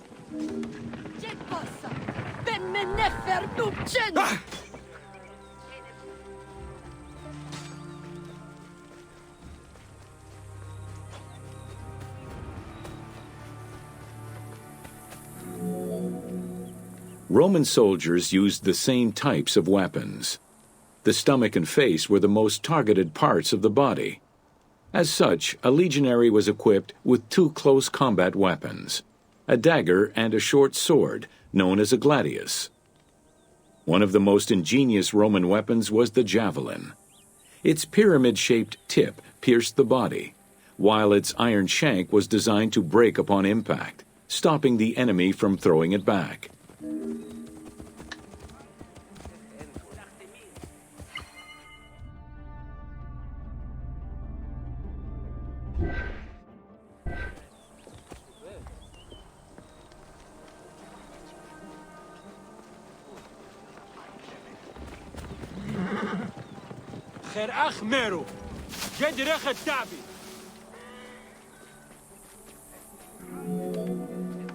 During their conquests, the Romans regularly transformed enemy technologies to add to their own formidable arsenal.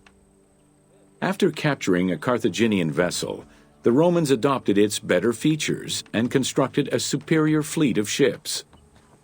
Adapting heavy artillery designs from Greek models aided the Romans in building catapults and ballistae.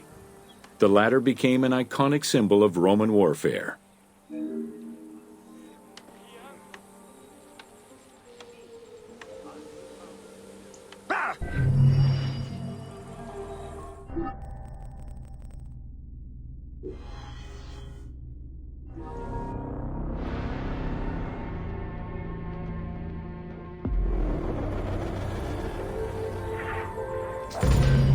Welcome to Roman forts. The size of a Roman military camp, known as a castrum, varied significantly depending on how many soldiers it needed to accommodate. However, they all shared common characteristics in design and construction, such as this fort before you, located in Cape Chersonesos.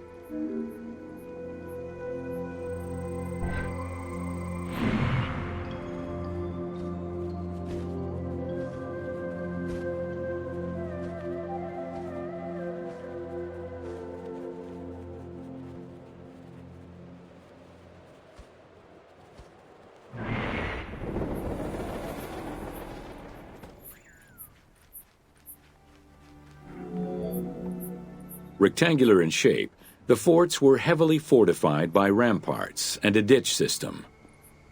The walls were reinforced with parapets, essentially an extension at the roofline which allowed a protective barrier for patrolling soldiers. Depending on the availability of materials, some forts were built with stone, timbers, stacked turf, and particularly in the eastern part of the empire, baked brick.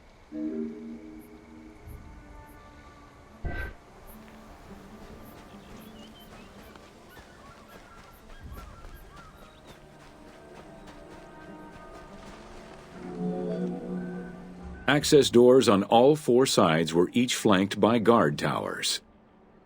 The commanding officer was positioned in the middle of the camp, giving him a clear view of the troops and the main gate.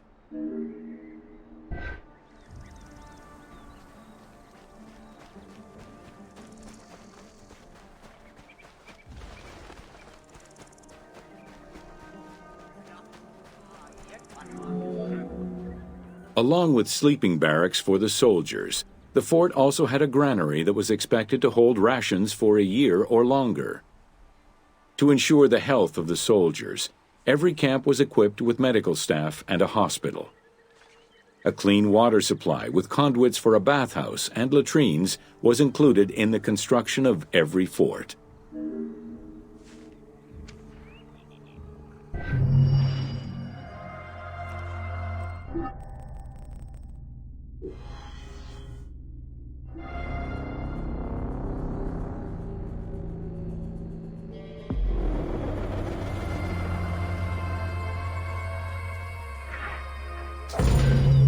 Welcome to the Forts of Cyrenaica.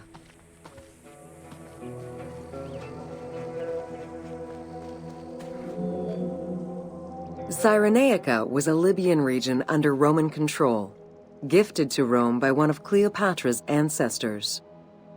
The remains and foundations of ancient fortifications were discovered in the 19th century in the southwest of Cyrenaica, as well as a Roman garrison dating back to the 1st century CE.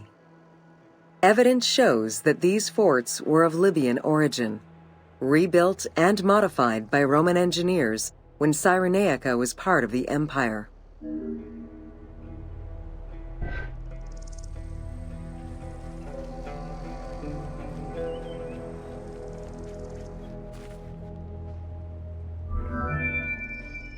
Stone was the most commonly used material to build forts in Egypt and Cyrenaica. Though no real proof of a fortress similar to the one before you has been uncovered in that region, the team chose to add it as a worthy and awe-inspiring end-of-game challenge for the player.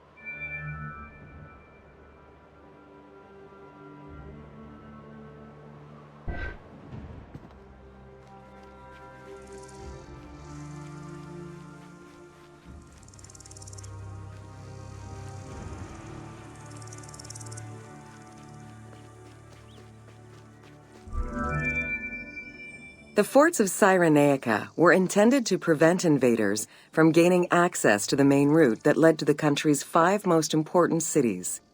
These forts were built close to coastal plains and deserts for added defense. 3 of these cities were recreated by the team: Balagrae, Apollonia, and Cyrene. Had it existed, the fort before you would have protected the road leading to Balagrae.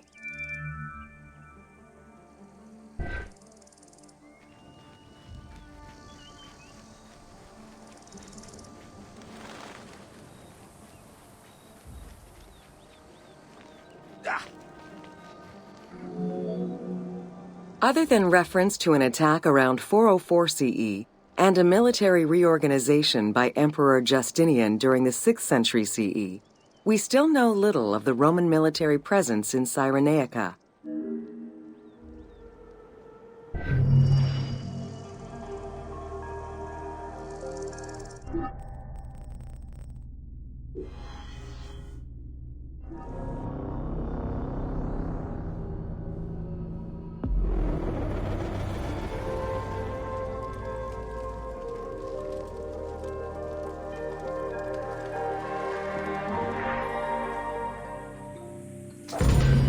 Welcome to Roman Aqueducts. Water management was taken seriously by the Romans. Cyrenaica benefited greatly from Roman administration with the construction of aqueducts and canals. The source of water varied depending on the location. Many aqueducts were built at the foot of the mountains, offering greater flow from the melting snow.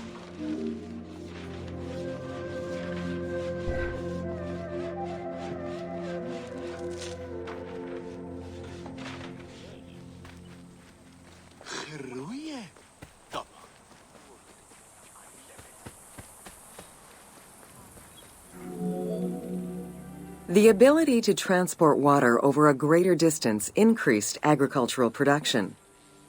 Some aqueducts were reported to be over 7 kilometers in length. Where the Greeks of Libya originally focused mainly on olive trees and figs, which required less water, the advent of Roman aqueducts allowed for a far greater crop diversity. Every farm's water use was carefully scheduled.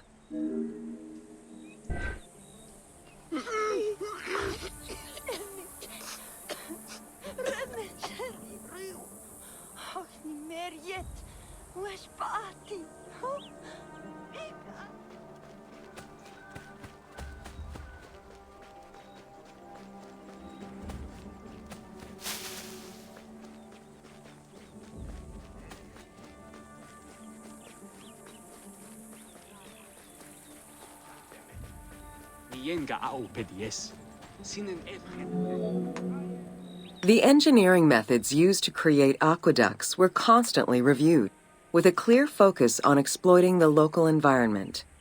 Materials, water usage, cleaning regulations, and a deep understanding of how to exploit gravity itself were all important concerns. Several fortresses were built to protect the aqueducts, basins, and cisterns.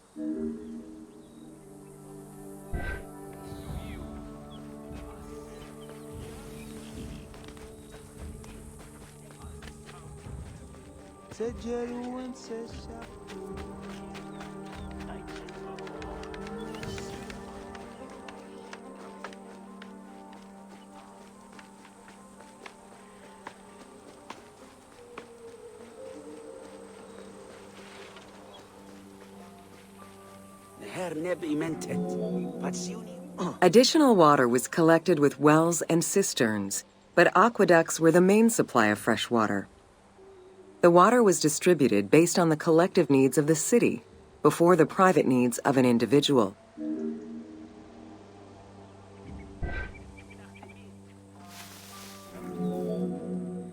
Almost all aqueducts ended in a fountain where the water circulated to clean the streets and supply bathhouses and latrines, thus improving the cleanliness of Cyrenaica's cities.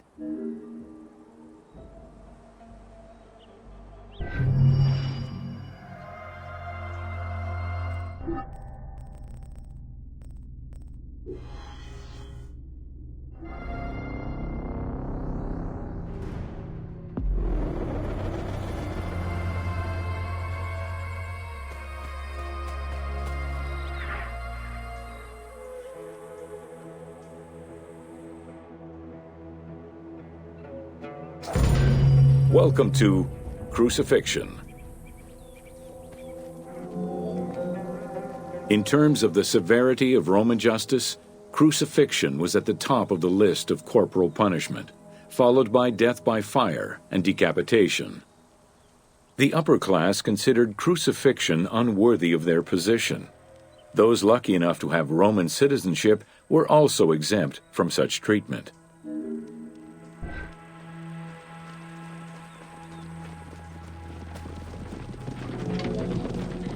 Easily accessible, crucifixions were popular entertainment among the citizenry.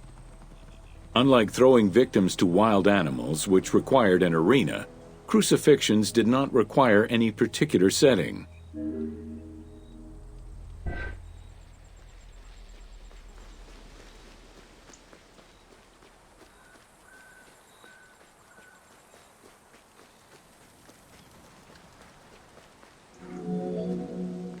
Those subjected to crucifixion were almost always slaves, traitors, and lower-class citizens.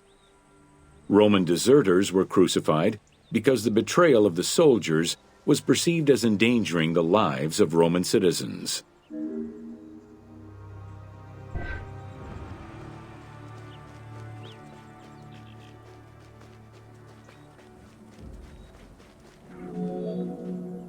In 71 BCE, a major slave uprising in Italia was repressed by the Roman army. This resulted in the crucifixion of 6,000 men, including their leader, a slave and former gladiator known as Spartacus.